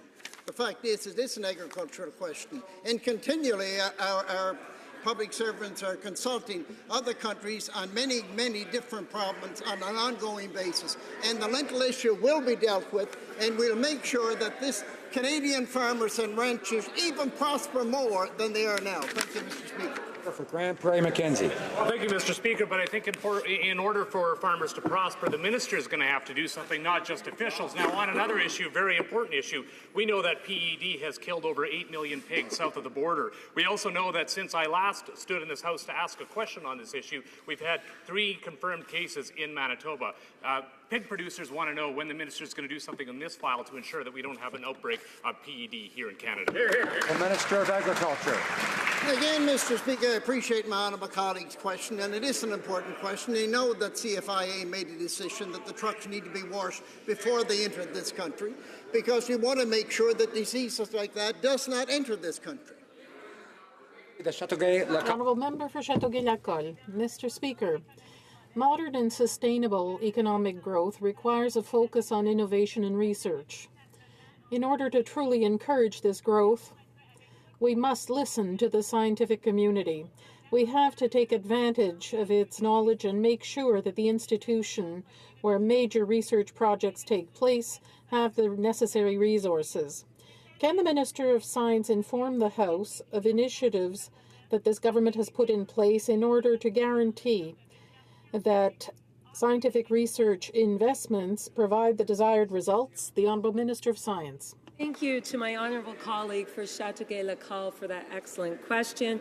Canada has a rich legacy of scientific achievement. In order to protect and build on that legacy, we need to take a fresh look at how government funds federal science and to do better. Today, our government is launching a comprehensive review of federal support for fundamental science. We have an expert independent panel that is chaired by Dr. David Naylor, and we look forward to receiving the recommendations in December 2016. Member for Foothills. Mr. Speaker, Alberta lost another 24,000 jobs in May, increasing its unemployment rate to 7.9%, the highest it's been in 20 years. The vacancy rate in downtown Calgary for commercial office space is 30%, an historic high, higher than it was during the devastating national energy program brought forward by the Liberals in 1980. While people are losing their jobs, businesses are failing, the Liberal government is delaying critical decisions and now pushing a job-killing carbon tax. Mr. Speaker, why does every decision this Liberal government make cost Albertans their jobs? The Parliamentary Secretary to the Minister of Environment. Mr. Speaker, thank you to the honourable member for the question. As I said before, Canadians know that addressing climate change will actually improve the Canadian economy and drive clean growth. I would say that 80% of Canadians actually live in jurisdictions that have moved on carbon pricing, including the government of Alberta, the government of BC, the government of Ontario, and the government of Quebec. I would note that many thoughtful Conservatives, including the government of Manitoba, the Conservative leader in Ontario, and the member from Wellington-Halton Hills have talked about the importance of carbon pricing in the context of moving forward. This is an important issue. Honourable Member for Trois-Rivières. While we celebrate all the work done by our public servants during this National Public Service Week, it should be noted that the situation is far from rosy. The last report from the Professional Institute of the Public Service details the failure of outsourcing in the government. In addition to the lack of accountability on the one hand, we have a loss of good jobs, productivity, and morale among public servants. That's not encouraging. Will the Liberals respect our public service and reduce use of outsourcing? The Honourable President of the Treasury Board. Mr. Speaker, we're working very hard as a government to restore a culture of respect to the public service, and we will continue to do so in our negotiations. Sourcing, this is a question we're engaged with the public service. We believe very strongly that we can do more to engage our professional public service to provide better services for Canadians and better value for taxpayers at the same time, and we're deeply engaged in this dialogue. Member for Yukon. Monsieur le Président, last year Bill S was passed in spite of huge objections by Yukoners and its First Nations. The Yukon land claim and self-government agreements were negotiated in good faith on a government-to-government relationship over 30 years. Then, to unilaterally foist 4 major unnegotiated clauses on a process created by the treaty is a total abandonment of the honour of the Crown. Could the Parliamentary Secretary to the Minister of Indigenous and Northern Affairs update the House on the government's efforts to renew this critical relationship? Parliamentary Secretary. Thank you, Mr. Speaker, and I certainly want to thank the honourable member from Yukon for his hard work on this file. Bill 17 is a great example of what can be achieved when governments work and listen in partnership with Indigenous people and communities. This bill will pave the way for responsible resource development, increase investment and jobs, and re-establish a true partnership with the Yukon First Nations. I want to commend all of those who worked hard on these amendments and the member for all of his work as well. Thank you, Mr. Speaker. The honourable member for Portage-Lisgar. Well, Mr. Speaker, we're used to the Liberals breaking election promises, but now it looks like they're misleading Canadians as well. The member from Winnipeg Centre sent out a mail-out to his riding saying that the Liberals had restored lifelong pensions for veterans. That's just not true. Why would he say that? Would the Minister of Veterans Affairs correct the record and admit that the Liberals have not restored veterans' benefits in terms of lifelong pensions, Mr. Speaker? Honourable Parliamentary Secretary to the Minister of Veterans Affairs. Mr. Speaker, Canadians gave us a strong mandate to repair the relationship with veterans, with one of the focuses being on financial security for veterans, and especially for ill and injured veterans. And that's what we're working on, Mr. Speaker. That work will include the development of a lifelong pension. Mr. Speaker, veterans told us to get it right. That's what we're doing. We're making progress on that mandate, and we'll be delivering in short order. Thank you, Mr. Speaker. The honourable member for Bécancour, Nicolas Sorel. Mr. Speaker, the 6,400 members of the Quebec Convenience Store Association will have to spend $36,000 a year on average on credit card transaction fees. Major retailers like Costco and Walmart do not want to do business with Visa anymore, whose transaction fees are too high, but small retailers cannot afford to turn away customers. When will the minister lower the ceiling on credit card transaction fees for retailers, as 28 European Union countries have done, with some having fees as low as 0.5%? The Honourable Parliamentary Secretary to the Minister of Finance. First of all, I'd like to thank my honourable colleague for his important question. As he knows full well, the credit card market is a complicated one in this country. What we will do, Mr. Speaker, is look at the voluntary agreement that has been put in place and see the results of that agreement in the next few months. What we can note is that the voluntary agreement with the credit card companies across the country have led to 10% reductions. We'll continue to look at that, and I can assure you that our primary interest is that of Canadian consumers. The honourable member for Rivière-du-Nord. Mr. Speaker, Energy East is an economic and environmental disaster. Last week, the former chief economist of CIBC stated that this is not economically viable. There is nothing that justifies the expansion of a highly polluting industry. Quebec is turning toward green energy and an ambitious plan to reduce greenhouse gas emissions. But here, it seems that oil sands are still a dream. When will the 40 Liberals from Quebec here support their voters and denounce this project that goes against our values? The government is committed to energy development that respects the integrity of the environment. On the question of the Energy East issue itself, the proponent has not yet installed the final papers with the regulator, the National Energy Board. When that happens, there will be a process that will begin, during which all members of the House will have ample opportunity to give their views on the balance between economic growth and sustainable development. Montcalm. The Honourable Member for Montcalm. Mr. Speaker, while the Prime Minister is hiding his position about Energy East, the Parliamentary Secretary to the Government House Leader doesn't have the same scruples. And I quote him from last Friday: the current government has put in place a process which will allow us to achieve the pipeline projects. When it comes to selling arms to the Saudi Arabians to the detriment of human rights, this government is obsessed with Canada's business reputation.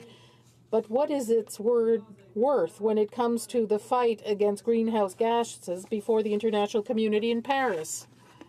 The Honourable Minister of Natural Resources.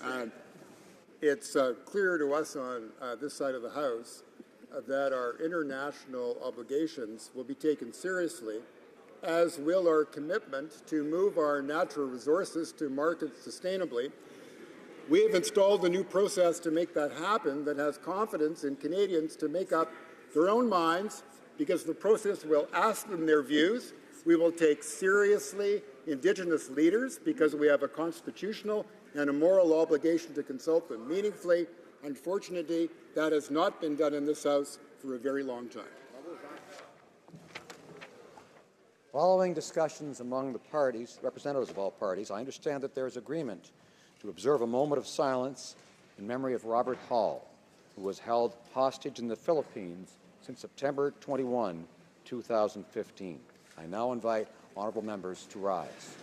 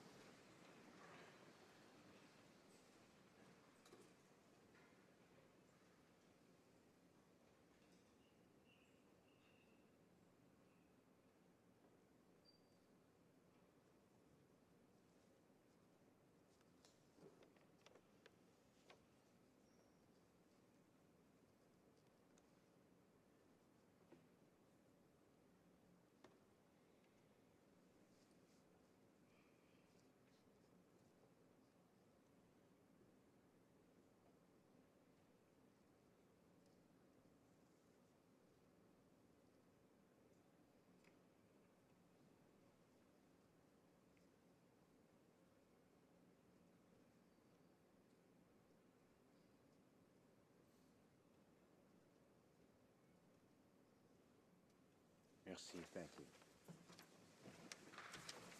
you.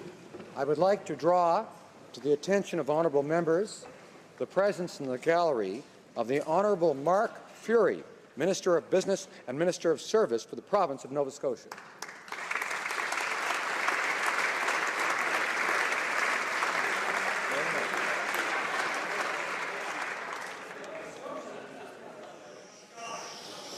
Order. Order. Canadian Forces Day is an opportunity for Canadians across the country to recognize the sacrifices that our men and women in uniform make on our behalf. I am very pleased to draw the attention to the members in the gallery of 6 members of the Canadian Forces who today are participating in Canadian Forces Day. Robert S. Oikel, Chief Petty Officer, 2nd Class Corey A. Lang, Sergeant Joshua K. Collins, Master Corporal Noel J. Martin, Master Corporal Christopher C.J. Wells, and Corporal Howard A. Capp.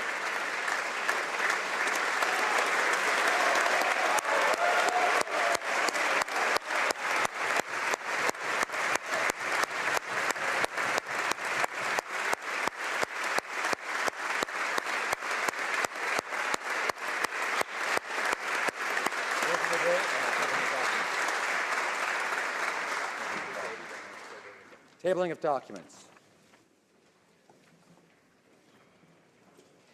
Give it a minute.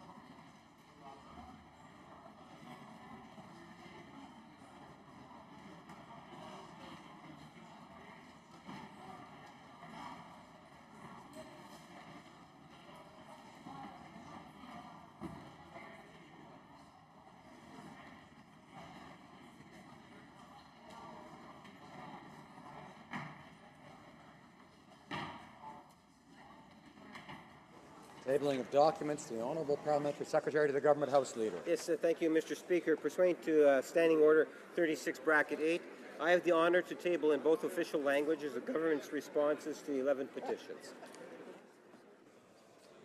Dépôt de projet de loi éminent. Tabling of government bills. Statements by Rapport de délégation. reports from interparliamentary delegations. Committees. The Honourable Member for Battle River Crowfoot. Thank you very much, Mr. Speaker. I have the honour to present in both official languages the following report to the Standing Committee on Public Accounts. The 11th report, entitled Report 1, Implementing Gender-Based Analysis of the Fall 2015 Reports of the Auditor General of Canada. Pursuant to Standing Order 109, the committee requests that the government table a comprehensive response to this report. Thank you, Mr. Speaker. Well done. Dépôt de projet de loi. Introduction of private members' bills. First reading of Senate public bills. Motions. Presenting petitions. The Honourable Member for Saanich Gulf Island. Hello, Mr. Speaker. Thank you, Mr. Speaker. I'm presenting, for the first time, I have the experience of presenting an e-petition, now that we've innovated in this place to allow electronic petitions. This one, of course, has the requisite number of signatures and is on the subject of ancient forests. They're calling on the Government of Canada to establish an Ancient Forest Preservation Act to map out remaining old-growth forests across Canada, work with First Nation, and determine boundaries to create protection for these class of forests. The second petition, Mr. Speaker, is from Vancouver Island residents looking for extended producer responsibility so that products that are manufactured ultimately go back to the manufacturer for recycling and to avoid being placed in solid waste dumps. Thank you, Mr. Speaker. Presenting petitions. Présentation de pétitions. The Member for Yukon. Monsieur le Président, right now a healthy Canadian economy depends on economic and population growth. But I have an interesting petition from Yukoners who suggest that is not sustainable. They want to know what solution we have for this to create prosperity without growth. They consider it's doable, and that's what's needed for a sustainable economy. Thank you. Presenting petitions. Questions in the order paper. The Honourable Parliamentary Secretary to the Government House Leader. Yes, so thank you, Mr. Speaker. I would ask that all questions be allowed to stand at this time. Agreed. Agreed and so ordered. Orders of the day. Orders of the day, government orders. Business of supply, consideration of an opposition motion standing in the name of Mr. Rankin regarding the decriminalization of marijuana possession. After the Parliamentary Secretary's speech, the Parliamentary Secretary to the Minister of Public Safety, there remains some time for questions and comments. The Honourable Member for New Westminster, Burnaby. Speaker, and the question that has come up this morning and we've asked repeatedly, given the size and scope. My apologies. My apologies. Apparently I'm mistaken. There are 5 minutes remaining in his time for speaking, and then we'll go on to questions and comments. My apologies. The Honourable Parliamentary Secretary. Was saying members must be aware, Mr. Speaker, in addition to law enforcement representation on the task force, the Parliamentary Secretary to the Minister of Justice and the member of Scarborough Southwest, who is the former Chief of Toronto Police Service, will work with the task force to engage Canadians on marijuana-related issues. Further, as part of the consultative process, Public Safety Canada will be hosting a law enforcement roundtable on marijuana legalization later this month. This event will focus on key issues related to marijuana legalization and regulation, including priority issues such as organized crime, marijuana sales and distribution, and drug-impaired driving. It's important, Mr. Speaker, to remember or to remind everyone that the law is the law. Canadians should expect that police forces will continue to enforce it. That includes laws against selling marijuana in stores. And so the regulations of medical marijuana is the only that can be sold, and only those that are licensed may sell marijuana to patients who have a prescription for it. Over the last few months, we have heard stories from provinces and police forces that dealt with marijuana boutiques that are illegal. And I can assure you that the police services across the country, including the RCMP, have taken and will continue to take enforcement measures against these illegal marijuana stores. And in conclusion, Mr. Speaker, we realize, or we are achieving progress. We recognize the motivation underlying this motion, but we intend to keep with the agenda that we have. It's a complex issue, and we have to look at the public safety issues tied into this, to the regulations, etc., dealing with marijuana. The decriminalization, the immediate decriminalization, would not achieve any of those objectives and would not respect our commitment made to Canadians, that which they expect from us. Canadians do not expect that the Canadian government will act rashly on this very important issue. And I invite all members to join me and vote against this motion. Thank you. And now we'll move to questions and comments. The Honourable Member for New Westminster Burnaby. Thank you very much, Mr. Speaker. I appreciate the speech of the member, but the question that we have been asking since this morning over and over is the number of Canadians who are arrested by this new government. Mr. Speaker, on 2014, the last year for which we have figures, the previous Conservative government arrested 57,000 Canadians for simple possession of marijuana. The Liberals say, well, you know, we're not as bad, but they haven't given any statistics to date that show that there's been a change in the numbers since November 1st, 2015. So I'm going to ask the question again, and I hope I'll get an answer this time. How many Canadians have been arrested by the new Liberal government for simple possession of marijuana since the month of November 2015? The Honourable Parliamentary Secretary. Thank you, Mr. Speaker. Thank you for the question. That's a very important question, but it's a troubling one because it highlights the number of Canadians who did not obey the law. And I don't think that there has been any change to the legislation. The law is still the law. It's still enforceable, and we'll continue to enforce it until such time as there are any changes. Park, Fort Saskatchewan. Thank you, Mr. Speaker. I'm very concerned about the negative health effects of marijuana, and we've heard members of the NDP quote studies and information from the 1970s, seemingly not appreciating the way in which THC content in marijuana has gone up significantly over the intervening years. So I wonder if the member could comment about the health effects, about emerging concerns about links between schizophrenia and marijuana use, especially in the young, even relatively occasional use, and if he would agree with me that we need a strong response that recognizes the risks, that doesn't treat this as if it's something simple or small or not a big deal, but acknowledges that it's a very serious issue and serious health risk when people use marijuana. The Honourable Parliamentary Secretary. Thank you, Mr. Speaker, and I'd like to thank my colleague for the question. Unfortunately, I'm not a doctor, so I can't comment on the medical aspect of this product, but this is exactly the type of concern that we addressed when we set up the working group led by the Parliamentary Secretary to the Minister of Justice to ensure that people can make proper advice and do the appropriate studies as to the measures to be taken. Questions and comments. Questions and comments. The Honourable Parliamentary Secretary of the Government House Leader. Yes, thank you, Mr. Speaker. And I wonder if my colleague can provide some comment. You know, in the last 10 years, we've seen a Conservative government that's been more so the status quo, no change, nothing of that nature. They just want to leave it as it is. And then we, in a very progressive fashion, came out with what I believe is a very responsible approach. With the idea that we want to make sure that there's a consultation, a framework that includes regulations and so forth, the objective of taking money out of the hands of criminals and to look at youth education and so forth. Then you have the opposition motion, which seems to be exceptionally premature in the sense of just passing a law and having a huge vacuum. And I'm wondering if the member might just want to provide his comments on that thought.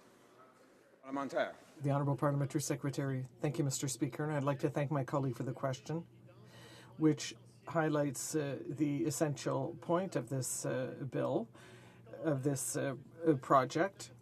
The comments we heard from the other side of the House, unfortunately, point to how important it is to keep users safe. So we look at the entire chain from production to use, and if we didn't take all of those transactions into account, it wouldn't be possible to come up with a serious bill. As a government, we are responsible and obliged to be aware of the entire transaction chain to ensure that the product is not accessible to those who are underage, and to ensure that the profits from the transactions do not fall into criminal hands. And so it's a question of safety for all Canadians, and that's what a responsible government does. The Honourable Parliamentary Secretary to the Minister of Health. Thank you, Mr. Speaker. As Parliamentary Secretary to the Minister of Health, let me begin by emphasizing what our government has committed to do. Mr. Speaker, we have committed to legalize, strictly regulate, and restrict access to marijuana. And we will do this because it is what we promised Canadians. It is what Canadians have elected us to do, and it is the responsible way forward. Our approach will ensure that we keep marijuana out of the hands of our children and the profits of this illicit trade out of the hands of criminals. Decriminalization, on the other hand, Mr. Speaker, would provide a legal stream of income to criminal organizations. That approach would do nothing to protect our kids and to mitigate the risk of unrestricted and unregulated access to marijuana. To decriminalize immediately, as the member for Victoria suggests, ignores the fact that marijuana is not a benign substance. It is important to do this right and not recklessly rush changes through at the expense of public health and safety. Marijuana is associated with a number of serious harms. The scientific evidence indicates that marijuana use is linked to increased risk to physical and mental health. This is particularly true with the use that starts in early adolescence, that is regular and that continues over time. Marijuana use impairs mental functioning in the areas of attention, memory, reaction time, and decision-making. Among vulnerable population, it can accelerate to the onset of psychosis or schizophrenia, and regular marijuana use, especially use that begins early in the age, can lead to an increased risk of addiction. Mr. Speaker, I think we can all agree that this is a very complex policy issue with important public health and safety considerations. A thoughtfully planned, strictly regulated, and carefully implemented regime is critical. It's critical to mitigate the risk of harms to Canadians. We know this from experience and lessons learned of other jurisdictions that have moved forward on legalization. Our government is committed to evidence-based policy. One key message we have heard loud and clear from Canadians and from experts is that it is important to take the time to get it right. In relation to the broad message, I would refer to a 2015 report from the Canadian Centre on Substance Abuse, which examined marijuana regulation in Colorado and Washington state.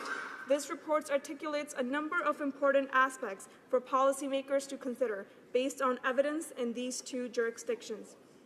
One key lesson, Mr. Speaker, that I've already alluded to relates to the need to take the time to develop and implement a comprehensive and effective regulatory system. Another key lesson is to prevent use by our young people by restricting access and fostering a climate that promotes public awareness of the risk and harm of the use of marijuana. Mr. Speaker, our government has repeatedly articulated our commitment to ensure that Canada's approach is robust. It will include strictly controlled sales and distribution where the appropriate taxes are applied and where access is restricted. Another key lesson learned from the experience of another jurisdiction relates to the effects and risks associated with various forms of marijuana products. Mr. Speaker, the evidence and experts tell us that it is important to give serious thought to the control of product formats and dosing or concentration levels. For example, an article in the Global Mail this past Friday, June the 10th, reported that some retailers in Colorado indicated as much as 60% of their revenue comes from marijuana-infused products, edibles, and extracts, which pose particular health and safety risks, were reported to account up to 30% of the legal U.S. market. Unregulated access to these types of products, which would happen if the government were to move forward with immediate decriminalization, would increase risk of harm to Canadians and to our children. Mr. Speaker, as our neighbours to the south have found, cannabis ingestion in edible form can take hours to take effect. This means that it carries real risk of overconsumption. Following legalization, Colorado experienced a rise in the number of accidental or unintentional non-fatal overdoses as a result of unrestricted product formats. In response to this public health issue, the state government decided to amend their regulatory framework to more strictly control potency and dosing to mitigate the negative health impacts of the cannabis products. The adage, "the dose makes the poison," is really the basis upon which we develop public health standards of an area of products, and cannabis should be no different. Setting dose or concentration standards is important to consider not only for edible products, but also for actual plants as well. Numerous studies across the world have found that the strength of marijuana has increased steadily and significantly over the past few decades.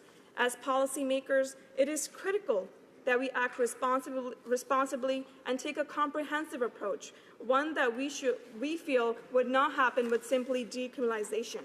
We should learn from the experience of other jurisdictions. We should engage stakeholders and experts, and we should develop and implement a strict regulatory framework for restricted access. Mr. Speaker, that is an approach that will mitigate public health and safety risks, including the risk of accidental overdose and an increased trips to emergency room. We should not and will not rush through decriminalization and support criminal profiteering, and we should not and will not blindly push forward to legalize marijuana. Our government has developed a thoughtful and robust plan of action. Our plan is comprehensive and collaborative. Reflecting the priority our government has placed on this issue, the Prime Minister has outlined marijuana legalization and legislation as a key deliverable in the mandate letters of the Minister of Justice and Attorney General of Canada, the Minister of Public Safety, and the Minister of Health. To inform the design of new system, our government has also committed to creating a federal, provincial, territorial task force.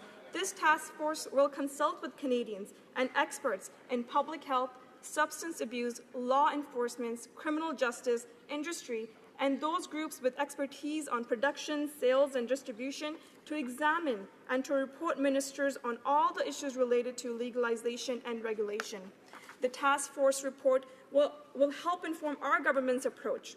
We remain committed to working with the provinces and territories throughout this process with a view to introducing proposed legislation in Parliament in spring 2017, as recently announced by the Minister of Health. Mr. Speaker, let me assure you that our government will deliver on its commitments. We believe that marijuana legalization with restricted access and robust regulatory controls is the best approach to keeping marijuana out of the hands of our children and keeping illicit profits away from criminals. Our approach provides for thoughtful action on an important issue that requires a balance of important public safety, justice, and health consideration. I look forward to continuing to work with my colleagues on both sides of this House on this important issue. Thank you, Mr. Speaker. Questions et commentaires? Questions and comments. The Honourable Member for Abitibi-Témiscamingue. Thank you very much, Mr. Speaker. I'd like to put a question to my colleague, who is the Parliamentary Secretary to the Minister of Health. If we continue to criminalize the possession of marijuana, if people want to, they won't dare look for information about marijuana because it could give them a criminal record. So the fact of decriminalizing means that people can speak out more openly, and people can be advised of the harmful health impacts on young people of marijuana. What does she think of that? The Honourable Parliamentary Secretary to the Minister of Health. Thank you, Mr. Speaker. I'd like to thank the Honourable Member for her question. Mr. Speaker, unlike our government's plan to legalize, strictly regulate, and restrict access to marijuana, decriminalization would provide a legal stream of income to criminal organizations. That approach would do nothing to protect our kids and to mitigate the risk of unrestricted and unregulated access to marijuana. To decriminalize immediately ignores the fact that marijuana is not a harmful substance, which it is. So we're committed to legalizing, strictly regulating, and restricting access to marijuana, Mr. Speaker. Questions and comments? The Honourable Member for Dauphin, Swan River, Neepawa. Thank you, Mr. Speaker. And after listening to my colleague, it's obvious that their view towards evidence-based policy is a complete farce, and here's why. This is one of the few public policy areas where we have a perfect public policy experiment. We have legalized cigarettes. We have all the restrictions in place. We have the packaging, the warnings. They're put behind cupboards so nobody can see them.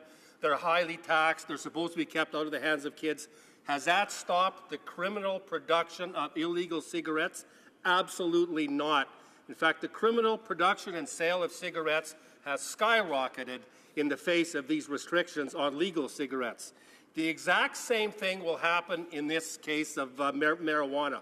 What will happen is once marijuana is legalized and you bring the price up and you have these so-called restrictions, marijuana is fairly easy to cultivate. There will be a major stream of illegal marijuana entering the stream where legal marijuana is. Criminal profits will actually increase dramatically, and marijuana will be made even more available to our kids. There's no restrictions in place that the Liberals have talked about, and they've given us no specifics, Mr. Speaker.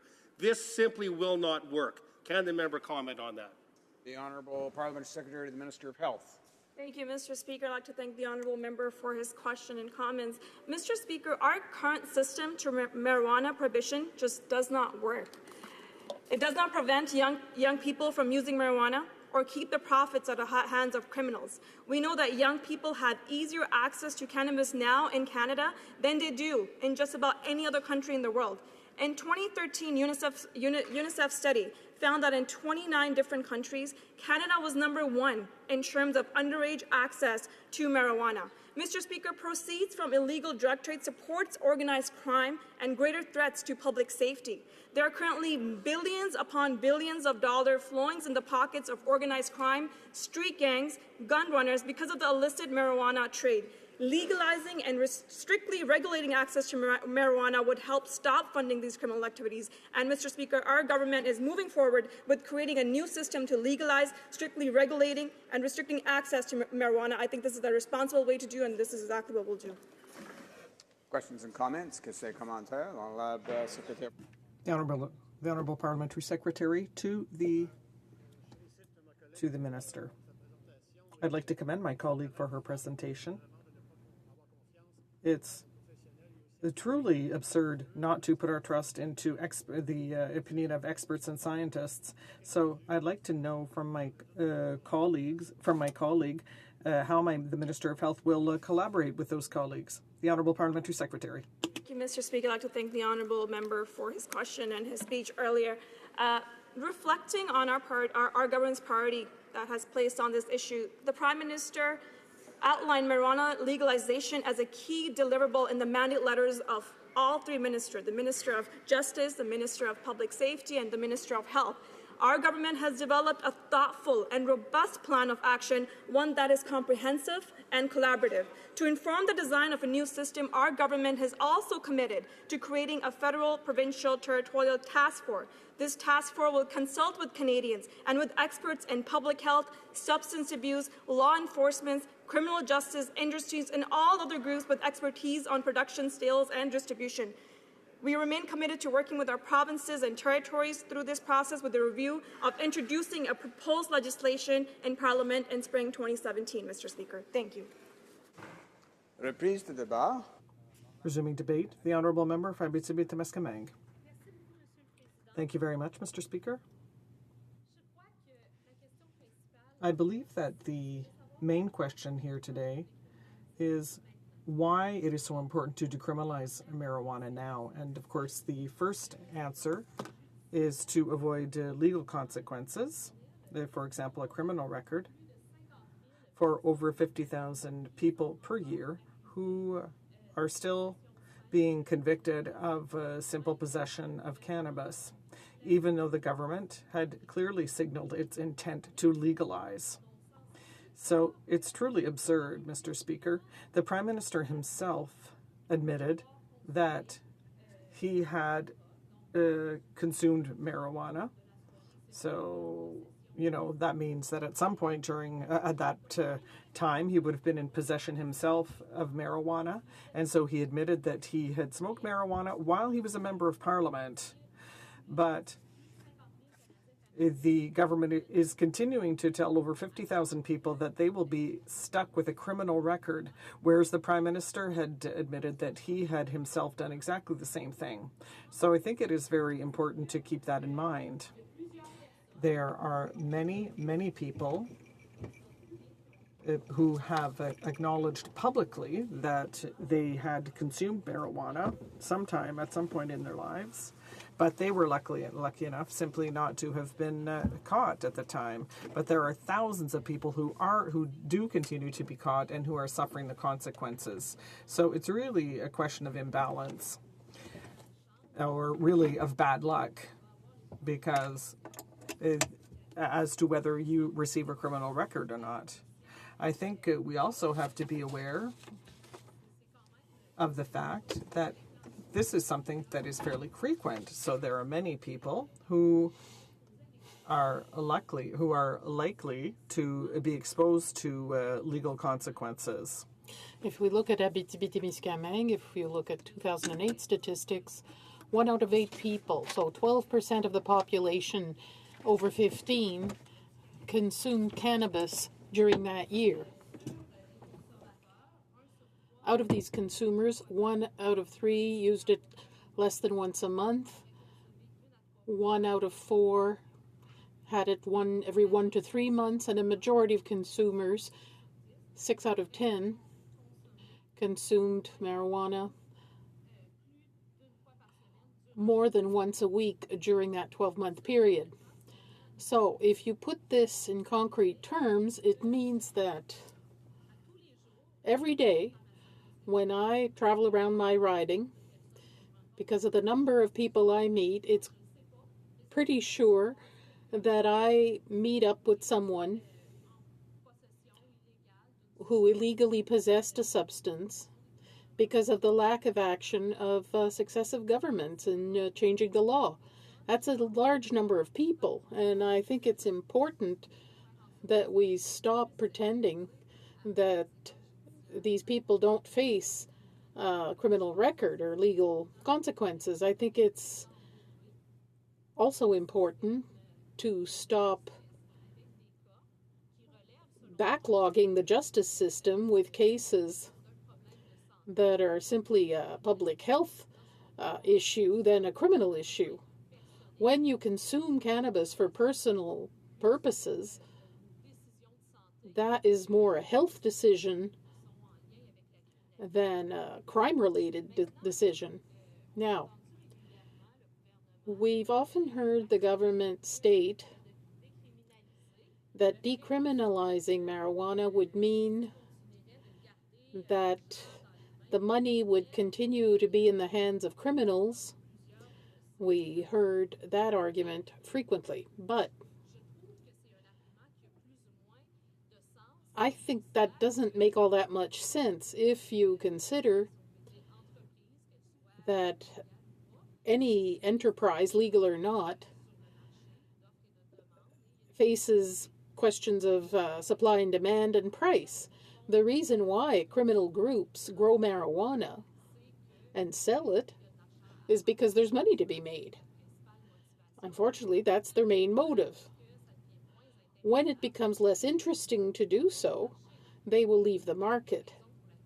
And the reason why it's interesting for them is they assume the risk, and they're selling these substances at prices that do not reflect the cost of production at all. But if it's decriminalized,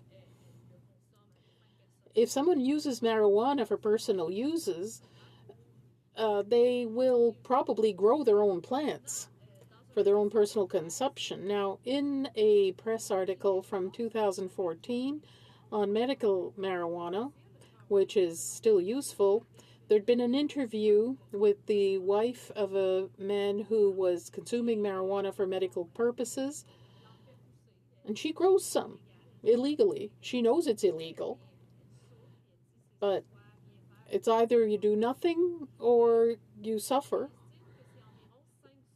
She figures that it costs her about 5 cents a gram. The black market price is about $10 a gram, according to information I got from the Sûreté du Québec. So it's quite clear that if marijuana is decriminalized and prices remain that high, most people will opt to grow their own plants for their own personal consumption, and eventually the black market will no longer be profitable because people will choose to grow what they consume, depending on the prices. Plus, if you choose to grow your own, you can have better control over what you put in there in terms of fertilizer or what have you. So there may be a lower concentration of THC because you won't be seeking to grow the strongest product possible, but simply one that meets your needs. So there'll be a reduction in chemical fertilizers and end up in the plants that are sold on the black market. So by decriminalizing, saying that that leads to sending money to criminals, that's nonsense, because I think that a vast majority of people who do consume marijuana regularly, who would no longer face possible criminal charges if they grow it themselves, will simply decide to do just that, grow their own plants, limiting access to their children and so on, but grow it themselves and no longer deal with organized crime. And if there is a significant drop in demand because people are growing their own, well, the black market will no longer be profitable, and slowly criminals will stop engaging in the contraband of that product because it's no longer a profitable venture. When you're talking about growing a plant yourself, one has to understand that this isn't like alcohol. In the case of alcohol, it was important to have a lot of controls because the risks for health with homemade moonshine were very high. In the case of a plant, if you grow it yourself, the risk is far, far lower. The consequences will probably lead to a reduced concentration of THC. So it'll be a plant that is less harmful to health than what is currently sold on the black market. So I think it's fallacious to say that decriminalizing marijuana will continue to send money into the hands of criminals, because in the contrary, it would allow people to grow their own for their own purposes. And I think it's a fallacious argument. Now, another thing that's important is when you decriminalize something, you can take a public health approach. Right now, people are afraid to talk about their consumption of marijuana because they know it's illegal. In particular, adults, people who are a bit older, over 50, let's say, who for various reasons, be it pain of some sort, consume these products. And because of the consequences this may have on their jobs or their personal lives, if it became known that they consume marijuana occasionally, they don't talk about it. They don't get the information they need about the health consequences. Decriminalizing would allow them to get that health information without being afraid of the potential consequences if it ever became known that they consume that product. It would also allow them to speak far more openly of what's recreational use versus a problematic use. There's no doubt about it. Marijuana has significant health effects. It can have grave effects on psychological health, motivation among the young. But if we can't talk about this openly, we won't get that information, and it's difficult to intervene. People will always minimize their consumption. They will not give us a fair picture of the situation. Even in surveys about marijuana consumption, there are people who lie because they're afraid that that data can be obtained by a third party and have consequences for them. So a lot of people lie about their consumption because of the potential consequences, and that's why they don't get medical assistance when necessary. Maybe consuming once in a while is okay, but if you do it every day, maybe that's a problem. It's no longer recreational. It becomes a health concern. So it's important to change that dynamic, that approach to marijuana, switch from a criminal approach to a public health approach. We can compare this to alcohol. If you have one or two drinks a couple of times a week, that's not a big problem. But if you have to drink every day, or if you have to drink an awful lot every time you do drink, that's a problem. And then you do need help. So being able to talk about responsible consumption, knowing what's dangerous for your health and what isn't, that must be done in a context where there's no criminalization. Otherwise, there are people who will not talk about it because of the fear of the consequences.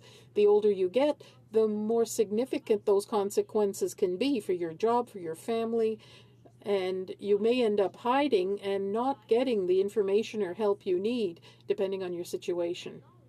Now, when it comes to decriminalizing, that would enable us to get answers that we don't have right now.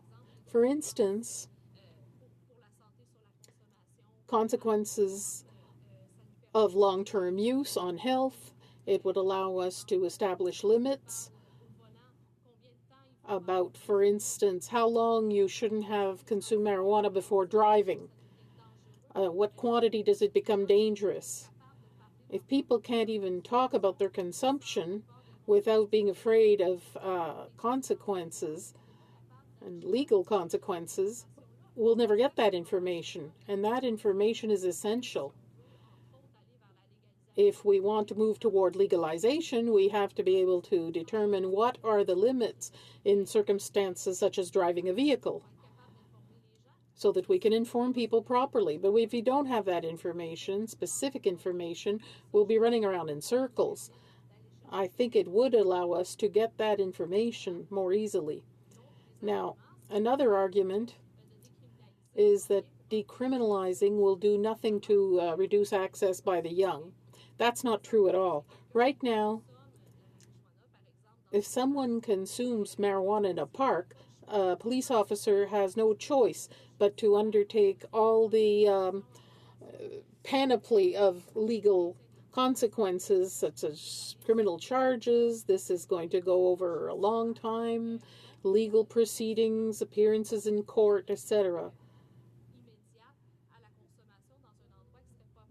So there's no immediate consequence on consumption in an inappropriate place. But if there was decriminalization, there could be limits. You could say consuming marijuana is prohibited in a municipal park. And you could have fines for that, for people who consume marijuana in such places. So very quickly, there could be police raids to change behavior by young people, or any consumer. There would be fines. So if you see somebody consuming marijuana in that place, there'd be a fine. The cost will be immediate. People will therefore not be tempted to repeat that action in an inappropriate place or in a place where young people gather. So by decriminalizing, we can give some latitude to the provinces and municipalities to legislate where this is acceptable, where it's not. And we could have interventions to reduce consumption that would be far more effective than they are right now. Every time we undertake legal consequences, if you consider 12% of the population consume marijuana in the past year, it's not realistic to bring all those people to court. At least 4 million Canadians a year would have to be dragged before the courts. We can't even think about that. But if we end up with decriminalization, we could take action with tickets whenever consumption is done in an inappropriate place. And that would also allow stakeholders, such as, let's say, parents groups, to target places where that consumption is inappropriate. So schoolyards, parks, various places frequented by young people, or the surrounding neighborhood. So it would give some latitude to the municipalities to ensure that consumption is done in places that are not frequented by the young. It could have a positive impact in reducing access, whereas right now it's impossible to regulate something that is supposed to be illegal in the first place. The problem is that by continuing to maintain simple possession as illegal, the product is supposed to be illegal, so you can't do anything else. When it comes to schools, if you catch someone possessing marijuana, you have to start young offenders trial, call the police. But if you find a young person in a decriminalized context caught in school with marijuana, you can ask them to destroy the substance. You can have a far better intervention, try to understand the reasons why that young person is consuming drugs, rather than take a criminal approach. And you could also use a public health approach. Maybe there are psychological problems that can be aided, but by refusing to decriminalize, we're sticking our head in the sand and depriving ourselves of tools that may allow us to do something adequate. I think it's very important to remind members that the consumption of marijuana shouldn't be made something completely innocuous. It can have consequences for health. I do recognize that, especially if it's used very regularly. It can harm motivation of the young, their psychological health. It has effects on blood pressure, on the ECG. I do acknowledge that. And that's why, because of the risks for health, because of the prohibition approach that just isn't working, I think it's important to decriminalize marijuana now. That would allow people to talk about it a bit more openly, talk about their consumption, get the health information they need, would allow for intervention. And decriminalizing now would take that trafficking out of the hands of criminals, because as soon as you decriminalize, people who consume marijuana regularly will discover that it's far easier to produce what they consume themselves, grow it themselves, and have control over their product. And pay far less than what criminals are charging right now, given that this is associated with legal risks that would no longer exist if it was decriminalized. So I think that's a logical approach, logical way of doing things. By maintaining this as illegal, it would have some control, and the people who consume regularly will benefit because they'll be able to control the substance they're consuming better and get the health information they need in a more open way. Questions and comments? Questions et commentaires? The Honourable Parliamentary Secretary to the Minister of Public Safety. Thank you, Mr. Speaker. What bothers me in this approach of decriminalization is this persistence in talking only about the final user and thinking that a solution that helps a single person grow a small personal quantity of marijuana fails to recognize the realities of the market. People come in our grade school yards. They're related to criminal gangs, and they offer these products to our children. They don't understand the magnitude of the grow-ops in our farmers' fields. They're subject to extortion, phenomenal amounts of money invested in hydroponic greenhouses. So I'd like to hear what the member could say to her constituents to vaunt the advantages of decriminalization. The Honourable Member for Abitibi-Témiscamingue. I thought I had explained this properly in my speech, but when people who consume regularly can consume what they produce themselves, and I'm sure that would happen in many, many cases with regular users, the criminal market would dry up because it's a question of supply and demand. If people start to produce their own marijuana substance where the criminal market breaks down, I think people will stop going to schoolyards. Of course, they may try other substances, but that are not consumed as often by young people. Questions and comments? For Red Deer, Mountain View. Thank you very much, Mr. Speaker, and I do thank the member for her speech, and it certainly was interesting. And I know that we'll have a lot of things to talk about when this, when finally the legislation comes. You know, we're talking about plant physiology and how farmers are going to, or how producers are going to have to change things so that they can regulate to find out exactly how much presence of effective chemical there's going to be. backyard pot growers and people raiding their gardens. All of these other sorts of things are taking place. But if we look at the Colorado experience right now, one of the key things they're looking at is acute marijuana intoxication in children. And the key component there is people that are normalizing the use of it and then putting the chemicals into brownies and gummy bears and so on. So a child doesn't know what it is that they might get into. And so by dealing with this normalization, I see that we're creating so many other issues. And so I'm just wondering if you can talk, if the member could speak somewhat about how you're going to regulate and protect those families and those children that are going to be subject to something where all of this is free and normalized.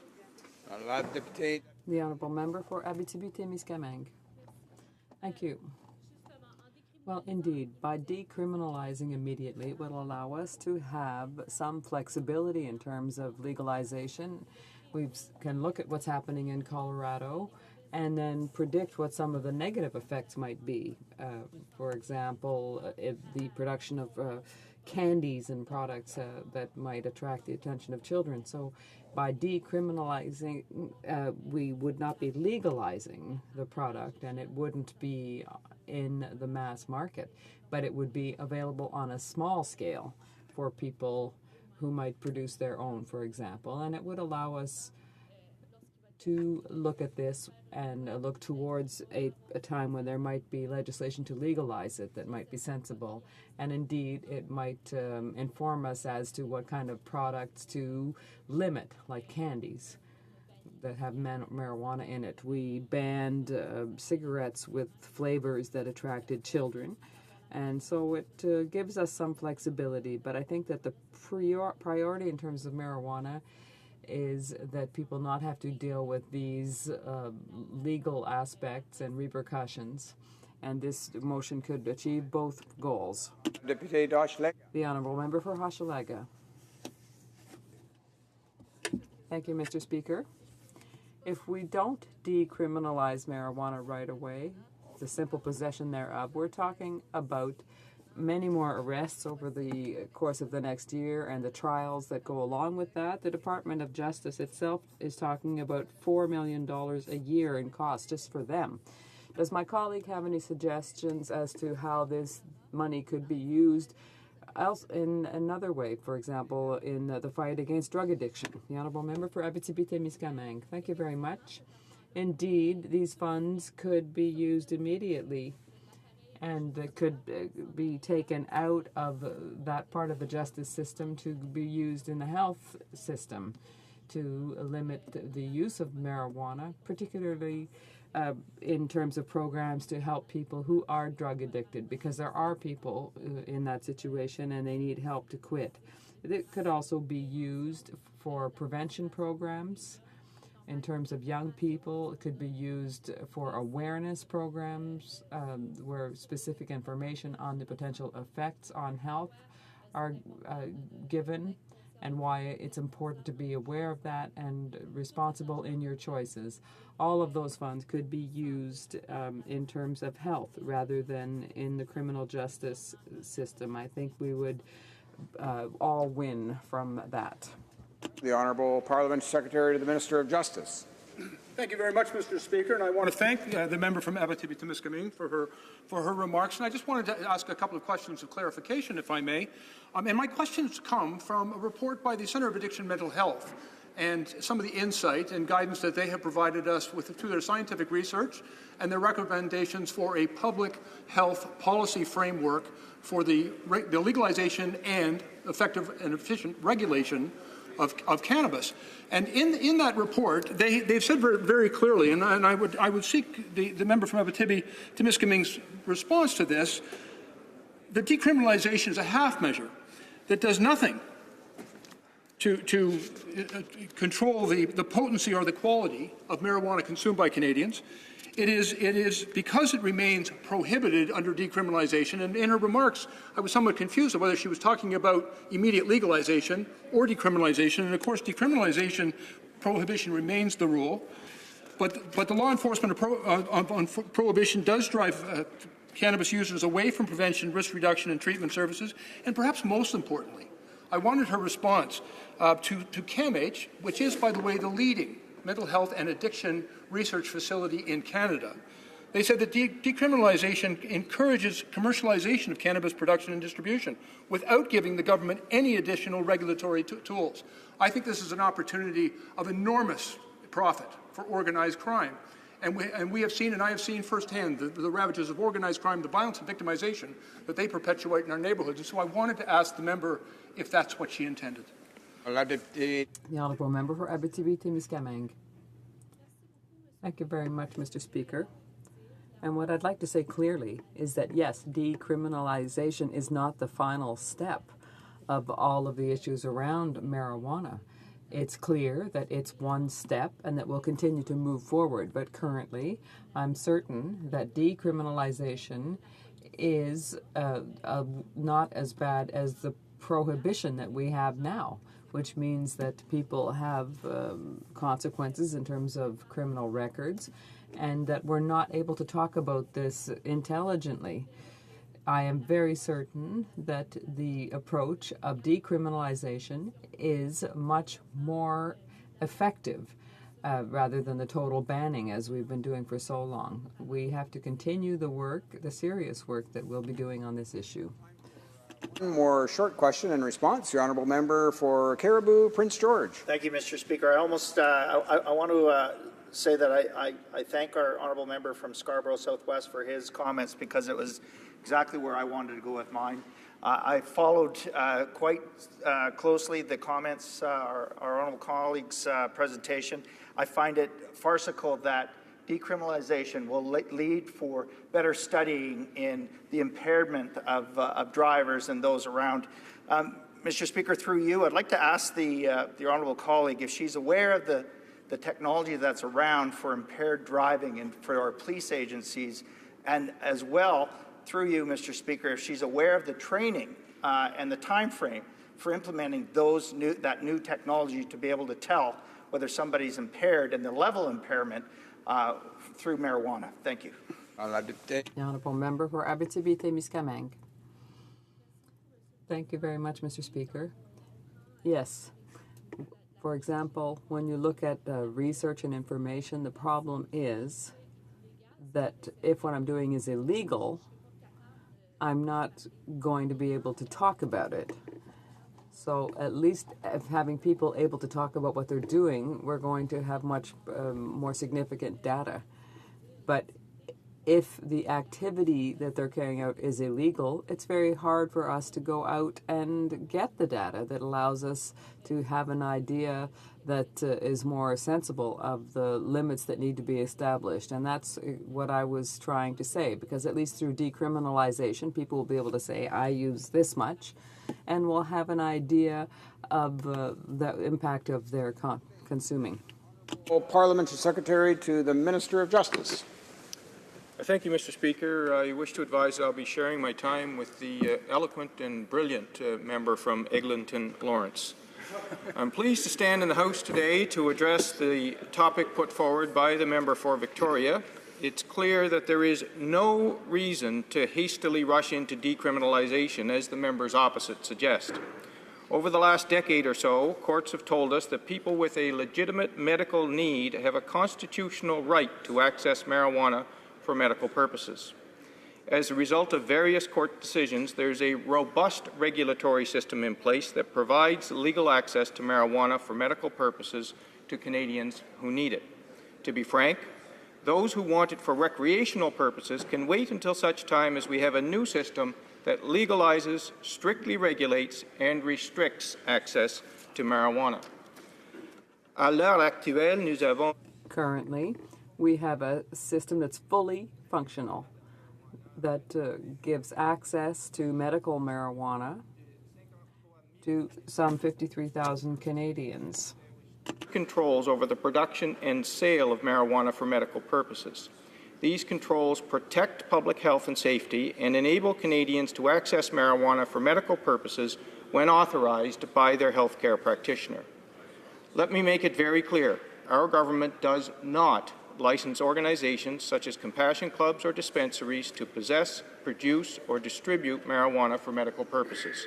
These activities by these organizations are and remain illegal.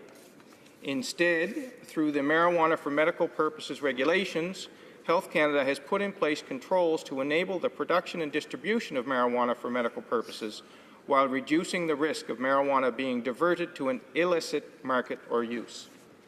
Santé Canada accorde des Health Canada grants permits to producers so that they can produce and distribute dried or fresh marijuana as well as cannabis oil to Canadians who have received the authorization of a health professional. These producers are authorized by Health Canada, and they must meet very high standards in terms of producing and distributing marijuana for medical purposes.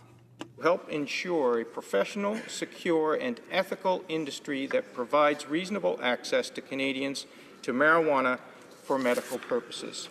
Licensed producers must demonstrate compliance, including quality control standards, record-keeping of all activities and inventories of marijuana, and physical security measures to protect against potential diversion.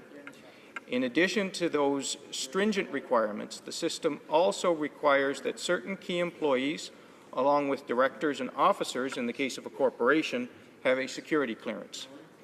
The regulations provide for rigorous oversight to reduce public health, safety, and security risks by setting out an in-depth license application review process and a strong compliance and enforcement regime. Licensed producers must meet good production practices, including the requirement for analytical testing for contaminants, sanitation requirements for production and packaging and storage, among other requirements. Licensed producers also have to test marijuana for microbial and chemical contaminants and must meet legislated quality control requirements. Cela signifie que This means that marijuana that is sold must undergo strict quality controls with a rigorous oversight in order to protect the health and safety of Canadians.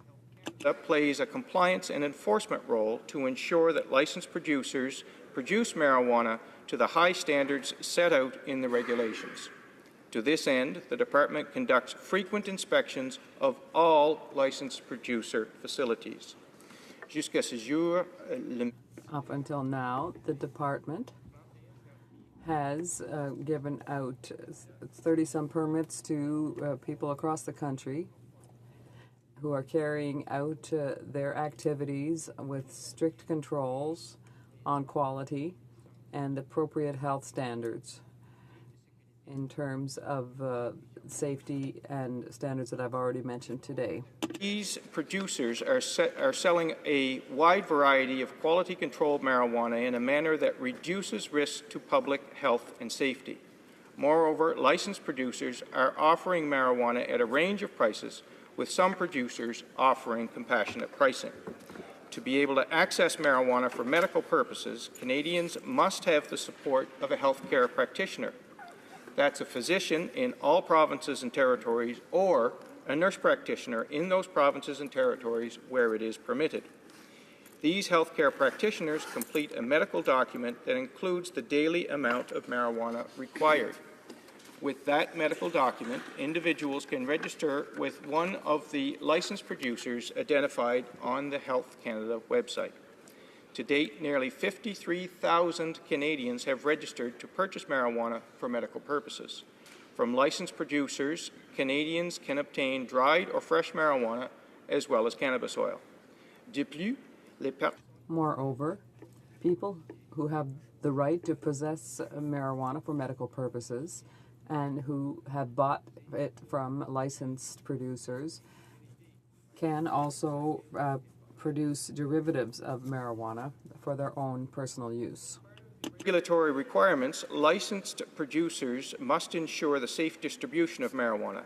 This means that licensed producers are only permitted to provide marijuana to registered clients, and this marijuana must be securely shipped directly to the client or an individual responsible for the client or to the client's healthcare practitioner. Let me also add that licensed producers may not operate a storefront. Licensed producers must package marijuana in a child-resistant manner that allows the client to determine whether it has been opened prior to receipt and helps to prevent children from opening it. Licensed producers must put a label on the container that includes the name of the client, the authorized doctor, the contact information of the producer, and the information on the marijuana being sent. To include similar information on a separate document with each shipment of marijuana. These documents are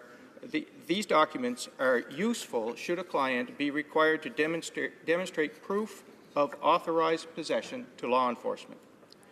Toutes ces exigences. All of these requirements establish a model that remains or that allows Canada to deal with medical marijuana. Mentioned that there are over 53,000 registered clients who are already legally accessing marijuana for medical purposes from 31 licensed producers.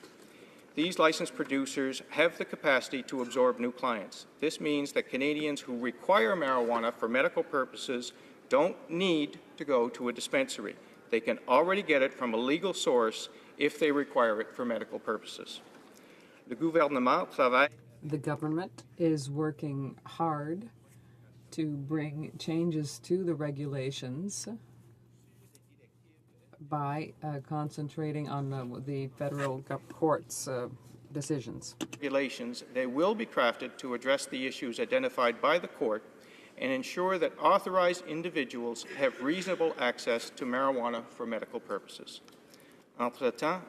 In the meantime, I will remind the House that the licensed producers will continue to carry out their activities as they have done, and that the Canadians who need medical marijuana will continue to be able to obtain it by going through those licensed producers.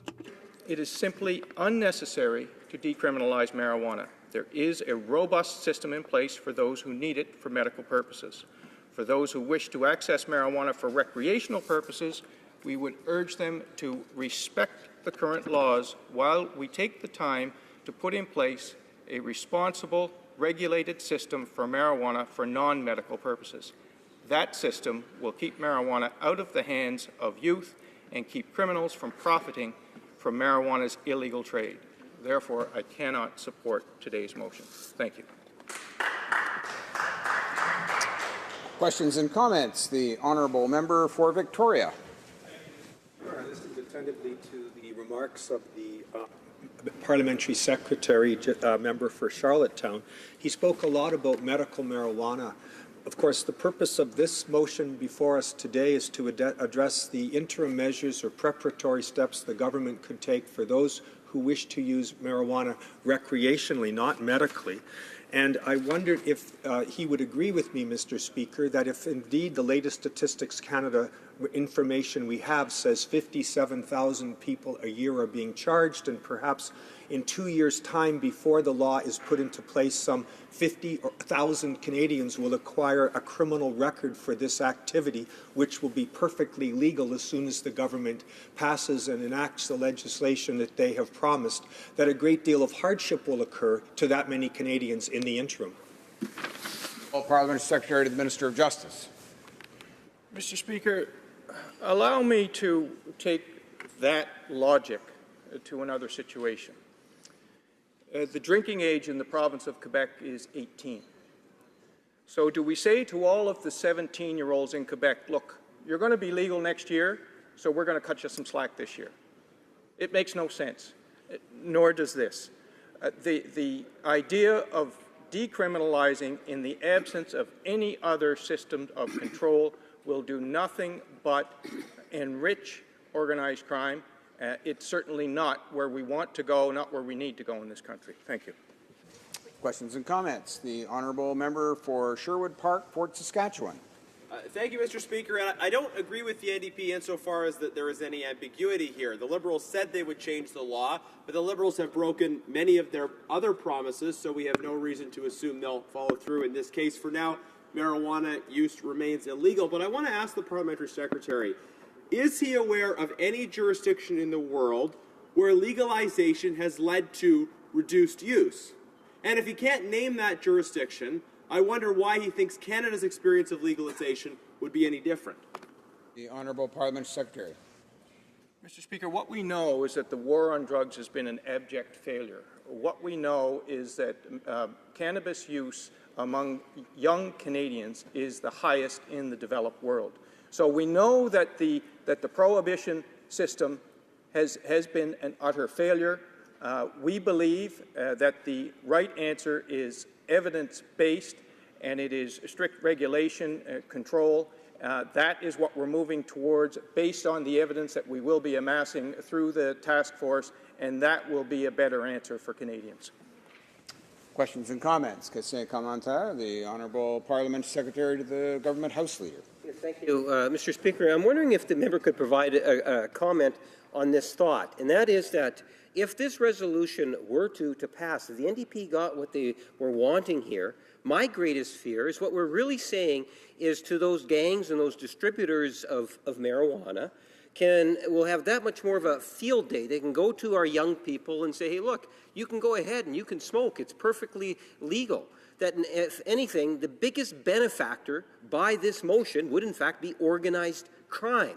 That the best way to deal with organized crime is to do it through the criminal law, but also to work with the provinces and have the necessary regulations and the framework in place so that, in fact, the biggest benefactor is not going to be gangs, but rather it will be good, sound social policy. The Honourable Parliamentary Secretary to the Minister of Justice.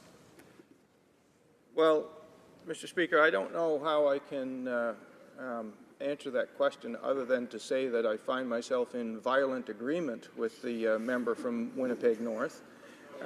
Clearly, the objective of the government policy with respect to marijuana legalization is exactly that, is to keep it out of the hands of young people and to keep the profits out of the hands of criminals. That is the process on which we are embarking through this task force, through the consultation with the provinces and territories who have a shared jurisdiction in many of the areas. It will be a public health approach and one that will achieve our policy objectives where the old approach, the approach of prohibition, has been an abject failure.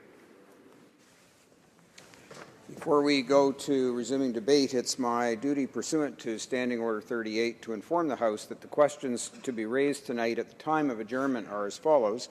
The Honourable Member for Langley-Aldergrove in respect to seniors. The Honourable Member for Renfrew, Nipissing, Pembroke in regards to national defence. And the Honourable Member for Selkirk, Interlake, Eastman also in respect to national defence. Resuming debate, the Honourable Member for Eglinton Lawrence. Thank you very much, Mr. Speaker. It's nice to be so warmly welcomed. I rise today to speak to the motion brought by the Honourable Member from Victoria.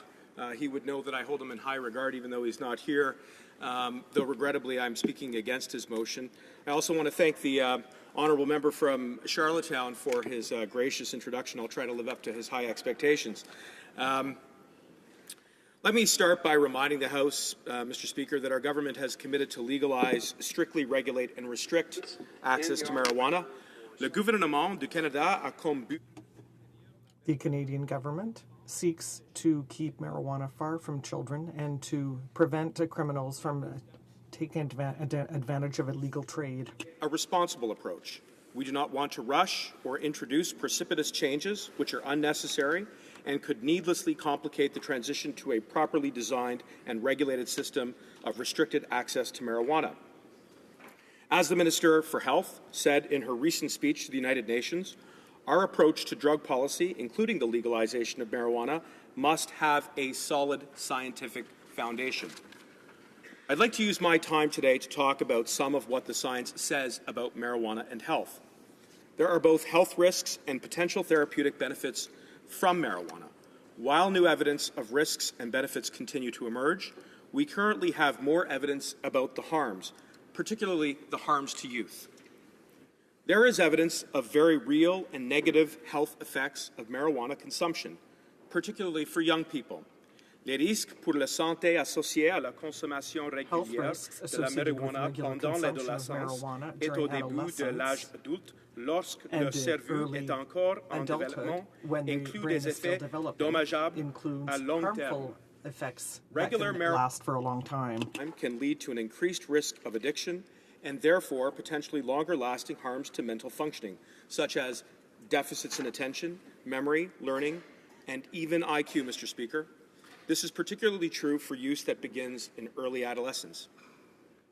Il existe des preuves qu'une consommation régulière There is evidence that regular consumption of marijuana in adolescence and early adulthood can have negative repercussions on academic success and increases the likelihood of school dropout. marijuana use has also been associated with an increased risk of psychosis and schizophrenia, especially in those who have a personal or family history of such mental illnesses.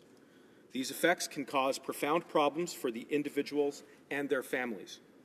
All of this is of particular concern given the high rates of use of marijuana among young Canadians. Les jeunes font leur premier essai de marijuana. Young people often try marijuana for the first time at age 14. 12 had reported use of marijuana during the years 2012 and 2013. Moreover, Health Canada's most recent Canadian Tobacco, Alcohol and Drug Survey found that 11% of Canadians aged 15 or older reported having used marijuana at least once in 2013. When examined more closely, the data reveals that 25% of young people aged 15 to 24 years reported use in the previous year. Les jeunes Canadiens affichent des taux élevés inquiétants. Young Canadians have alarmingly high rates of marijuana consumption as compared to other countries. A study by UNICEF found that Canadians youth aged 11 to 15 are the highest users of marijuana compared to their peers in other developed countries. 28% of 15-year-olds in Canada reported using marijuana at least once in the previous year. Malgré les risques accrus pour les Despite heightened risks for adolescents who consume marijuana, the survey on drug consumption of students in Ontario, conducted in 2015, indicates that among adolescents, the risk of harm associated with the marijuana consumption is declining. Prime Minister Trudeau cited the risks of marijuana use to the developing brain when he said that, quote, "We need to make sure that it's harder for underage Canadians to access marijuana, and that will happen under a controlled and regulated regime."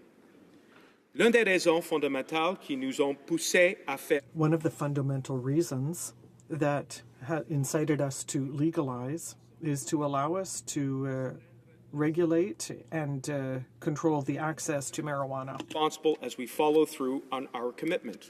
We need to take the time necessary to get the approach right. We are concerned that half measures, such as decriminalization, as the honourable member from Victoria proposes, will only send the wrong message to our young people and amount to a disservice to the public. Decriminalization would, on balance, amount to a disservice to the public for a number of reasons. First, it does nothing to address the supply side of the issue, leaving serious questions regarding the quality of the substance which we aim to regulate. Second, it does nothing to reduce the law enforcement and judicial resources which would be necessary to still prosecute certain contraventions under a new decriminalization regime. And third, and perhaps most importantly, or equally importantly, it would do nothing to stop the flow of proceeds to the pockets and accounts of organized crime. As you can see, Mr. Speaker, this is a complex issue, and many perspectives need to be considered in order to create a safe, secure, and tightly regulated system for the legal production and distribution of marijuana. That is why our government will soon launch a task force that will give us expert advice on how the legalization process should take place. The task force will include perspectives from many different sectors, including health, justice, law enforcement, and public safety. We want to take the time to hear from experts across a variety of fields who have an interest in this important issue. We must learn from the experience of other jurisdictions who have legalized marijuana, and we must consider the implications of legalization for the provinces and territories. As I have said, the science on marijuana risks and benefits is evolving. Some clinical studies suggest that some strains have potential therapeutic benefits for some medical conditions, such as certain types of severe chronic pain. There is emerging evidence that some strains may perhaps be useful in treating epilepsy in children and adults. What is clear is that as the scientific evidence continues to advance, Canadians will need a system which strictly regulates the sale and access to marijuana and ensures that Canadians have the information they need to make informed and reasonable choices about their health. We believe that legalization, regulation, and restricted access to marijuana is the best approach to protect our children from both accessing marijuana and from criminal records that may negatively affect their lives.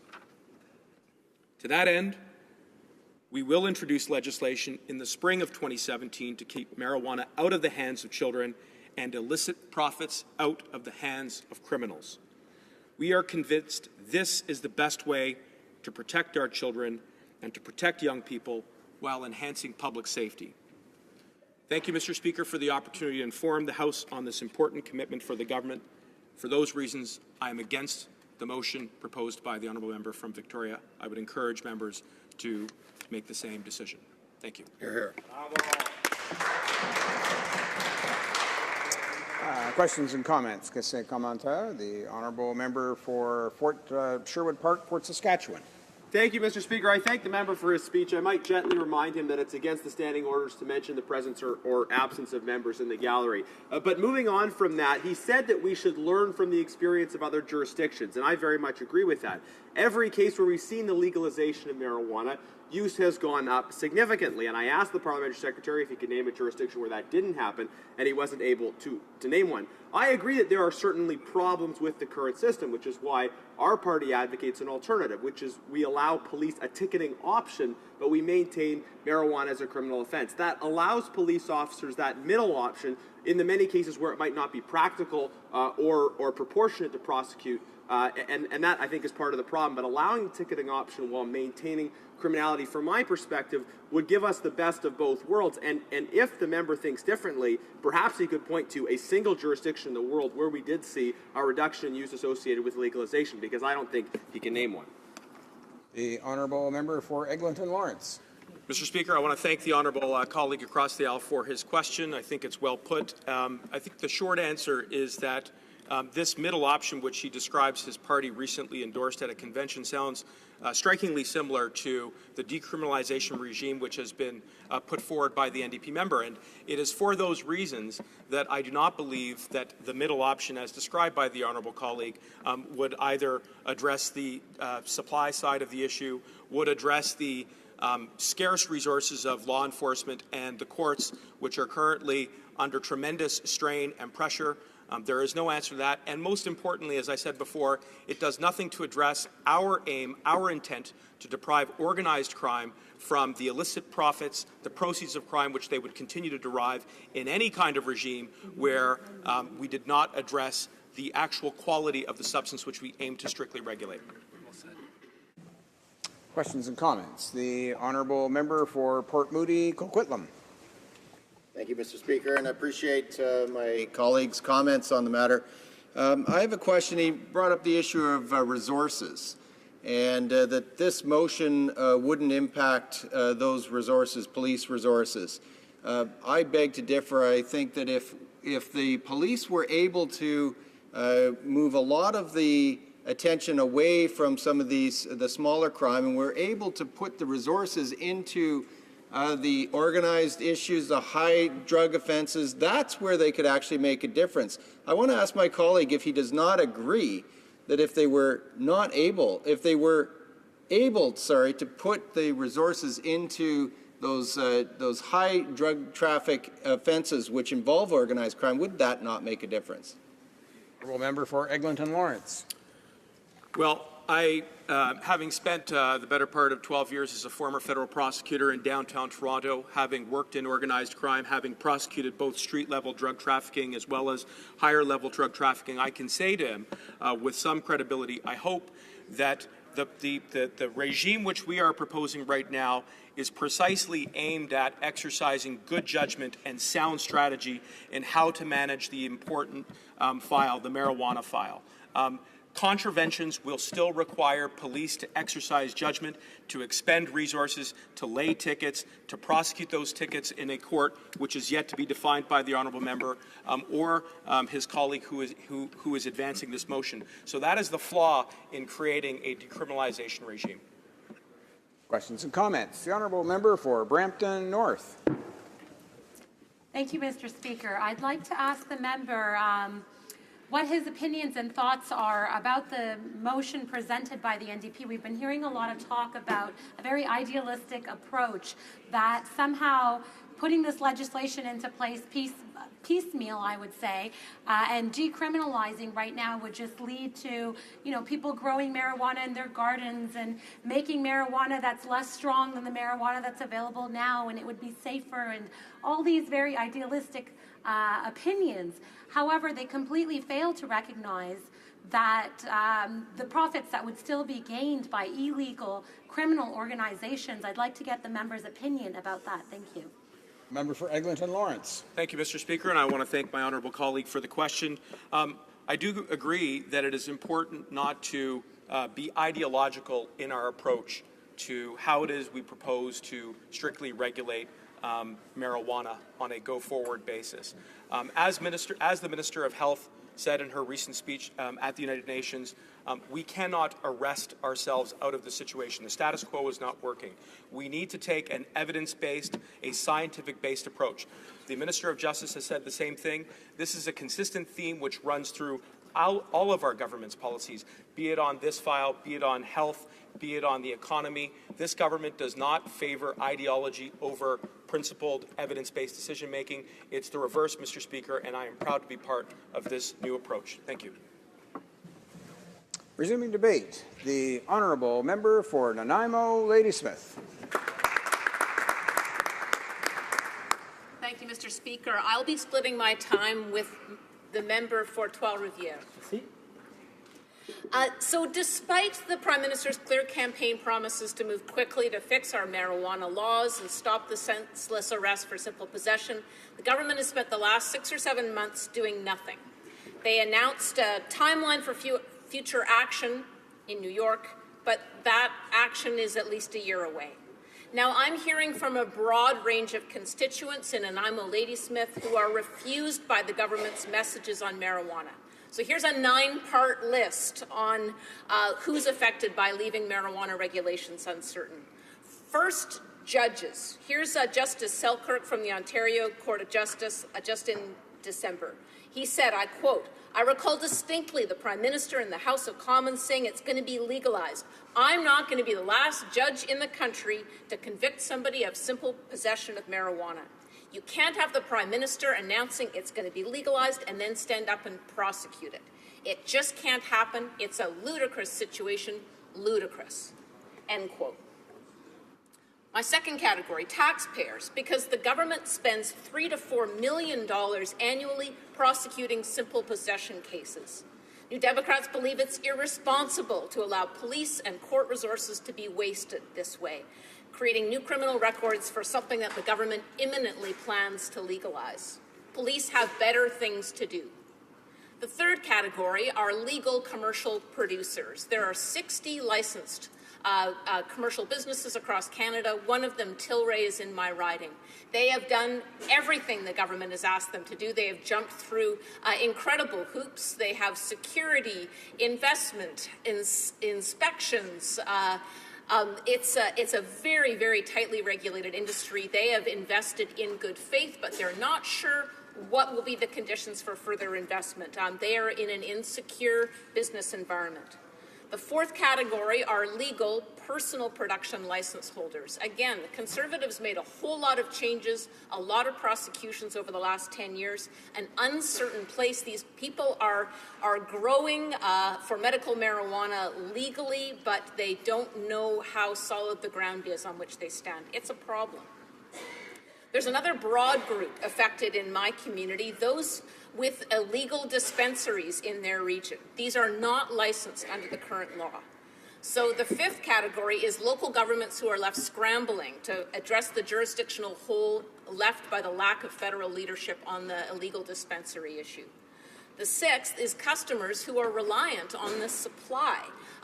They may well have been prescribed this medically. They believe it's a legitimate source they can rely on. They are discombobulated by ad hoc police raids and interruption of what might be a prescribed supply for them. It creates anxiety. The seventh category affected are neighboring businesses affected by these illegal dispensaries. They're alarmed by changes in their neighborhood, outdoor smoking, a different clientele mix. The Nanaimo Chamber of Commerce representatives are complaining to me about this, about the lack of federal leadership. There's a lot of work to do on this file. The eighth category for me is regions that are missing out on the benefits from legal commercial medical marijuana growers. Tilray in my riding is one such success story. They added 140 employees in 13 months. Operating impacts are estimated to grow from 13 million to 88 million in our region if the government can get ahead and plan actually what is this industry going to look like. We're waiting for leadership. And finally, and this is the focus of today's debate, thousands of mostly young adults who will have criminal records for the rest of their lives because the Prime Minister did not respect his promise to legalize marijuana as soon as he took office. Having a criminal record for marijuana possession has big consequences. It can impede your travel, your future work opportunities. And this is, again, the focus of today's debate. It's unfair to impose criminal records on citizens when we're told that this will be a legal drug in less than 2 years. It's unfair and it costs everybody. So one of the sets of costs, 18 months under a Liberal government of needless arrests and wasteful trials are tying up our police and our courts. The Justice Department has confirmed it will cost taxpayers as much as $4 million a year. In 2014, there were 60,000, almost 60,000 marijuana possession charges. And StatsCan says that is 3% of all arrests in our country. In 2013, possession of cannabis accounted for 54% of all police-reported drug crime. Now, if police stopped prosecuting young adults, then resources could be focused on dealers and organized crime. In my city, Nanaimo, there is a fentanyl crisis that is tying up firefighters, police, health responders, our hospitals. It's creating deaths. This is a serious problem, and we're not getting the action we need on it. There were 17 fentanyl-related deaths in 2014 in our island health region, 22 in 2015, and 9 in just the first 3 months of this year. The Island Health Medical Health Officer for my region on Vancouver Island, Dr. Paul Hasselbach, says that Nanaimo's fentanyl overdose rate is higher than the provincial average. 9 in just the first 3 months of this year. It's something we really should be focusing on instead of criminalizing simple possession of marijuana. This follows a train of Liberal failures. In 1969, a Royal Commission said that the cost to young individuals were not justified. And it said back then in 1969, get rid of prohibition for personal use. Liberals ignored the recommendation. New Democrats introduced a bill. It was not supported by the House. In 2002, a Senate report said the true damage to society of marijuana was felt through the side effects of criminal penalties. Again, no action. The Liberals in 2009 voted to support Bill C-15, a Conservative initiative to impose mandatory minimums for cannabis-related offences. Liberal and Conservative governments have consecutively failed to keep marijuana out of the hands of young people, and giving out criminal records has not helped. So we want to see the government make a difference on the ground right now, make a difference in people's lives. As the Liberal Health Minister said quite rightly, it is impossible to arrest our way out of the situation. And so I think the government should support the New Democrat motion. They should immediately decriminalize simple possession while they draft laws to legalize marijuana. Yes, learn from Washington and Colorado. Yes, tackle edibles and labeling and dosage control. Do all those things.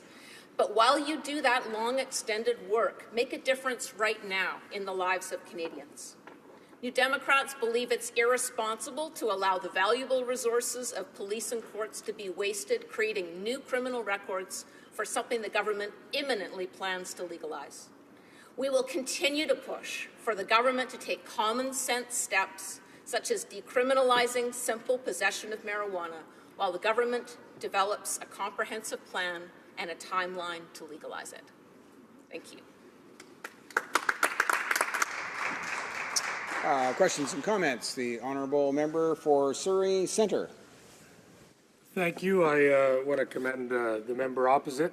I come also from the land of BC Bud and therefore would like to get it legalized, regulated, and licensed. However, I wanted to ask, how can we do something on the right hand without knowing what's happening on the left? If we allow and decriminalize it, does the member opposite, does she not feel that we will be giving organized crime, gangsters, and those that are selling fentanyl-laced marijuana into the hands of children and youth? How can we decriminalize it and still allow our children, our youth, and our young population interact with organized crime, sell and deal with them, put their lives at risk, and put their lives at risk of consuming marijuana that is laced with fentanyl? And she very well knows in her riding herself, as she has stated earlier, the deaths are very high. So I ask her, how can we open this use without regulating the product and the means by which you get it in the first place? Member for Nanaimo, Ladysmith. Thank you. I thank the member for his question and the opportunity to clarify. I would say two things to that. One is criminalizing simple possession of marijuana, small amounts for personal possession, has not prevented just those kind of effects that we see in our province and in our country. So it's not natural, it's not logical to link those pieces together. The second thing I would say is to reassure the member and really hope for his support on this motion is that all that we're talking about is about removing the terrible problem of young adults in Canada having a criminal record for personal possession. It's simply just to get them out of the criminal justice system.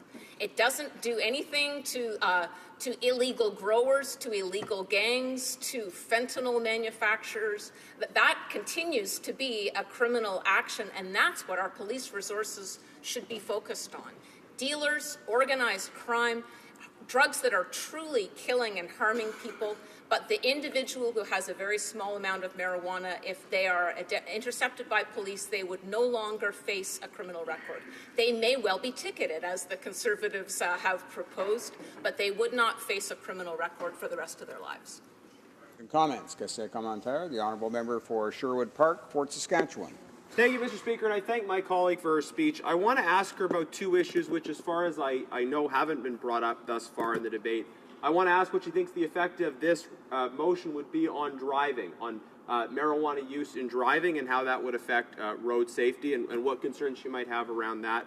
The second issue I want to raise is some law enforcement have told me that having marijuana be illegal makes it easier for them to access drug dealers, because if they stop someone who's smoking a joint who may have a small amount of marijuana in their possession, it allows them to conduct a search, and they may well find substantial amounts of other drugs. So I want to hear her comment on those two issues, how maintaining the criminal element around marijuana may well improve public safety, at least in those specific ways. The honourable member for Nanaimo, Ladysmith. Voting yes to today's NDP motion would allow police resources to be concentrated on true crime in our country and actually getting at the root of drugs and violence that actually affects people on the ground.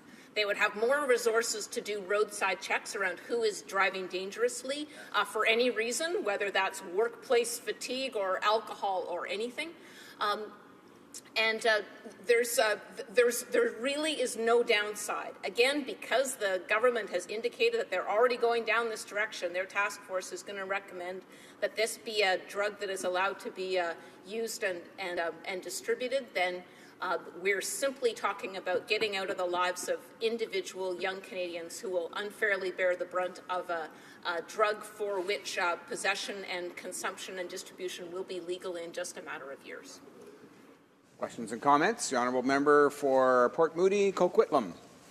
Thank you, Mr. Speaker, and I appreciate my colleagues' great comments on this. And I want to know, the Liberal members have been raising the issue of resources.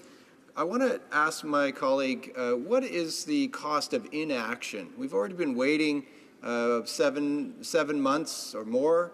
It's not expected that there will be any action before another year, and it may take up to 2 years, maybe longer, before it's actually a regime is actually implemented. What is the cost to young people, to municipalities, municipal police forces?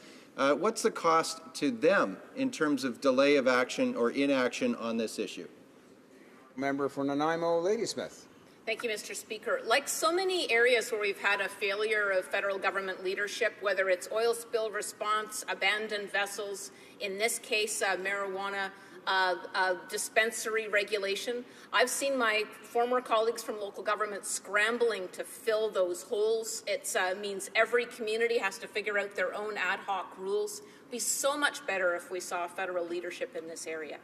The financial cost, the direct cost, $4 million a year simply in prosecuting small personal possession charges, that's embarrassing really for us in this country in this day and age. That money could be spent so much better elsewhere. The cost of criminal records for individuals we've discussed, it can really hamper people's time. And I would argue, finally, for this government, they've got the need to act on the very strong mandate that was given to them by Canadians. And I think voting in favour of this motion would be a show of faith in their commitment to follow through on a campaign promise. Resuming debate, the Honourable Member for Trois-Rivières. Thank you, Mr. Speaker.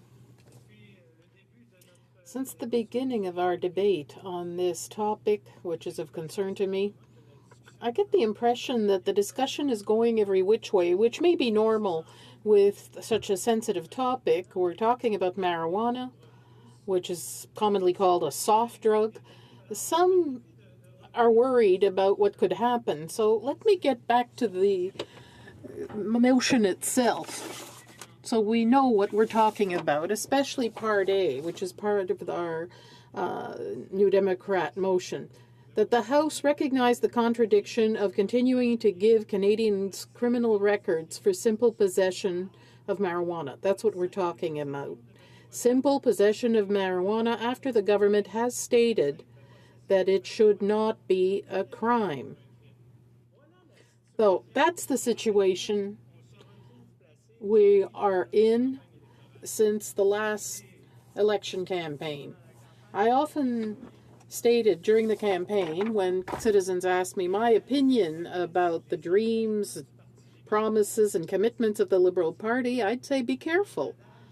There's a well-known saying that in an election campaign, the Liberals tend to campaign left, but when they come to power, they govern right. So right now, we're exactly in that situation, where the dreams of Canadians are being broken, and there are multiple examples of that. For instance, all those who were thrilled about a tax cut and an increased income when they have trouble making ends meet. But once in power, very few people got a tax cut. Those who got the biggest tax cut were the best off. Seniors in my riding were particularly affected by this approach of investing in home care, but there was nothing in the budget about it. In the environment, we thought, oh, at least there'll be light at the end of the tunnel. The Liberal government went to Paris with the same commitments as the previous government. So, regardless of the subject at hand, there is a gap, an abyss, in fact, between the vision that the government presented during its election campaign and what it's serving up now. In the case of marijuana, I would say that the gap's even wider, if such a thing is possible. Everyone was told that marijuana would quickly be legalized, but that's not the case at all. But what remains in the perception, especially the perception of adolescents, and I'm very sensitive to that because for most of my life, I was involved with teenagers, my own teenage years, of course, but then I taught 25 years in that age group. If we remember our own adolescence, most of us here may be younger than me, but one often thinks one's invincible. Whatever you do as a teenager is risk-free, you think. And we'll always manage to get out of something. If you experience smoking of joint, you can't get arrested because that only happens to other people, doesn't it? But the reality is completely different. And for thousands and thousands of Quebecers and Canadians, the risk of taking the risk of smoking a joint or eating a pot-laced muffin is that you could end up with a criminal record. A criminal record, despite a Liberal promise where they said that should not happen in our society. Nobody should end up with a criminal record for simple possession of marijuana. So that's the dichotomy. The whole imbroglio around this question that we're trying to resolve here with a very simple approach that says, Mr. Speaker, let's go forward and decriminalize marijuana possession. That's one measure that the vast majority, and when I say majority, I'm not saying 50% plus one here, 68% of Canadians, 68% of Canadians feel that this would be a good thing to do, to decriminalize simple possession of marijuana. Let's remember, we're talking about simple possession here. I must admit that although these files are diametrically opposed, I have some trouble with the Liberal government's inconsistency here. In the last few weeks, we talked about Bill C-14 at length, that is physician-assisted dying, and we were told, despite the clarity of the unanimous decision of Supreme Court justices, no, society's not ready for that. We have to have a step-by-step approach, which led us to this proposal by the Liberals of reasonably foreseeable death, which was contested not only in this House but in the Senate. Small steps are necessary for physician-assisted dying. When it comes to examining simple possession of marijuana, well, apparently step by step is no good. We have to end up tomorrow morning with legalization. Everything we were promised was the eventual tabling of a bill maybe sometime in 2017, where some in the Liberal caucus say it might be later, rarely sooner. Nothing consistent here. Apparently we'll get a bill that solves the whole problem of drugs, whereas the first step would be putting in place a simple measure that's understood by all Canadians and that would completely eliminate the possibility of a teenager influenced by a bunch of friends who just feels like experiencing marijuana, because we know that in adolescence we all want to have new experiences, but we don't want this kid to have his or her life broken by a criminal record. Travel would be much more difficult, finding a job, etc. So there is an inconsistency here that I fail to understand. Now, allow me to bring you back to my own teenage years. The question may have been simpler because in those days, becoming a man or rebelling was to try smoking marijuana. And one could get these, or just smoking period, 1-cent cigarettes, which have disappeared now. We've seen that's changed.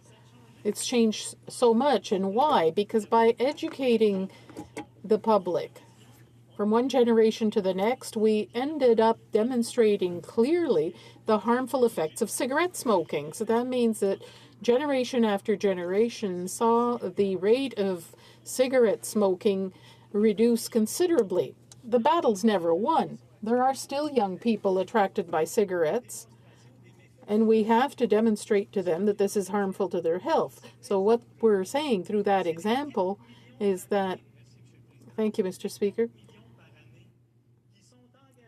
but $4 million spent on our legal system to hear cases that may or may not lead to a criminal record for a teenager. If those $4 million were used to educate people on this issue, I think that would be a great step forward.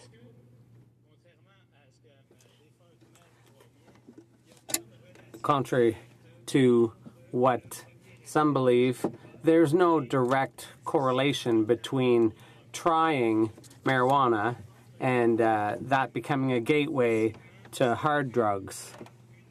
So there's a lot that can be done simply through health education. And I'd like to wrap up with a few statistics because I know time is flying. But just to give you an idea of the situation, that $4 million a year that we invest in prosecutions, well, that's 80% of the cannabis offenses. 80% of the cases have to do with simple possession. So attacking the rest of the machine is one thing, but 80% of the cases are just simple possession. 22,000 people are at risk of winding up with a criminal record. And 68% of Canadians say yes, take the first step, decriminalize, and work instead on education. Focus on education so that people just maybe will experiment, but they won't become addicted. And together, slowly but surely, all parties seem to be converging on the NDP approach. This is the approach we've been proposing for several years. I see my time is up, and perhaps I can pursue my logic through questions and answers. Questions and comments? Now, member for Laurentides-Labelle. Thank you, Mr. Speaker. I visited my riding, meeting students, and they all asked for this. Everyone, they wanted to know what our position was. Our position is legalization. Not one student said, thanks for changing the rules already so that I can smoke right away. They're not chomping at the bit for this. They understand what's going on. I just would like to know from my colleague, who would control the market if we simply decriminalized without taking any other steps? Who would control the market? Now, a member for Trois-Rivières. Thank you, Mr. Speaker, and I'd like to thank my colleague for his question. I've been a teacher for 25 years, so that, of course, is a concern. Who currently controls the market? Organized crime. So we can quickly agree on that. Tomorrow morning, what I'm hoping for with decriminalization is that we can work on the buyer. If there's no buyer, there's no market. Then we can take a giant step at that level. And if, in addition, the person is educated so that there are fewer clients and people don't get criminal records for making one mistake in their lives, well, I think right there that'll be a huge step forward.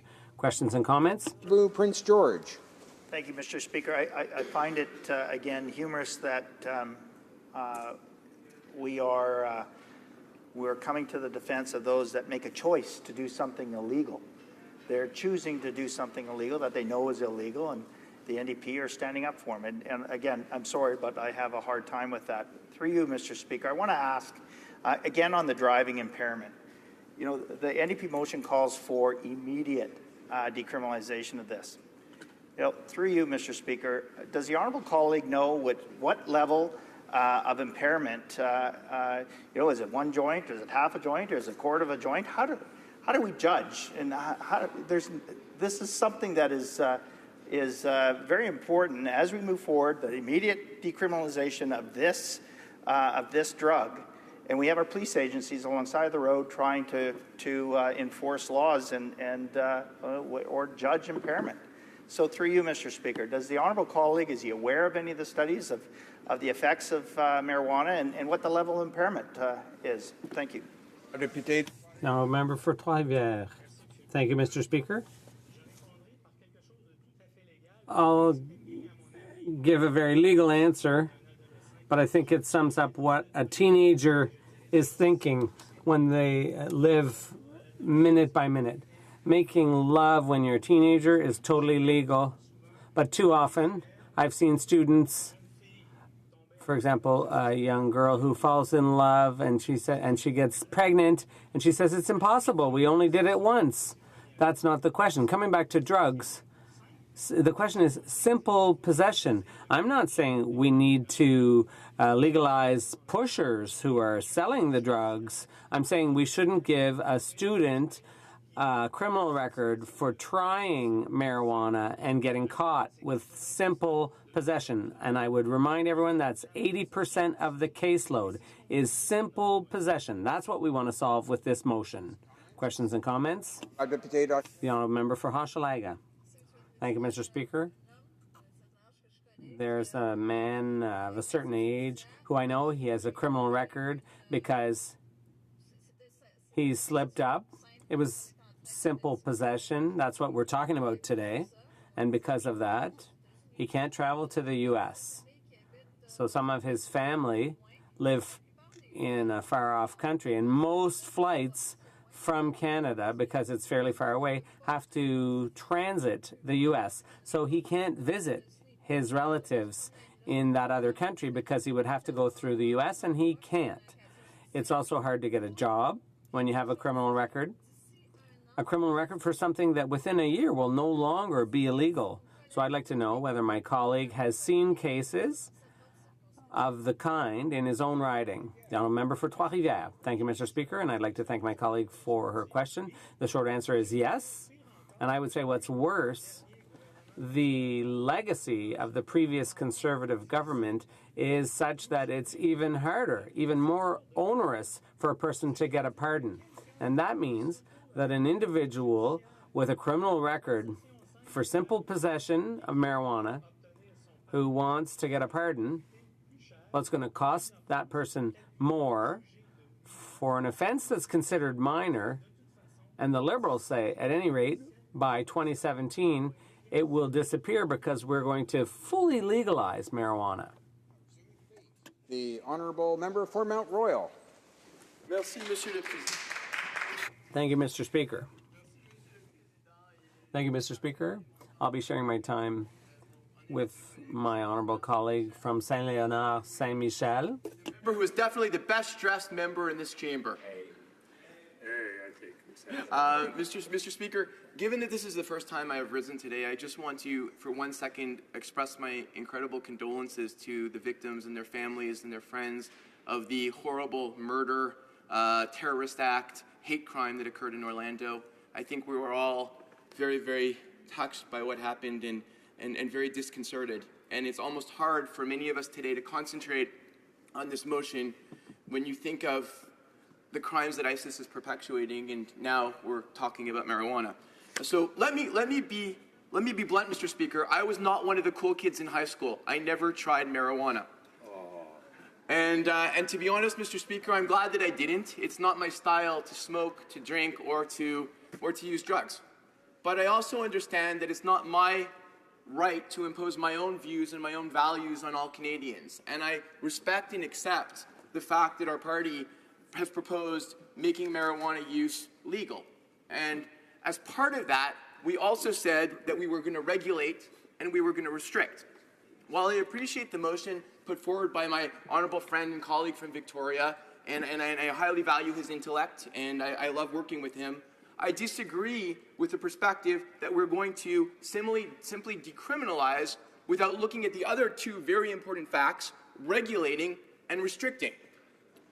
This motion makes no distinction between 14-year-olds and 40-year-olds. It doesn't say that decriminalization is going to occur only for adults. It's saying decriminalization is going to occur for everyone. And one of the things that is incredibly important to me, Mr. Speaker, is keeping marijuana out of the hands of children. Marijuana use is not without its effects. As we all know, it can make you slightly loopy for a certain period of time. But there are also ties to breathing disorders, mental health issues, and particularly for young people whose brains are still developing, marijuana is a dangerous substance. It is not something we want to be widely distributed to our children. But if we are going to decriminalize without dealing with how marijuana is distributed, without dealing with how we're going to keep it out of the hands of kids, we're going to enter into problems that are not anticipated by this motion. I do understand where you have a competent adult who's looking at a government that says, hey, we're going to make this legal. Well, you have a certain sympathy for why they're going to be prosecuted and going to get a criminal record. But at the same point in time, Mr. Speaker, in my view, the law is the law is the law. Whether we agree with the law or don't agree with the law, whether we believe that a law is going to be rescinded or not, it doesn't mean we don't have a duty, Mr. Speaker, to respect the law as it is.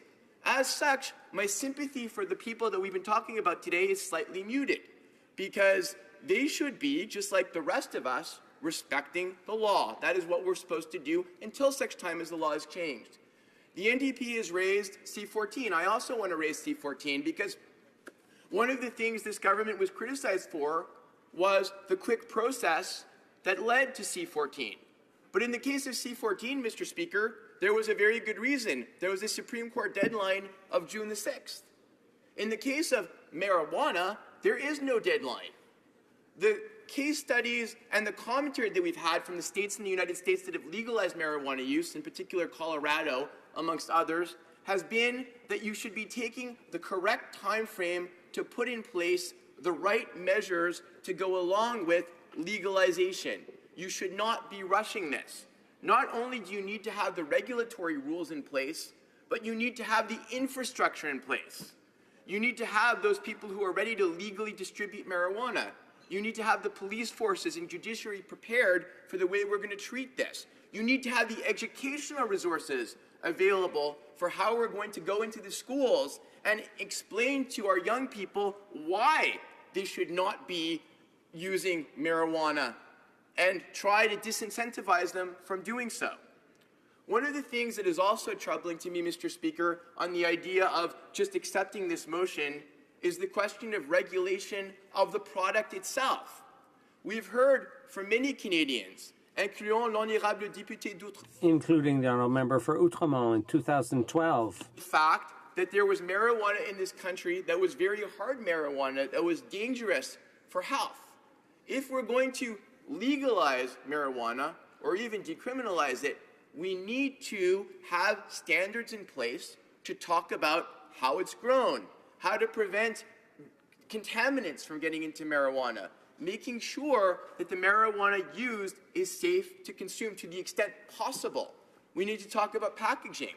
We need to talk about distribution. How do we get this out of the hands of organized crime? My fear, Mr. Speaker, is if this motion is adopted as is, who will everyone buy from?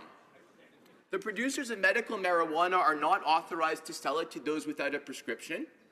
There's nothing in the motion to talk about how the distribution channels would work. As such, my concern is those people who are currently illegally distributing marijuana across Canada, basically organized crime, are going to have freer license to go into our schools and to talk to our young people about how it's not criminal to possess these small amounts. Why don't you buy from me?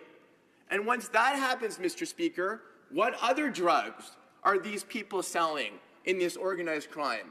How will this stop then someone who starts with marijuana moving toward harder drugs that are also sold by the same distributor, if we're going to call the mafia that, as are distributing marijuana?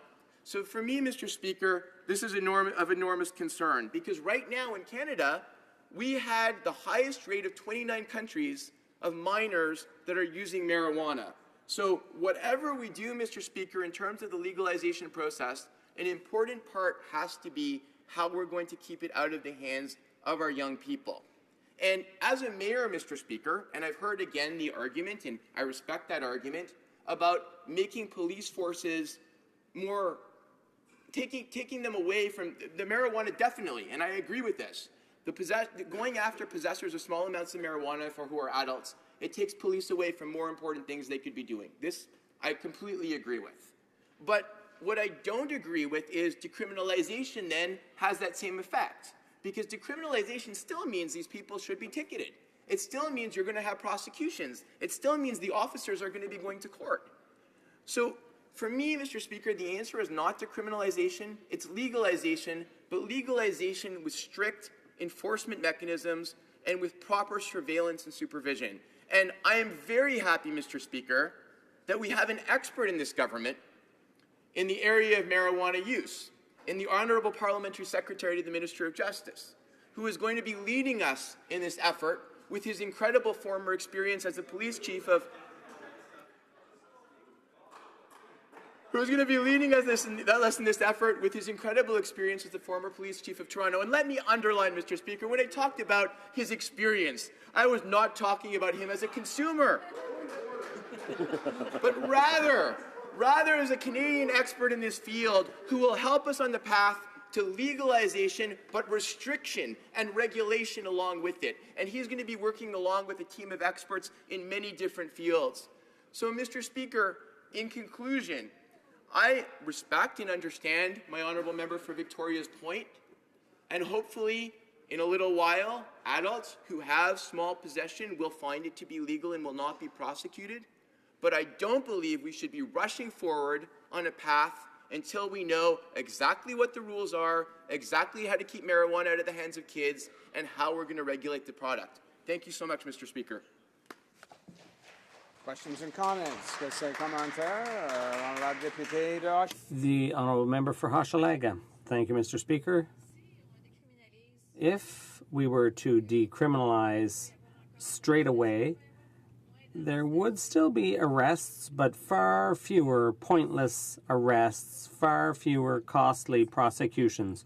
Why not use a good part of that $4 million a year to fight organized crime instead, and to fight drug addiction?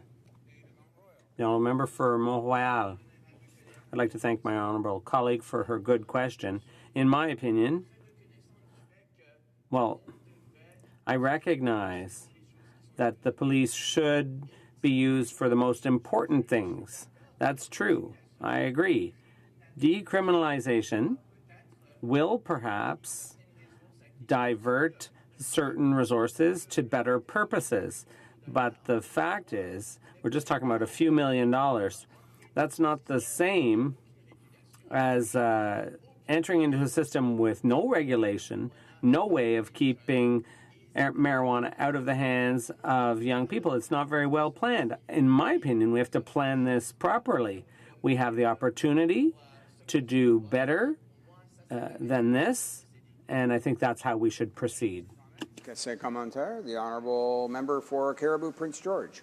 Thank you, Mr. Speaker, and I appreciate our honourable colleague from Mount Royal's presentation. I almost felt that I had to come to the defence of our honourable colleague from Scarborough Southwest, but he corrected himself, and because I know that our colleague from Scarborough Southwest is a long-time police chief and distinguished career, and I appreciate his influence on this House, and I know that he's got a great ability and an incredible amount of experience in policing, maybe not in marijuana use, but maybe policing marijuana use. But to the honourable colleague from Mount Royal, Mr. Speaker, I'd like to ask him, is he aware that the Canadian Association of Police Chiefs has come out against the legalization of marijuana? Member for Mount Royal. Thank you, Mr. Speaker, and I always appreciate the good humor of my honourable colleague, so I want to thank him for his question. For my entire history as a mayor and a city councillor, which lasted for 20 years, I dealt very frequently with the police on issues related to marijuana. And what I was constantly faced with was a situation where the police agreed that the current mechanisms that we use to stop people from possession of small amounts of marijuana and the defocus from what really should be their primary attention in terms of important crimes, they recognized that there was a problem here. They asked parliamentarians to act. And I do believe, Mr. Speaker, that recognizing that we should decriminalize this along with strong regulation and prevention is the right step forward. Questions and comments? The honourable member for Saanich Gulf Islands. Thank you, Mr. Speaker, and I thank my honourable colleague from Mount Royal for his presentation today and his speech. I'm struck by one thing. The motion before us today has an incredibly strong rationale, which is that people should not have criminal records for the possession of a substance that the government in power has run a campaign to say we will legalize. Green Party wants to legalize. We understand that the prohibition on cannabis serves one major beneficiary and purpose, and that's organized crime. I would like to ask the honourable member, and I didn't get a chance to put it to the Minister of Justice earlier, although I was trying to get a question in, but wouldn't it make sense for the Liberal government to commit early the criminal records of people who were carrying a criminal record for possession, not for participating in organized crime, but for simple possession of cannabis, whenever that crime occurred, would have their records expunged once there's a legal framework in place for legalization of cannabis? Honourable Member for Mount Royal. Thank you very much, Mr. Speaker, and I want to thank my colleague from Sandwich Gulf Islands for that very, very intelligent question. Two things.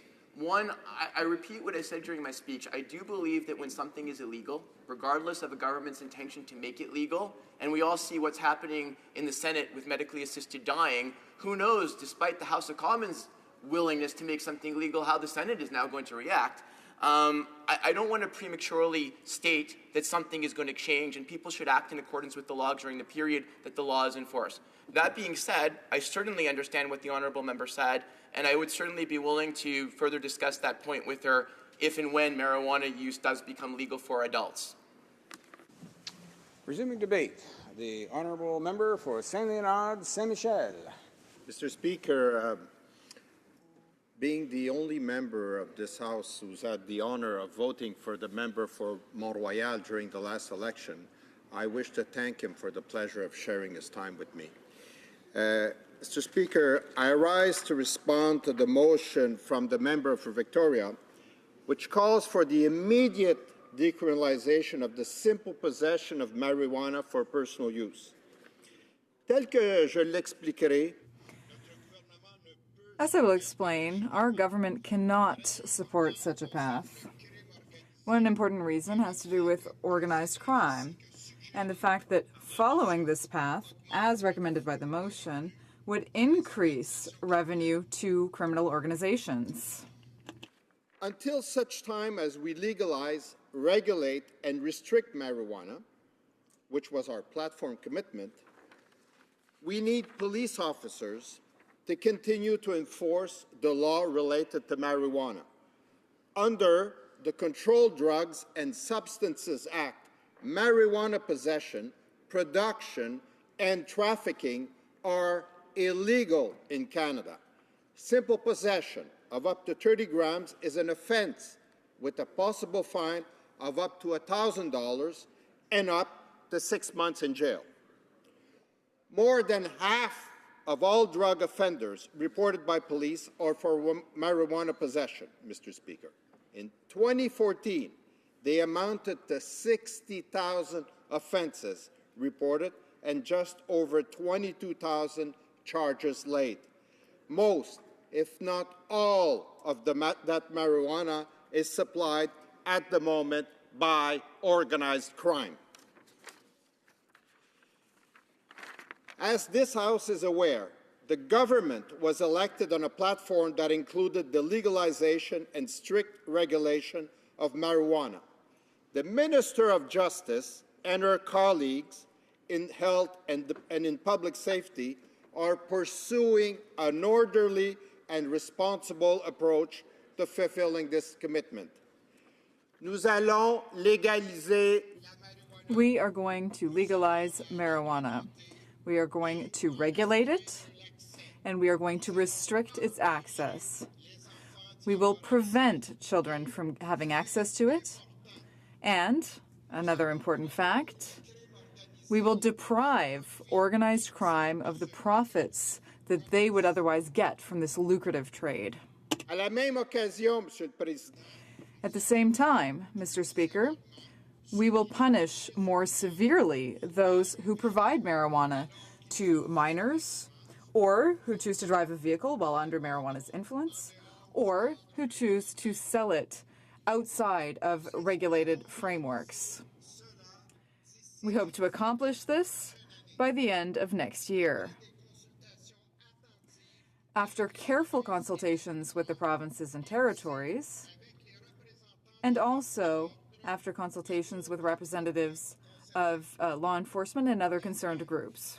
we are striking a task force on marijuana legalization and regulation to consult with Canadians broadly, as well as a wide range of stakeholders. These stakeholders will include provincial and territorial governments.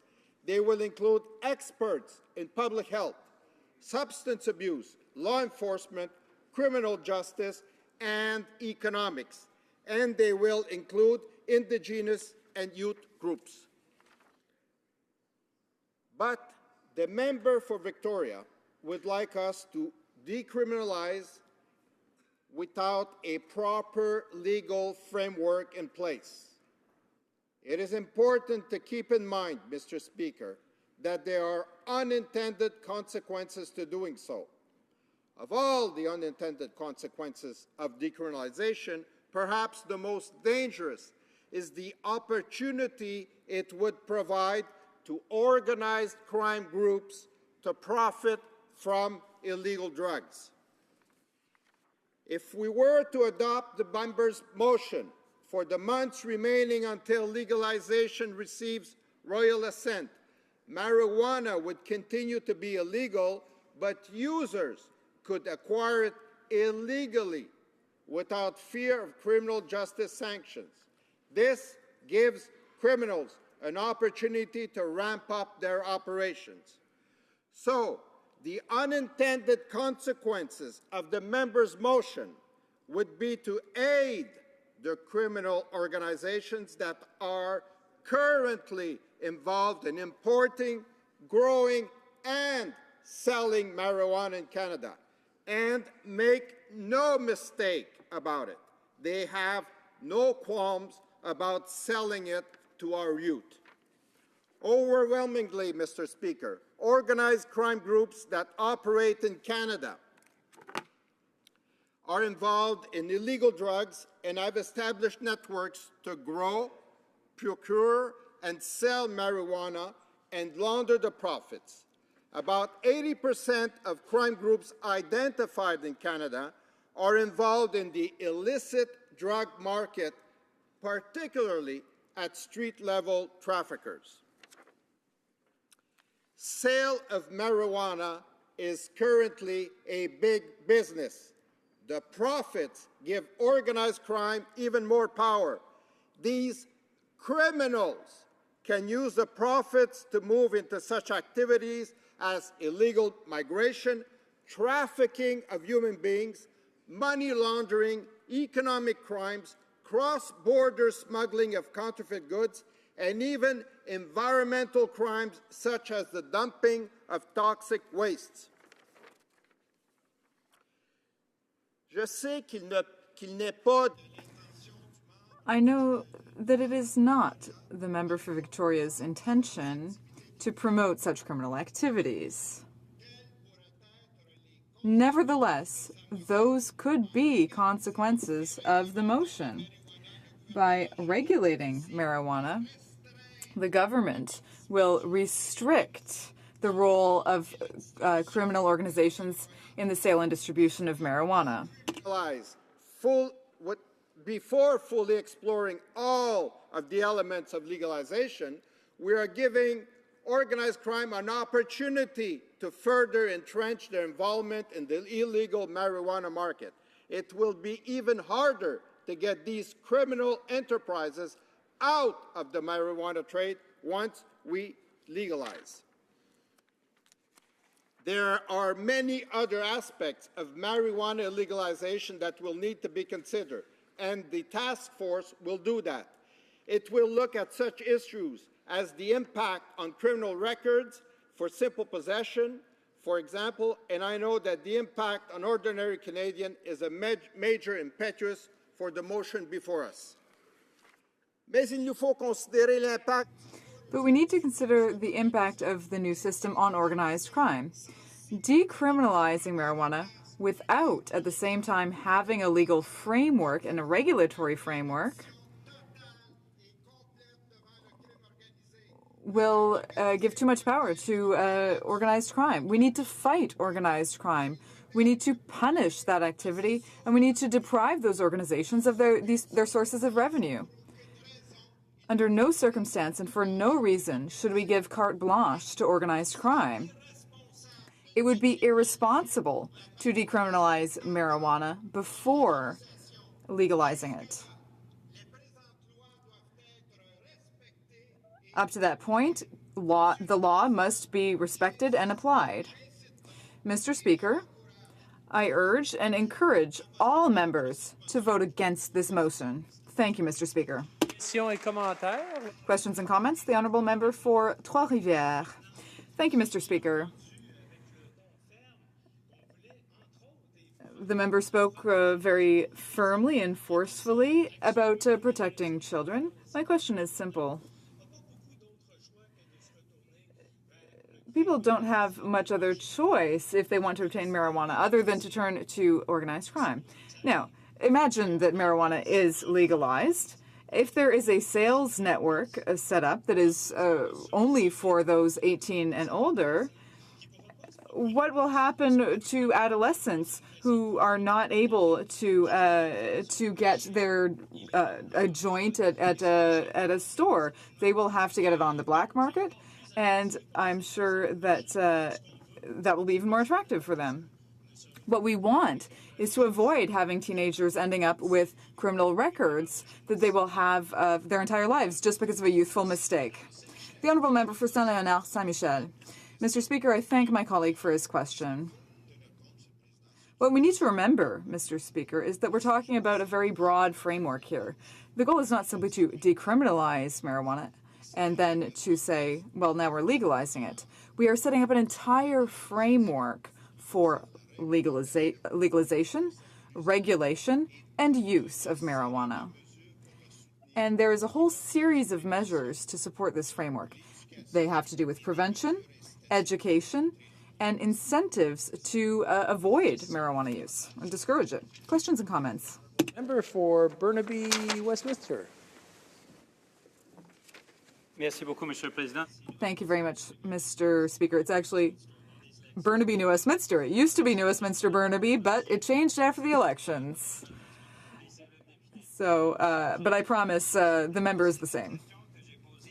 So I'll ask the same question that I've asked many times today, because the Liberals claim that they will be helping more people with their approach, which is a little bit different than the Conservatives. We know that there were 57,000 arrests in 2014, and the Liberals took over in late 2015, and they claim that they've been nicer, that they arrested fewer people, but they haven't given any numbers.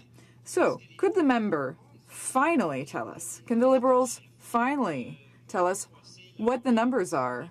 Can they give us any number to support their position and their claim that were not as bad as the Conservatives when it comes to arresting Canadians for simple possession of marijuana for personal use? The Honourable Member for Saint-Léonard Saint-Michel. Mr. Speaker, I thank my colleague for his question, but I want to focus on one aspect. We are not dealing with numbers here. The goal is not to quantify this.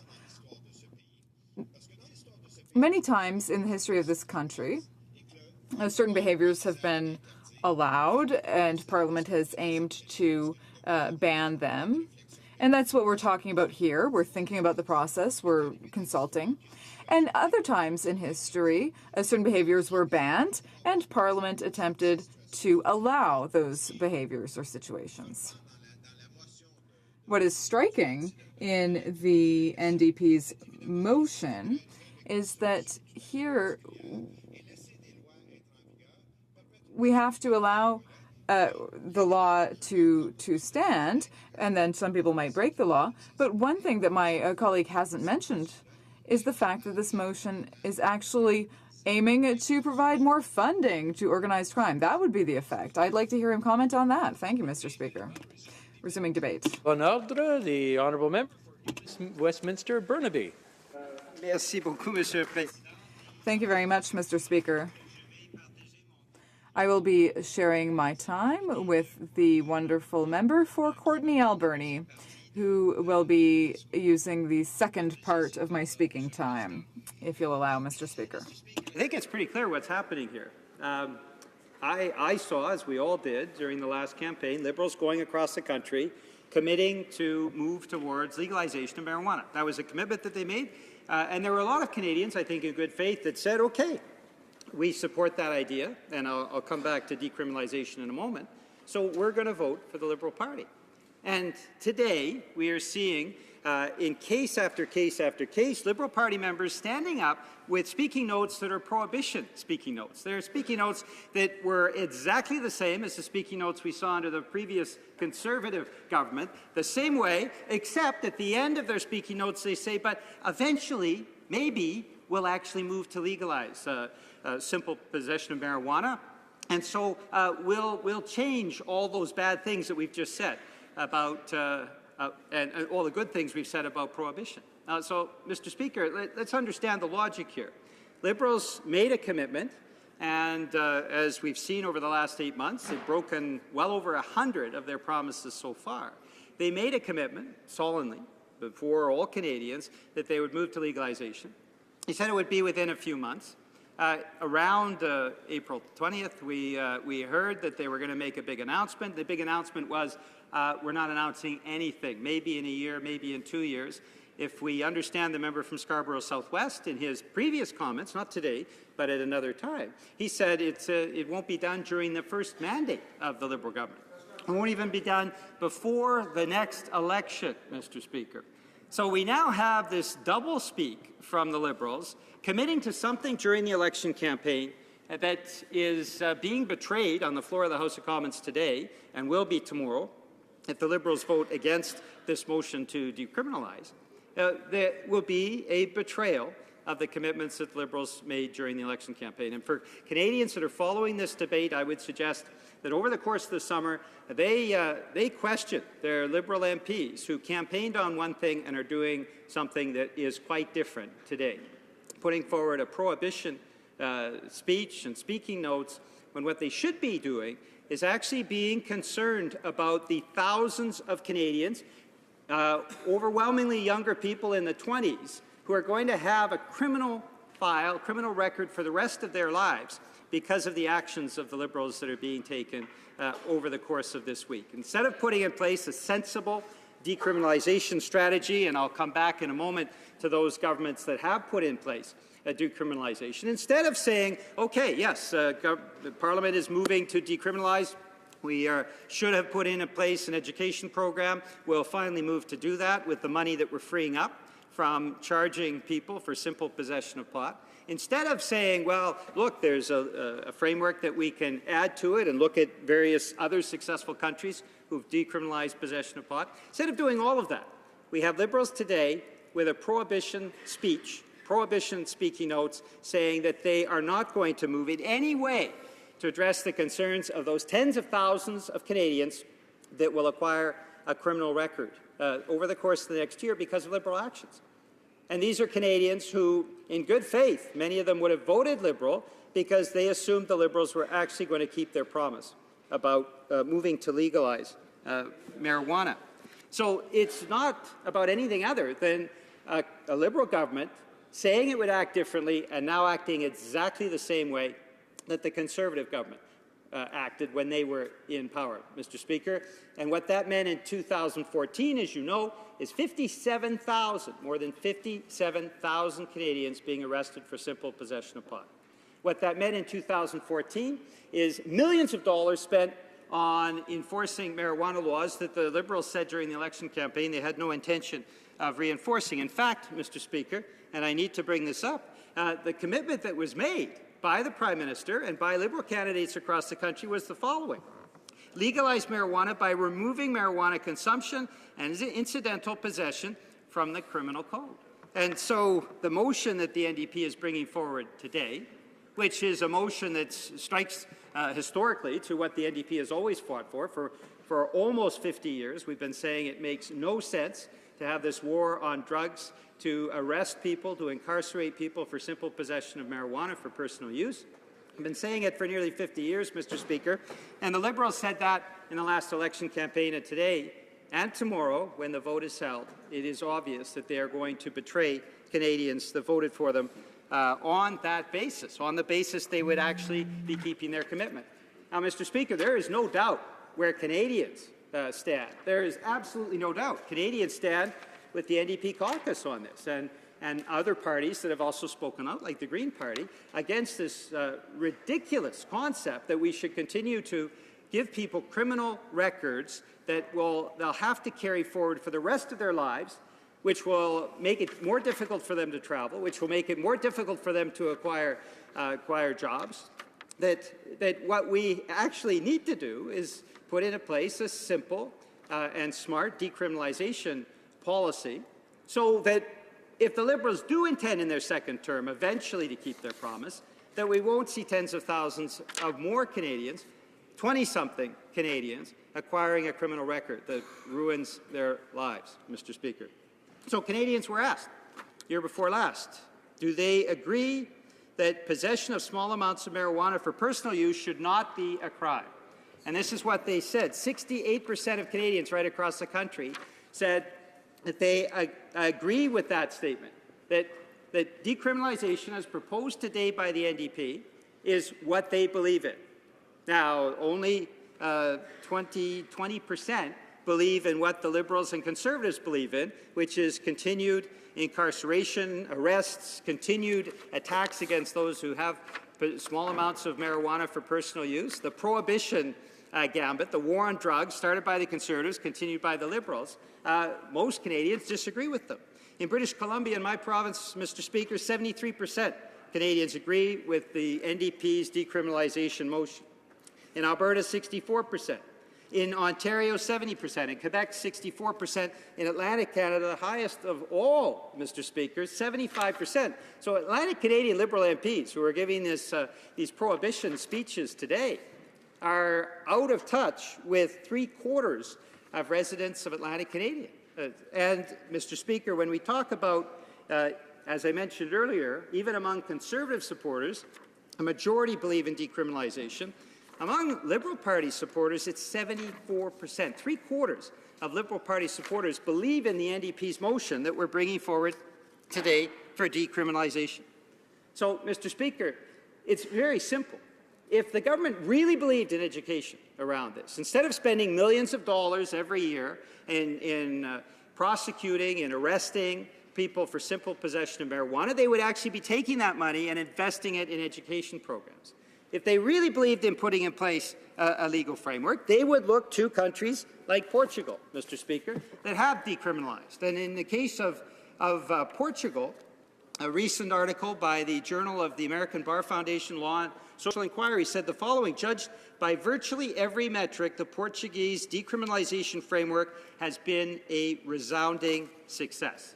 So, Mr. Speaker, when you look at that example, you look at the Netherlands, you can look at countries worldwide that have decriminalized, and those examples are there for the government to take. As the member from Victoria said earlier today, we're agnostic on how the government wants to go about decriminalization, but we believe strongly that 20-something Canadians or Canadians of adults of any age who have simple possession of marijuana for personal use should not be arrested and should not be facing a criminal record for the rest of their lives.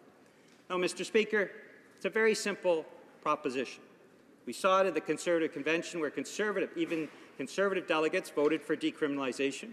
We saw in the commitments that were made by the Liberal Party in the last election that it is time to stop arresting people and putting them behind bars for simple possession of marijuana for personal use. In our party, we've stood up for that for 50 years, and we bring forward this motion, Mr. Speaker, because we believe, as I've proven earlier, that all Canadians believe it's time to stop arresting people for this. And if Liberal and Conservative MPs are true to their party's principles and true to what they said during the election campaign, they'll be voting for our motion tomorrow when it's brought before the House of Commons. Thank you, Mr. Speaker. Questions and comments? The honourable member for Scarborough Southwest. Speaker, just a couple of points I wanted to qualify. First of all, our Prime Minister has made it very clear in the campaign, and most particularly in the throne speech, of our intention in this mandate to bring forward legislation to legalize, regulate, and restrict marijuana. We have not been ambiguous in any way, and the suggestion otherwise is simply not factually correct. I just wanted I was wondering, Mr. Speaker, as I listened to the member from Burnaby New Westminster in his remarks, why he was so afraid to say legalize, regulate, and restrict. He focused very, very clearly on one aspect of our government's policy, in which we said we will legalize marijuana. But we've also been equally clear about the importance, and this is not based on ideology or the latest popular poll that they seem to rely on so much across the hall, but it relies on science. It relies on the best advice that we have received from, for example, the Centre of Addiction and Mental Health, which is the preeminent mental health and addiction facility in all of Canada, on research that we have done and looked at the example in other jurisdictions, such as Washington and Colorado.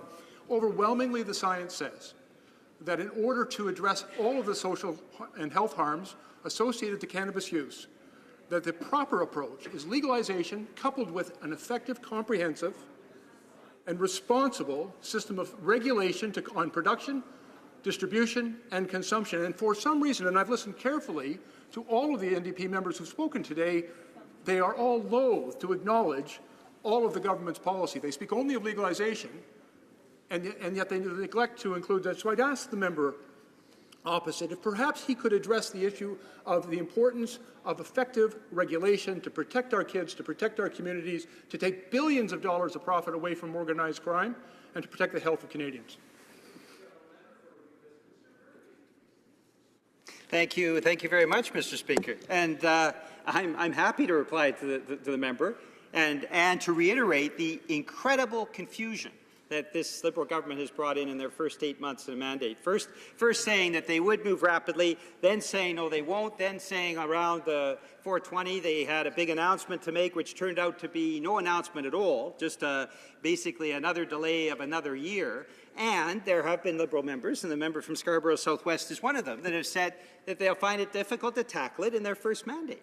So when you take all of those comments, you see the confusion that is taking place with law enforcement across the country. The member from Victoria spoke very eloquently about that earlier today, that what we're seeing is a similar level of arrests and prosecution for simple possession of marijuana by Canadians in some parts of the country, law enforcement officials moving off in other parts of the country, total confusion, total chaos, Mr. Speaker. And so, with a very effective motion like we're seeing today from the NDP, what I have to ask Liberal members is why they are backing off the commitment that they made to legalize marijuana by removing marijuana consumption and incidental possession from the criminal code. What we have done in our motion today, what the NDP has done, simply put forward what a lot of Liberals were talking about during the election campaign as a first step in terms of legalization. And the Liberal government, in its first 8 months, has offered absolutely nothing in terms of a framework around the laws that they were talking about, a regulatory framework that they've been talking about. And what they have done is put a lot of confusion out there by talking about different dates, different process, a different way of proceeding. And, Mr. Speaker, that makes me very, very skeptical that the Liberals are even going to keep their promise on this. I think it'll be part of the over 100 promises that they've broken. Why they intend to keep putting people in jail and keep arresting people for simple possession of pot is something that Liberals are going to have to defend this summer. Before resuming debate, I just want to remind the honourable members to just look up front, and when you see my finger going like this, maybe just speed it up a bit. Those were two very good discussions that took place, but it did take up a lot of time, and it really encroaches. So it's partially my fault, but partially, if everyone can just pay attention. I don't want to cut anything off because it is a very interesting discussion that's taking place. Resuming debate, the honourable member for Courtenay Alberni. Thank you, Mr. Speaker. It's a great honour to be here to rise today to speak on behalf of the NDP motion, and that the House recognize the contradiction of continuing to give Canadian criminal records for simple possession of marijuana after the government has stated that it should not be a crime, and recognize that this situation is unacceptable to Canadians, municipalities, and law enforcement agencies, and recognize that a growing number of voices, including that of a former Liberal Prime Minister, are calling for decriminalization to address this gap, and call upon the government to immediately decriminalize the simple possession of marijuana for personal use. This discussion has been going on for a very, very long time. We look back to the Ledane Commission in 1969. In 1971, the NDP introduced a bill to decriminalize marijuana possession after the Liberals ignored the recommendations of the Ledane Commission report. In 1993, again, NDP MP Jim Fulton introduced a bill to legalize marijuana in Canada, and the Liberal government voted it down as well. So there's been plenty of opportunity for the Liberals to address this issue. Just in 2009, the NDP voted against the Conservative bill with mandatory minimum sentences for marijuana, and the Liberal Party voted in support of it. The NDP has used every tactic possible to stop or delay the Conservative omnibus bill, which included mandatory sentences for marijuana, and the Liberals were nowhere to be found. In my community and where I live on the West Coast in Courtenay, Alberni, there's been a lot of confusion. In Port Alberni, since the election and since the Prime Minister was sworn in last November, as he was elected in part on a promise to legalize marijuana, he stated, "We will legalize, regulate, and restrict access to marijuana," reads the platform of the Liberal Party of Canada, though no details were given about what speed this legislation might occur. But what happened in Port Alberni is 7 medical marijuana dispensaries opened since the election, and there was none before. The RCMP in Port Alberni has decided not to take action or prosecute or to enforce against those selling marijuana at their dispensaries. But in Oceanside, which is a 35-minute drive away, the same force, the RCMP, has decided to enforce. And in Courtenay, the same, which is only an hour north of Port Alberni. All RCMP detachments, all different commanders for their detachment. So it's extremely confusing. And really, it's becoming a huge problem on local governments as they try to figure out how this works and where they come in terms of legislation. So in Port Alberni, it fell on local mayor and council. And I'll read from the Alberni Valley News. It says, "But while the federal government works on delivering its platform promise, municipalities are left to grapple with dispensaries popping up in their storefronts. And given this is a federal issue, there doesn't seem much that municipalities can do. Currently, selling marijuana, whether medical or recreational, is illegal under Canadian law," said Port Alberni RCMP Inspector Mark Richards. Despite this, the City of Port Alberni voted to regulate medical marijuana dispensaries at its January 25th meeting. It wasn't a unanimous decision. Throughout the 3 months that City Council debated the issue, it was split. And Mayor Rutan said he added that he believed it was unfair for the federal government to have downloaded it onto municipalities, this problem, but that he was committed to upholding his council's decision. "But it doesn't matter. This is what council has voted for," he said, "and I believe that council's position is fairly clear. Is this council's best attempt to control the uncontrollable?" And this was shared by other council members.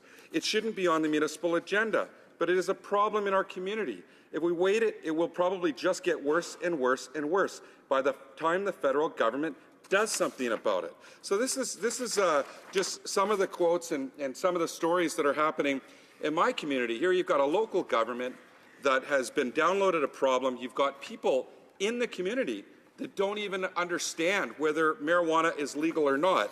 And again, in a riding the size of Courtenay, Alberni, where 2/3 of the riding it's being enforced, and 1/3 of the riding it's not being enforced.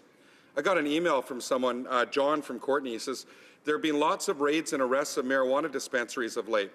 Given that this Liberal government will be legalizing in the near future, I have to wonder why this is happening. If you have any ideas on this matter, I would love to hear them. If there is a way you could remind the government, that would be great." So, John, I'm doing that right now, making sure that the government's being reminded. Another email this is from Corey Powell. He's a registered physiotherapist in Qualicum Beach, and he says, "Well, not being a recreational user myself, I'm a member of the millennial generation, so I grew up around it. and I have a contemporary view of marijuana professionally in its application in health and also in today's culture. So he says, my suggestions come from a concern for our generation and the damage criminalizing some of their recreational activity has done. So he's got lots of concerns about, you know, the fairness side of things. So I think we realize that the government was elected on a mandate to reform Canada's marijuana laws. Right now, the confusion is enormous. It's being left on the backs of local governments, of local police force, local RCMP detachments to try to figure it out. We've got concerns from business owners that are supplying patients that need access to marijuana. We don't know where supply is coming for a lot of dispensaries, so there's confusion there. We want to make sure that we use our resources when it comes to the criminal justice system for things that matter, for things that matter, and we want to make sure we use our resources to protect the vulnerable and make sure that we give people the resources to be able to avoid some of their choices that might harm them. And I feel it's actually very, very wasteful that we're spending time prosecuting people that might affect their potential employment, that might affect their ability to travel in the future, when we know that the government has made a commitment that in a year down the road or so it's going to be legal. So why wouldn't we make that decision now? Why wouldn't the government and the Justice Minister make a directive to the courts to stop enforcing the marijuana laws of today, to stop prosecuting people in courts, stop chasing young adults and people that maybe could make better choices if we took a harm reduction approach. And we know the government was elected on a willingness to change. We want to get it right. We know that harm reduction approaches have been taken in countries like Portugal, countries around the world. The NDP has laid out a very thoughtful, a very respectful plan on how to move forward with reforming Canada's marijuana laws. And right now, my big concern is the government made a promise. They had no plan. It feels like it was made on the back of a paper napkin. There's been no action, and it's very unclear and creating a very messy situation. And really, we need a decision. And when we talk to people in British Columbia, iPolitics actually just did a survey, and it said that possession of small amounts of marijuana for personal use should not be a crime, and 73% of British Columbians agreed with that, and 16% of British Columbians didn't agree with that. Well, I wonder why, people have, after what they've seen, when they look at our history and the failure of the approach of previous governments in taking this issue on, when they see the mess that's being created today, people don't have to look far. They can walk down the main street of Port Alberni. They can walk down the main street of many communities and they can see that deregulation, the lack of leadership on this issue is clear. It's creating a gray area, and it's not doing what the government set out to do, and that's to protect young people and the vulnerable. So, Mr. Speaker, I call on this government to support our motion, to support decriminalizing marijuana, to support using our resources for what we need them to do, and that's take a more positive, progressive approach and follow through with their promise, Mr. Speaker. Thank you very much. Questions and comments? The honourable member for Scarborough Southwest. Thank you very much, Mr. Speaker. I just wanted to ask a point of clarification. The member opposite, and I thank him for his remarks, but he gave some indication that it's on the backs of the RCMP, this confusion he alleges exists. So notwithstanding that, quite frankly, on this side of the House, I don't think we could possibly be any clearer that the law remains in effect, it should be obeyed, it should be upheld, and it should be enforced. But at the Public Safety Committee, about a month and a half ago, the RCMP commissioner appeared before that committee, and at that time, he made it very clear, and he stated that the confusion around the enforcement of marijuana laws should not be overstated. And in light of those remarks and that clarification coming from him, I wonder if the member opposite wanted to clarify his remarks. The honourable member for Courtenay Alberni. Thank you, Mr. Speaker, and I want to thank the member for the question. Again, there's so much confusion. I mean, here it's a perfect example that the RCMP commissioner himself is saying that they're going to enforce the law. and then 2 detachments of 3 in my of the 4 in my riding are enforcing it, and 2 aren't. And so it's very confusing on the ground about where they're going. And I find it actually really disgraceful that they're even continuing to charge people when we know in a year it's going to be legal according to the government promises. So why would the government be charging people today for something we know is going to be legal in a year? It doesn't make sense. It doesn't make sense to anyone in my community, and I think you'd be hard-pressed to sell that on the streets of Port Alberni, Oceanside, or Courtenay, or anyone in Courtenay, Alberni. Hear, hear. Questions and comments? The honourable member for Sherwood Park, Fort Saskatchewan. Thank you, Mr. Speaker. It's been interesting for me to hear members of the NDP as well as of the government talk a lot about other jurisdictions, and yet when I asked the parliamentary secretary if he could name a single jurisdiction where decriminalization or legalization led to a decrease in use, he wasn't able to name that jurisdiction. So I wonder if the NDP, given that they're advocating this course, can do better, because all the evidence I've read suggests that, for better or worse, there is an increase in use when you make the laws more permissive, and that's only logical. I do want to ask him as well, with respect to the Conservative position, because some members have said that we support decriminalization, which we certainly do not. We instead passed a motion, and I supported it, to have a ticketing option, to continue to have marijuana be a criminal offense, but to allow police to use a ticketing option. I would consider that a middle way that allows for effective enforcement in a range of different kinds of situations. So I would like to know, in addition to this question about jurisdictions, if the member has thoughts on that as an option for addressing the situation we face, but also continuing to have that strong sense that the marijuana really is associated with significant health problems. The honourable member for Courtenay, Alberni. Well, first, I'd like to thank the member for putting forward some ideas on how we can move forward, to talk a little bit about the past. And when we look at the past, and we talk about previous governments, the Conservative government, it didn't work. I mean, clearly, we didn't see that approach reduce marijuana use. When we look around the world, I will cite some examples.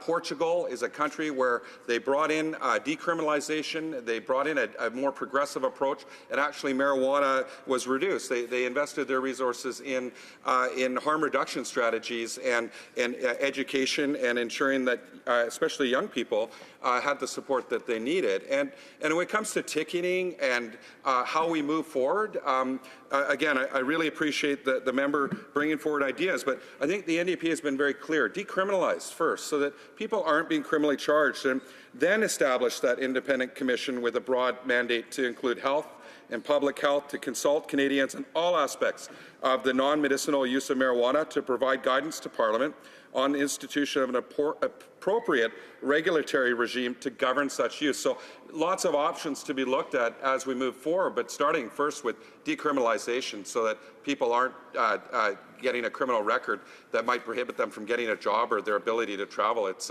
certainly not an approach that's worked in Canada, hasn't worked around the world, the current laws the way they are today, and we have models around the world where it has worked. So thank you to the member. Reprise du débat, l'honorable. Resuming debate, the honourable member for Richmond North Athabasca. Thank you, Mr. Speaker.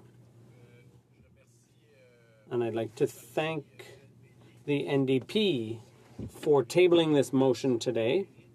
It's a motion that's worth debating, clearly, because the issue is important. Canadians have questions, especially about the Liberal Party's stated desire to legalize marijuana. It's a very important issue. And it's also important to clarify things for some Canadians who don't necessarily distinguish between legalization and decriminalization. But it's a very important distinction.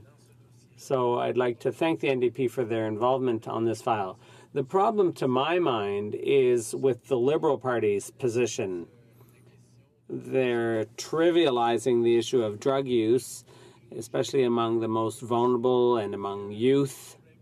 And the problem is also that the Liberals claim to consult people and respect other jurisdictions, but it's all well and good to try to pander to one part of the population by saying you're going to legalize drugs, but you have to consult the provinces and the police forces.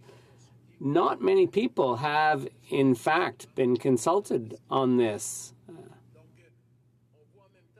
So the provincial governments are focusing healthy lifestyle choices. They're trying to encourage people to quit smoking. There's all kinds of regulations around that. And that's been done, that healthy lifestyle choices to protect Canadians' health. But on the other hand, you see the Liberal government in the throne speech talking about their decision to legalize marijuana. I have a hard time getting on board with that kind of movement that goes against my own personal values. I understand that some Canadians have already smoked marijuana. I don't think people should be thrown in jail. I don't think they should be judged just for doing that. But promoting drug use is quite a different thing. And that's what this is all about. The Liberals, they don't seem to really have a plan. They talk about having a plan, but nobody's seen it. One thing's for sure, for a party that makes legalizing marijuana a plank in their platform, they are hardly inspiring Canadians, inspiring confidence in Canadians with this so-called mystery plan. The police forces, meanwhile, don't know what to do to enforce marijuana laws. Parents are concerned. There's a lack of direction here, a lack of leadership, and how do you protect your children in that kind of circumstances? Meanwhile, there's about 43 illegal shops that have popped up in Toronto alone. Many of those shops opened their doors right next door to schools or other stores. One store opener said that we will stand up. We will not be intimidated by the police. And this was from Toronto City News. If the sellers of marijuana are right next to police stations and other businesses, well, how can you claim there's a plan, Mr. Speaker? The sellers boast about selling their product in different forms, as cookies, as candies, and of course these are things that appeal to kids. Imagine, Mr. Speaker, in Vancouver, there are more pot shops, illegal pot shops, than Starbucks. It's easier to buy pot than coffee in Vancouver. That shows how serious the problem is. Another thing, Mr. Speaker, there's no doctor that I know of who would be willing to say that the Liberal plan is a good one. Of course, we'd have to see the plan to be able to be sure of that. But the St. Justine Research Center, which is a hospital for sick kids, they organized a conference not so long ago of scientists on the theme of cannabis and youth health. What does the science say? We who are often accused of being against scientists, let me give you some figures. The council was against, what was rather negative about the health effects for young people. Medical prescriptions will be for medicinal marijuana will be pointless because people will be able to get it easily or grow it in their own gardens. There'll be no way of controlling access to these drugs. The Canadian Society of Pediatricians says that younger people are at greater risk of having mental health issues, including psychosis and schizophrenia. And I'm not making this up, Mr. Speaker. I'm talking about what the experts are saying, but I know there are better ways of looking after your health than smoking marijuana. Presenting marijuana in the form of cookies or candies is very dangerous. Young people could end up unwittingly consuming these drugs. These drugs, marijuana and other recreational drugs, are used for their effects on the nervous system. They have various dissociative effects. They affect memory, and they cause short-term stress. That's Paul Freeman, scientist at the University of Western Ontario. Studies show that young people are more at risk of having mental health problems, including psychosis and schizophrenia. That's the Canadian Society of Pediatricians who came to that conclusion. Regular use among young people affects mental capacity in those under 25. Young people are particularly vulnerable to the effects of consuming marijuana because adolescence is a critical period for brain development. THC in the brain at such a critical period can hinder brain development and impair brain functioning. It can lead to psychotic episodes and mental illness like schizophrenia. That last quote comes from the Gray Report, which brings together tens of thousands of researchers who it's peer-reviewed. There's no pharmaceutical funding that goes into that kind of study. The Liberals are talking about legalizing marijuana, but this raises a number of problems, including impaired driving. Legalizing marijuana,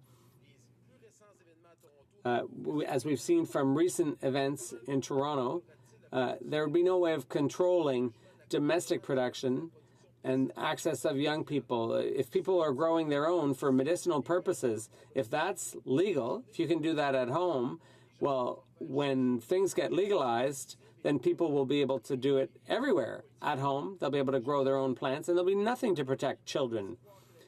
The Liberals claim that legalizing will limit the propagation of organized crime. Examples show actually that there will be no effect on organized crime. How will the Liberals control imports and exports of drugs between Canada and the U.S. when marijuana will be legal in Canada but illegal in the U.S.? Impaired driving, marijuana impaired driving, is of concern to Canadian police forces. There will be an increase in drivers who are high. Almost half of Canadians, in a poll, Mr. Speaker, said almost half of those who drive while high feel that they're no danger on the road. And the last thing, for those who talk about other states and the only country that has legalized marijuana, since Washington legalized marijuana, over 1/3 of impaired drivers are high. Over 13,000 cases were tested last year, Mr. Speaker, and that comes from the Washington Chief of Police. Decriminalizing cannabis use has not caused organized crime to disappear, despite what some might claim. They have simply adjusted and set up their own coffee shops, and they're growing their own. This is Stéphane Curie, a criminologist, who said that. Mr. Speaker, I think that we have a serious problem here. There's no plan, there's no organization, there's no information about how things are going to unfold. So before we talk about decriminalization, we should know about what the Liberals are planning. Thank you, Mr. Speaker. Questions and comments? The Honourable Member for Thérèse de Blainville. Thank you, Mr. Speaker. I'd like to thank my colleague for his presentation on marijuana. I would have liked to know, it's, of course, dangerous when the Conservatives try to do scientific analysis because they just lump things together, disparate things from scientists. So I'd like to know, what would my colleague have said of prohibition back in, do we have to go back in time to the days of alcohol prohibition? Should we not allow tobacco to be legal? I'm really having a hard time understanding what he's arguing, Mr. Speaker. The Honourable Member for Richmond, Arthabaska. Well, I'd like to thank my colleague for his wise question. I did say in my speech, if he'd been listening, that I never claimed to be a scientist or a doctor or an expert. All I said was, all I did was quote experts. I'd like my colleague opposite, instead of asking me questions about alcohol and cigarettes, can he quote a single expert who clearly says that consuming marijuana is a good way of looking after your health? Because currently, Mr. Speaker, there is no evidence to that effect. And what I'd like to hear from the leader here, the Prime Minister, who's a boxer, he seems to be pro-sports, I'd like to see him promoting healthy lifestyle choices rather than encouraging young people to try drugs. And he's trivializing drug use through this promise to legalize marijuana. Thank you, Mr. Speaker. It being 6:15, it's my duty to interrupt the proceedings and put the question immediately to a vote. The question is the following one. By Ms. Quash, move that the House recognize the contradiction of continuing to give Canadian criminal record for simple possession of marijuana after the government has stated that it should be it should not be a crime. B, recognize that this situation is unacceptable to Canadians, municipalities, and law enforcement agencies. C, recognize that a growing number of voices, including that of a former Liberal Prime Minister, are calling for decriminalization to address this gap. And D, call upon the government to immediately decriminalize the simple possession of marijuana for personal use. Is it the pleasure of the House to adopt the motion? All those in favor of the motion, please say yay. All those opposed, please say nay. It is my opinion that the nays have it. Okay, I declare the motion defeated. Oh, sorry. Okay. Call in the members, or okay, we have.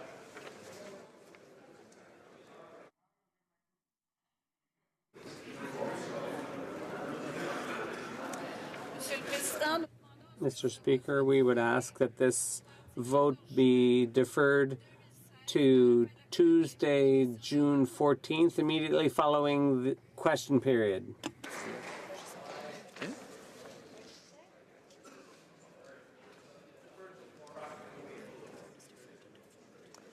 L'honorable député d'Hochelaga, the honourable member for Hochelaga, the NDP whip. I think if you seek it, you'll find unanimous consent to see the clock at 6:30. Thank you, Mr. Speaker. Est-ce que j'ai l'unanimité de... Do I have the unanimous consent of the House? Is it the pleasure of the House to see the clock at 6:30? Okay, then it's 6:30. The House will now proceed to the taking of the deferred record division of the motion at third reading stage of Bill C-15. Call in the members.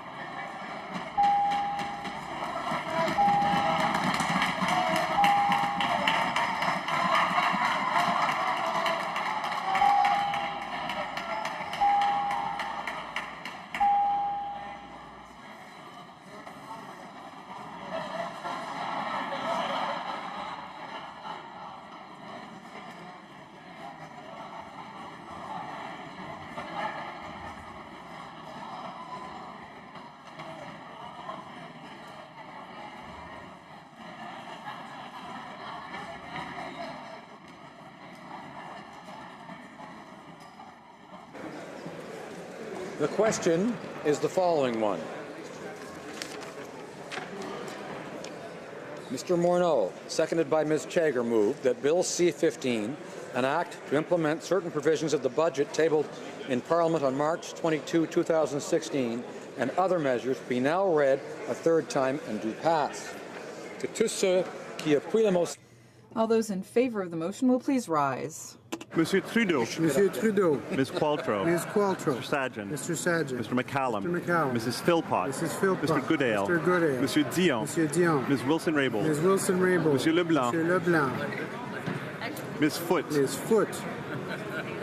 Mr. Morneau. Mr. Morneau. Mr. Bryson. Mr. Bryson. Ms. Mahaichuk. Ms. Mahaichuk. Mr. Macaulay-Cardigan. Mr. Macaulay-Cardigan. Madame Le Boutillier. Madame Le Boutillier. Madame Bibeau. Madame Bibeau. Mr. Baines. Mr. Baines. Ms. Freeland. Ms. Freeland. Ms. Bennett. Ms. Bennett. Ms. Fry. Ms. Fry. Monsieur Paradis. Monsieur Paradis. Mr. Easter. Mr. Easter. Ms. Scrow. Ms. Scrow. Mr. Nault. Mr. Nault. Mr. Bagnall. Mr. Bagnall.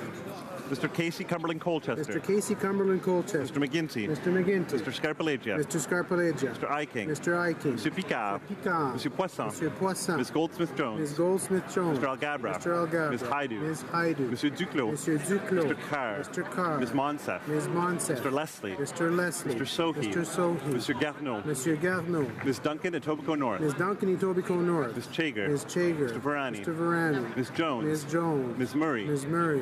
Monsieur Fergus. Mr. Fergus. Mr. Beach. Mr. Beach. Ms. Hutchings. Ms. Hutchings. Monsieur Champagne. Monsieur Champagne. Mr. Casey Charlottetown. Mr. Casey Charlottetown. Mr. Blair. Mr. Blair. Ms. Alislev. Ms. Alislev. Mr. Tansey. Ms. Ratanzi. Mr. Dhaliwal. Mr. Dhaliwal. Ms. Vandenbelt. Ms. Vandenbelt. Mr. Jesnevsky. Mr. Jesnevsky. Mr. Rota. Mr. Rota. Madame Mendez. Madame Mendez. Mr. Oliphant. Mr. Oliphant. Monsieur Nemeti. Mr. Nemeti. Ms. Kara. Ms. Kara. Mr. Duguid. Mr. Duguid. Ms. Young. Ms. Young. Ms. Gould. Ms. Gould. Ms. Rudd. Ms. Rudd. Monsieur Shifke. Monsieur Shifke. Mrs. Cesar Chauvin. Mrs. Cesar Chauvin. Mr. Lamoureux. Mr. Lamoureux. Mr. Vaughn. Mr. Vaughn. Mr. Boissonneau. Mr. Boissonneau. Monsieur Lauzon, Argenteuil, La Petite Nation. Monsieur Lauzon, Argenteuil, La Petite Nation. Mr. Chan. Mr. Chan. Ms. Dillon. Ms. Dillon. Monsieur Dubourg. Monsieur Dubourg. Mrs. McCrimmon. Mrs. McCrimmon. Mr. Wilkinson. Mr. Wilkinson. Mr. McKay. Mr. McKay. Mr. Cusner. Mr. Cusner. Monsieur Rodriguez. Mr. Rodriguez. Mr. Holland. Mr. Holland. Mr. Cormier. Mr. Cormier. Mr. Pescasolido. Mr. Pescasolido. Mr. Aldag. Mr. Aldag. Mr. Amos. Mr. Amos. Mr. Anna Sangri. Mr. Hernandez Sangri. Monsieur Arsenault. Monsieur Arsenault. Mr. Area. Mr. Area. Monsieur Ayoub. Monsieur Ayoub. Mr. Badaway. Mr. Badaway. Monsieur Bayless. Mr. Bayless. Mr. Biddle. Mr. Biddle. Mr. Bossio. Mr. Bossio. Monsieur Breton. Monsieur Breton. Mr. Chen.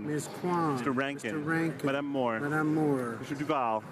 Mr. Duval. Monsieur Aubin. Monsieur Aubin. Monsieur Nantel. Monsieur Nantel. Monsieur Caron. Monsieur Caron. Monsieur Saganache. Monsieur Saganache. Madame Quash. Madame Quash. Monsieur Dussault. Monsieur Dussault. Madame Sanssouci. Madame Sanssouci. Monsieur Choquette. Monsieur Choquette. Madame Trudel. Madame Trudel.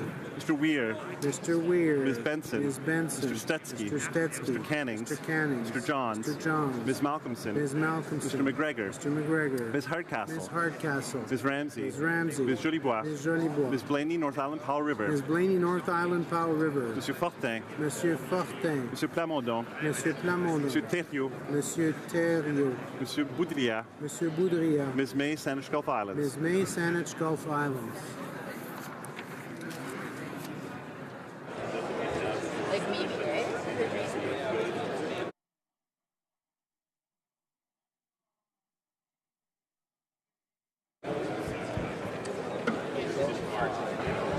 Yeas pour 171, 171. Nays contre 129, 129. Je déclare la motion adoptée. I declare the motion carried. Deuxième lecture de ce projet de loi. Third reading of this bill.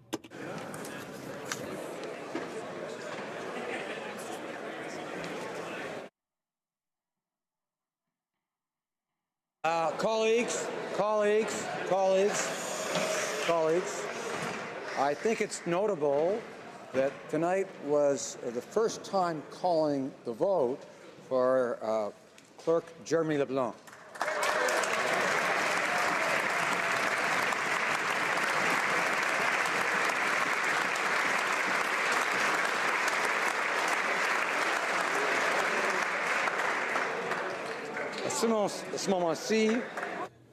At this time, pursuant to Standing Order 38, a motion to adjourn the House is deemed to have been moved and seconded. Therefore, the question is that this House do now adjourn.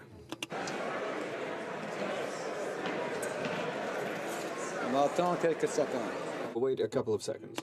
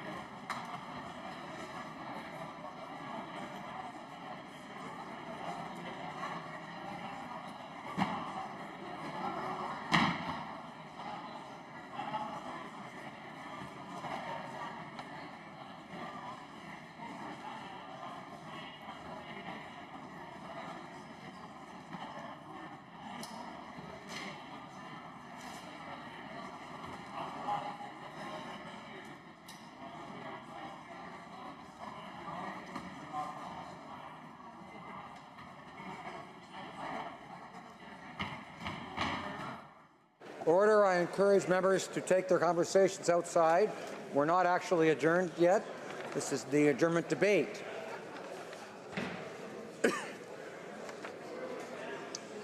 The honourable member for Langley Aldergrove. Order. Thank you, Mr. Speaker.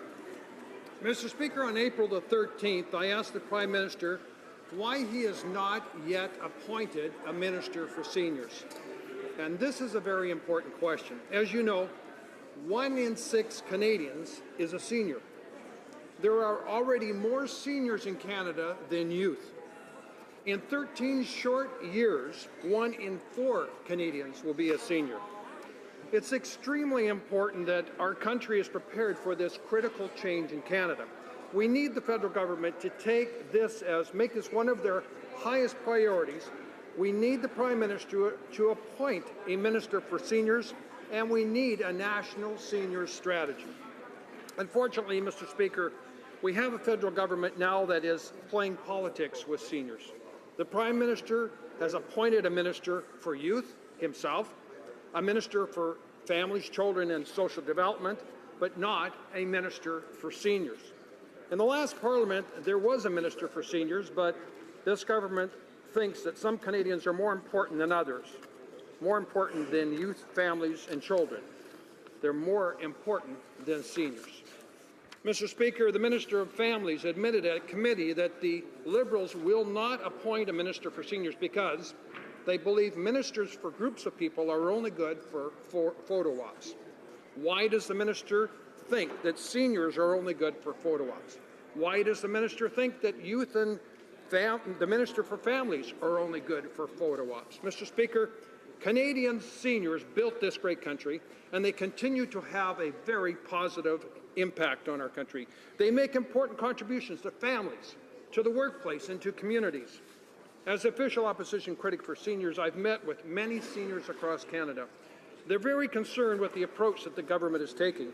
Time and time again, I'm told that the Prime Minister should appoint a Minister for Seniors, just like the previous government did. They also asked for the government to create a national strategy for seniors.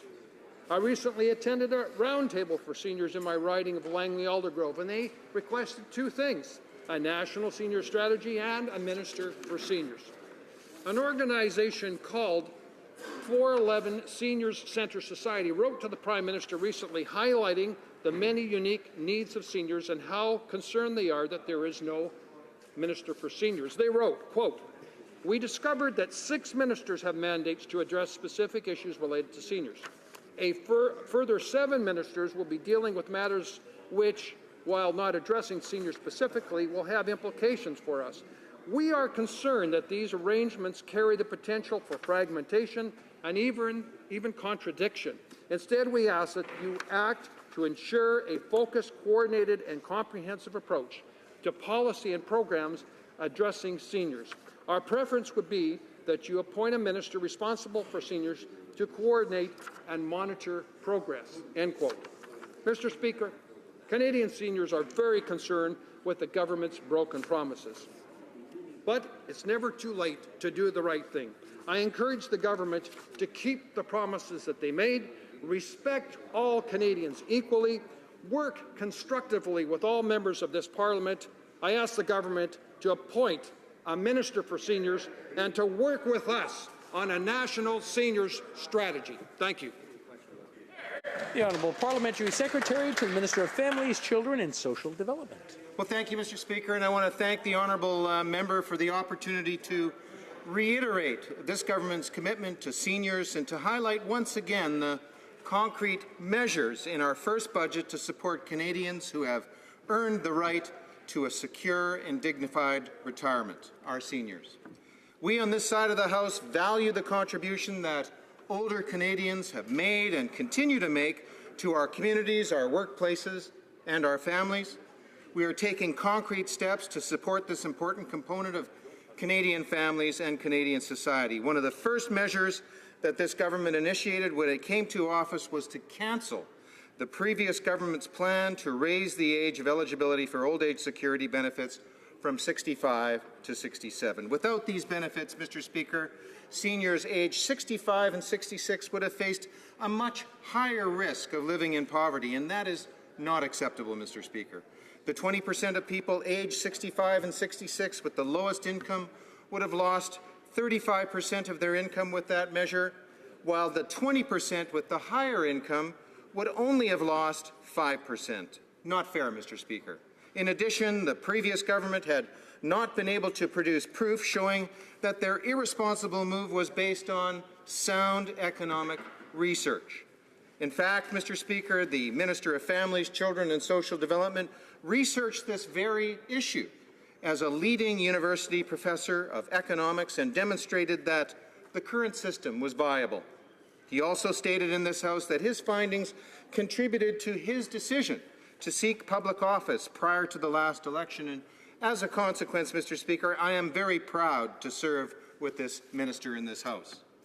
Under the previous government's plan, the most vulnerable Canadian seniors would have lost approximately $13,000 per year and would have plunged 100,000 seniors into poverty.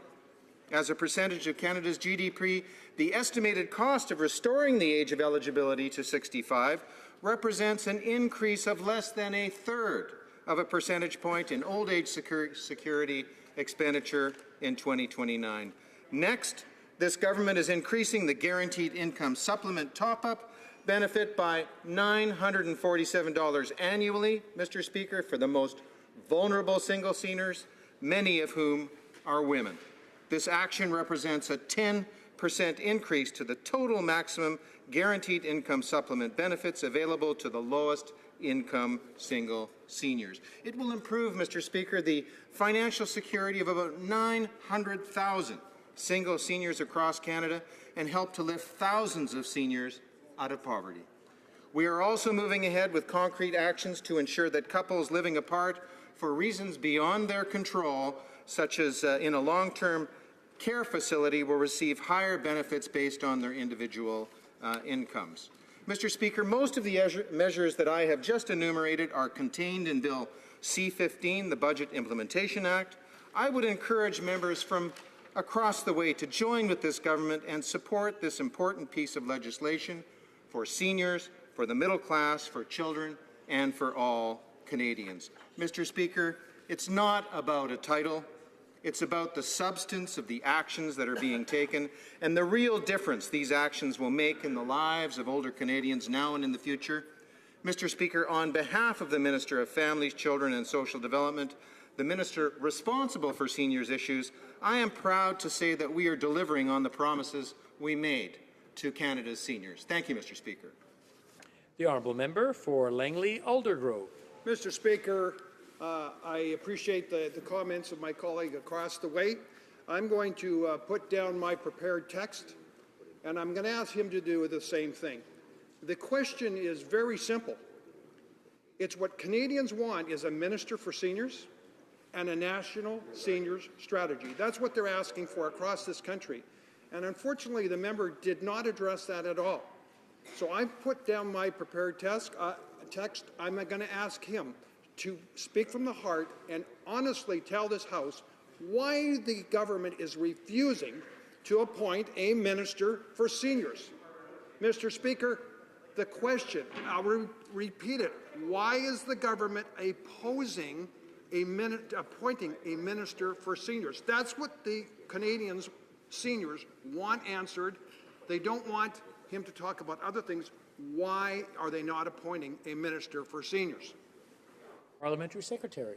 Mr. Speaker, I'll just repeat again to the honourable member, and I appreciate his commitment to seniors, that the word seniors may not appear in the title of a particular cabinet minister, but I can assure you the needs of Canadian seniors are important for our government. This debate is not about a title, Mr. Speaker. It's about the actions that are being taken to recognize those Canadians who, after a lifetime of hard work, I agree with the minister, have earned a secure and dignified retirement. This is why the government is taking concrete steps to improve income security for low-income seniors. We are investing in the well-being of older Canadians, Mr. Speaker. And for this reason, Mr. Speaker, I would invite the honourable member to lay down his partisanship. I would invite him to unanimously support the Budget Implementation Act so that we as parliamentarians send a clear message on the value we place on the contribution of seniors to Canada. Thank you, Mr. Speaker. The honourable member for Renfrew, Nipissing, Pembroke. Mr. Speaker, it's my honour and privilege to participate in these adjournment proceedings as a member of Parliament for Renfrew, Nipissing, Pembroke, the riding that's the training ground of the Warriors, Garrison Petawawa, the largest army base in Canada. I also recognize the members of Canadian Special Operations Regiment, CSOR, and their families, members of our Garrison Petawawa family. In the Upper Ottawa Valley, every Friday is Red Friday.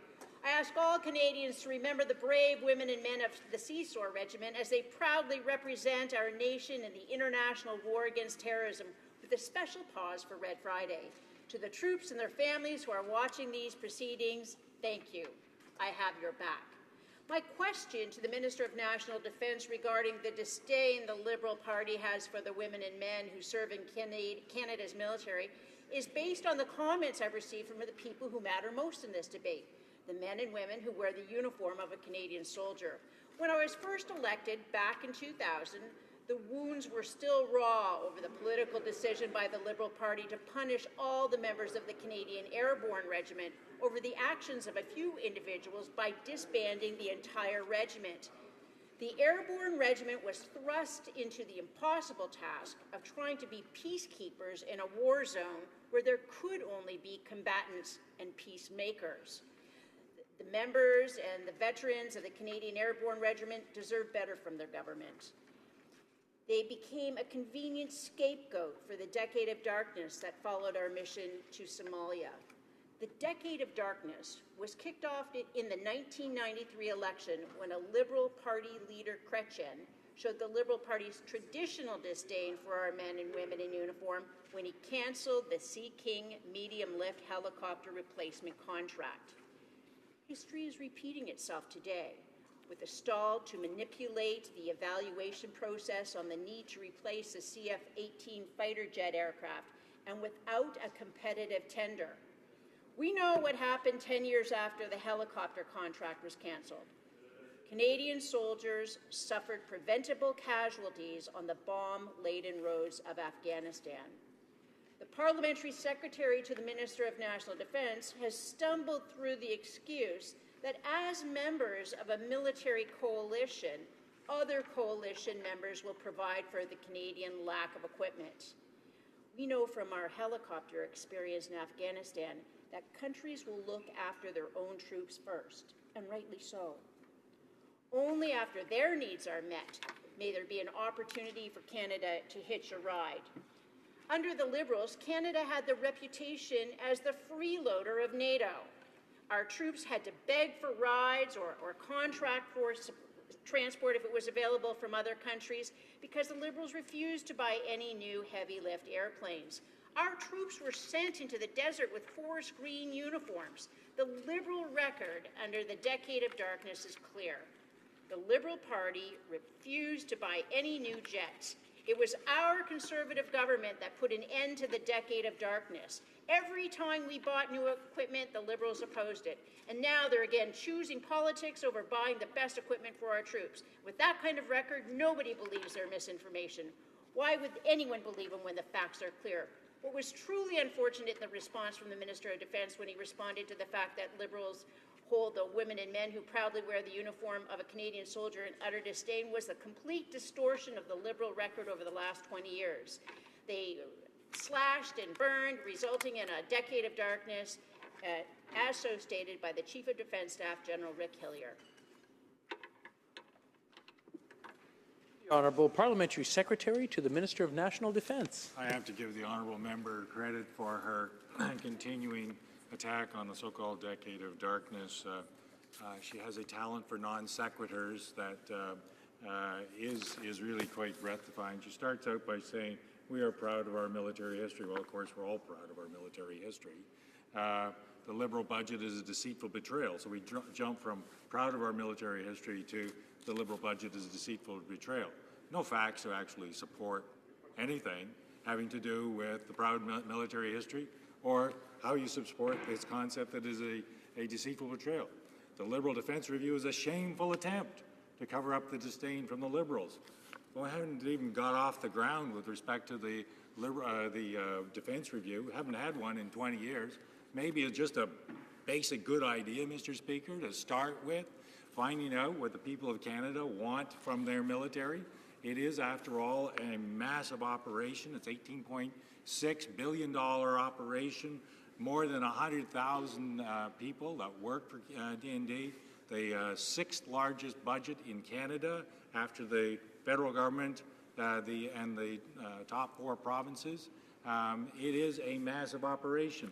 And yet the Conservatives say, oh, well, you know, just keep on doing what we were doing. Well, what we were doing, Mr. Speaker, during that last 10 years, that so-called decade of enlightenment, was melting down the previous budget by $3.3 billion over 4 years. Never actually got to the point of acquiring the equipment that the men and women actually need. The ship the replacement for the ships is having to be rescued by our government. We're having to go at the jets because they didn't get the jets done, and there's a whole raft of procurements that have yet to be dealt with, and there was the last 10 years in which to deal with them. So, as I say, it's a collection of non sequiturs, and then if you actually raise some inconvenient facts, such as what happened in the last 4 years, the contraction of the budget over the last 4 years, oh, well, that had to do with things like, we spent $150 billion. We added to the national debt by $150 billion, so somebody had to pay for this. So the biggest program spending in the Government of Canada, of course, is D&D. So therefore, D&D has to contribute its share to the deficit reduction program created in the first place by mismanagement of the Conservatives. So, Mr. Speaker, I just want to point out that with respect to the defence review, it is an important initiative on the part of this government.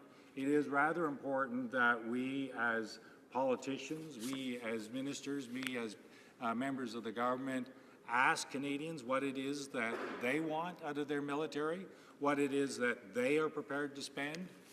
Where there's all kinds of threats out there, Mr. Speaker. Our first and foremost defense is the defense of Canada, secondarily the defense of North America, and then of course all of that is interwoven with a variety of expeditionary missions which require our presence, whether they're NATO missions or UN mandated missions.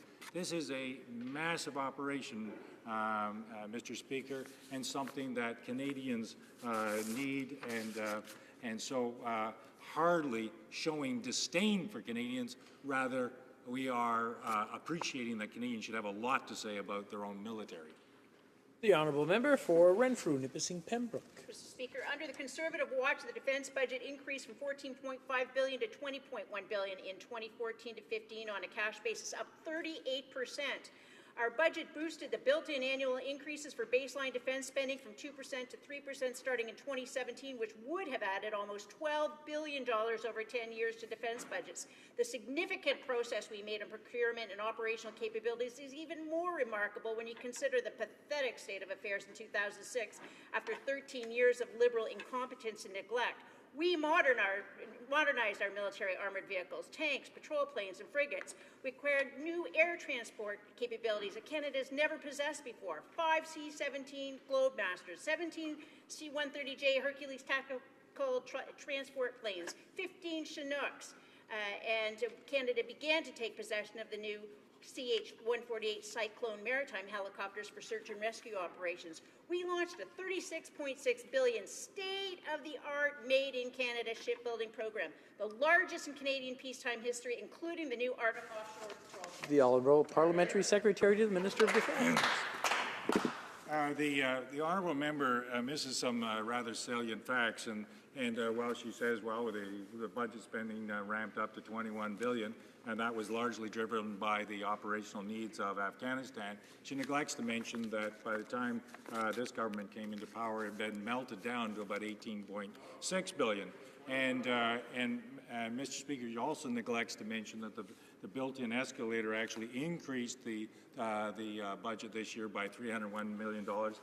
She also neglects to mention that the $3.7 billion was reprofiled into later years, in part because the so-called procurement program that she thinks is such a terrific program is actually not delivering the ships that the men and women in uniform need to have. So a collection of failures in their so-called decade. The honourable member for Selkirk, Interlake, Eastman. Well, thank you, Mr. Speaker. And just on that last comment, I have to correct the Parliamentary Secretary to the Minister of Defence that our armed forces know that they got the equipment they need when they needed it, and that last comment was completely out of line. Now, Mr. Speaker, I'm rising on a question that I raised back on April the 11th.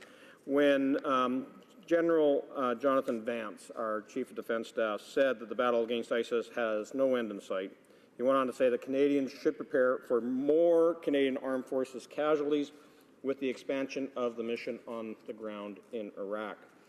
And I questioned the Minister of Defence on whether or not the withdrawal of our CF-18s was a mistake, since they had already played such a significant role in protecting Canadian Special Operation Forces on the ground during battle and actually eliminating the jihadi genocidal death cult, which we call ISIS. I want to remind the House that, and Canadians who are watching, that Fala Mustafa Bakar, who is the Foreign Affairs Minister for the Kurdistan Regional Government in northern Iraq, and he said, in reference to Canada, he says, "We'd like to tell them that the airstrikes have been effective. They have helped us a great deal. They have helped save lives. They have helped to destroy the enemy, and if it were up to us to decide, we request that that continue." So they knew that the CF-18s provided much-needed support to the Kurdish Peshmerga on the ground and the Canadian Special Operations Forces who are there. And that was again reiterated last fall by Jabbar Yawar, who is the Chief of Staff for the Kurdish Regional Government and the Peshmerga Ministry. And he said, "It is bad news for us. Canada was a major partner in the coalition and it was a great help to Kurdistan." So unfortunately, we saw the airstrikes quit and the risk factor to the Canadian Armed Forces increase with the increased number of trainers that are now on the ground. Now, I want to just go over what happened after we announced that we were pulling out the CF-18. So on February 8th, the Government of Canada announced that the CF-18s were coming home. On February 22nd, they were withdrawn. In anticipation of that, on January 29th, the Dutch government decided to pick up the heavy load and carry what Canada was sloughing off. And they put 6 of their F-16 fighter jets into the air campaign and expanded it so that it also covered Syria, as our CF-18 jets had been doing. And then on April the 21st, Denmark, another very dependable coalition partner, had then added in 7 of their F-16s to go into Syria and Iraq to cover the shortfall left by Canada pulling out our squadron of CF-18s. And this airstrikes are still having a major impact. And, the governor of Kirkuk, who's now saying in the attack that's coming up on Fallujah and taking back ground in Mosul, he says, if they don't have airstrikes, they probably won't be able to take the city. He's saying that the Kurdish Peshmerga and Special Operation Forces from Canada and their coalition partners have to have it. And the airstrikes just last week reported that on Iraqi TV that Abu Bakr al-Baghdadi, who is the leader of ISIS, was actually wounded in an airstrike in northern Iraq. So the airstrikes are actually having an impact, and we should be doing everything we can to support our troops on the ground and support our coalition partners. Rather than backing off the combat mission, we should be more engaged. The Honourable Parliamentary Secretary for the Minister of National Defence. My honourable colleague, Mr. Speaker, doesn't seem to understand the basic concept of a coalition. A coalition is a collection of individuals, and in this case nations, who agree on a certain task that needs to be done. And then they allocate those tasks among various partners. So you do air, you do ground, you do intelligence, you do aid, you do this, you do that. And Mr. Speaker, quite rightly, the Prime Minister identified the fact that there were a lot of nations that were actually prepared to do the air war part of the campaign. So there's something in the order of about 200 airplanes in theater at any given time, all available to, in effect, take back territory from the ISIS grouping of terrorists. And they've been, in large part, quite successful. They have taken back substantial pieces of territory with basically on the basis of an air war. But Mr. Speaker, at some point or another, somebody has to get on the ground. And in this particular case, it is the focus of the Government of Canada to train up the local forces, the local Iraqi security forces, and the Peshmerga in a fashion that they will be enabled to take back ground, whether it's Fallujah or whether it's Mosul or Raqqa or, pick the individual city. And in order to give them the best chance to be successful, we have allocated our best people, 830 of them. We've effectively doubled the actual size of the mission, and we put Brigadier General Anderson into Baghdad. And he is performing a magnificent task of doing some coordination and liaison among the various factions. You'll appreciate, Mr. Speaker, that this area is, quote-unquote, complicated. These people, in some respects, have been fighting with each other for the last 4,000 years. And to think that somehow or another removing 6 of our airplanes from this particular conflict is somehow or another going to bring resolution or even better protection to our own troops is just a nonsensical and fanciful thought. Mr. Speaker, we're doing what the Conservatives refused to do, namely to actually make available to the Peshmerga and to the other Iraqi security forces people have the highest quality training. Our people are the tops of the tops. And by making them available, which admittedly, as General Vance has said, is an increased risk to the mission, there is a much better chance that when the Fallujah initiative takes place, and part of it is already taking place, and when the Mosul initiative takes place, that these Iraqi security people and the Peshmerga have the best possible chance of success. Frankly, 6 airplanes in theater, adding to the already almost 200 airplanes that are there, is not increasing the chances of success in any substantial measure. So, Mr. Speaker, at some point or another, you have to realize that there are phases to conflicts, and at this phase, there is an opportunity to take out ISIS and take it out big time.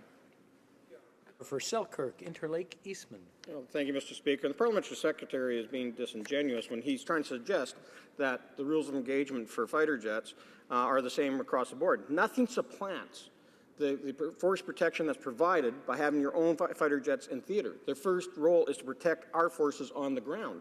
And so the Parliamentary Secretary should know better than to suggest that by having other fighter jets there that our troops are just as well protected. Not if there's a full-scale attack happening on other coalition partners. Those coalition planes' first line of defense is to protect their own troops on the ground before Canadian troops. And I'd also say that the words that the Parliamentary Secretary is using is diminishing the major role that the Canadian Armed Forces and the Royal Canadian Air Force played in the combat mission. Now, we're not saying that there's nothing wrong with increasing the training mission and doing more on the ground as is happening, but there is a role from the combat side. And I just want to say that we shouldn't be backing away when everybody else is stepping up. And Prime Minister David Cameron said in their debates back in November, he says, we should not be content to outsource our security to our allies if we believe action can protect us then with our allies, we should be part of that action. The Honourable Parliamentary Secretary. Mr. Speaker, again, a fundamental misunderstanding of what a coalition is. A coalition is that everybody has everybody else's back. We're not just flying our airplanes in order to protect our troops. The Americans are not just flying their planes in order to protect their troops. Americans fly their planes to protect ours, us, them, and Dutch theirs, et cetera, et cetera. That's the way a coalition works. And when there is a gap in the capabilities that need to be addressed, where troops need to be trained, that's where we can contribute best.